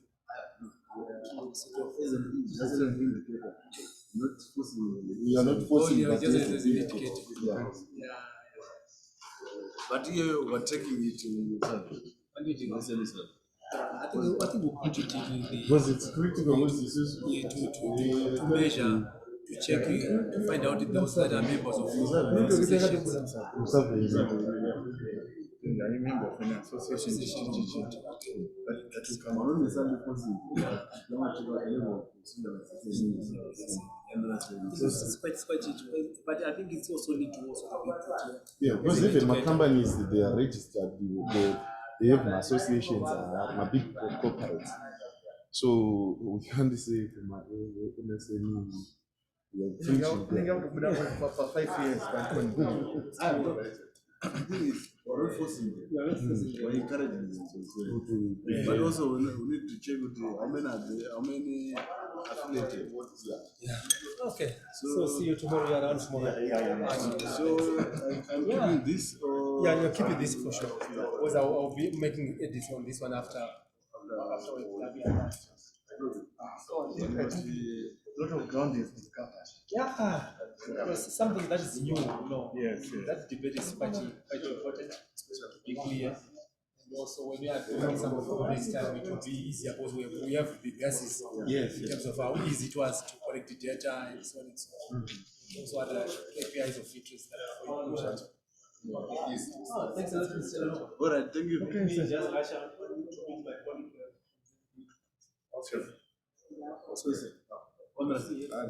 Ready. Tunaenda umara. Not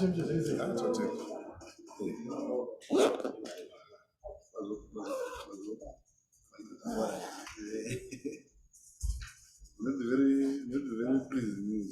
Not very pleasing.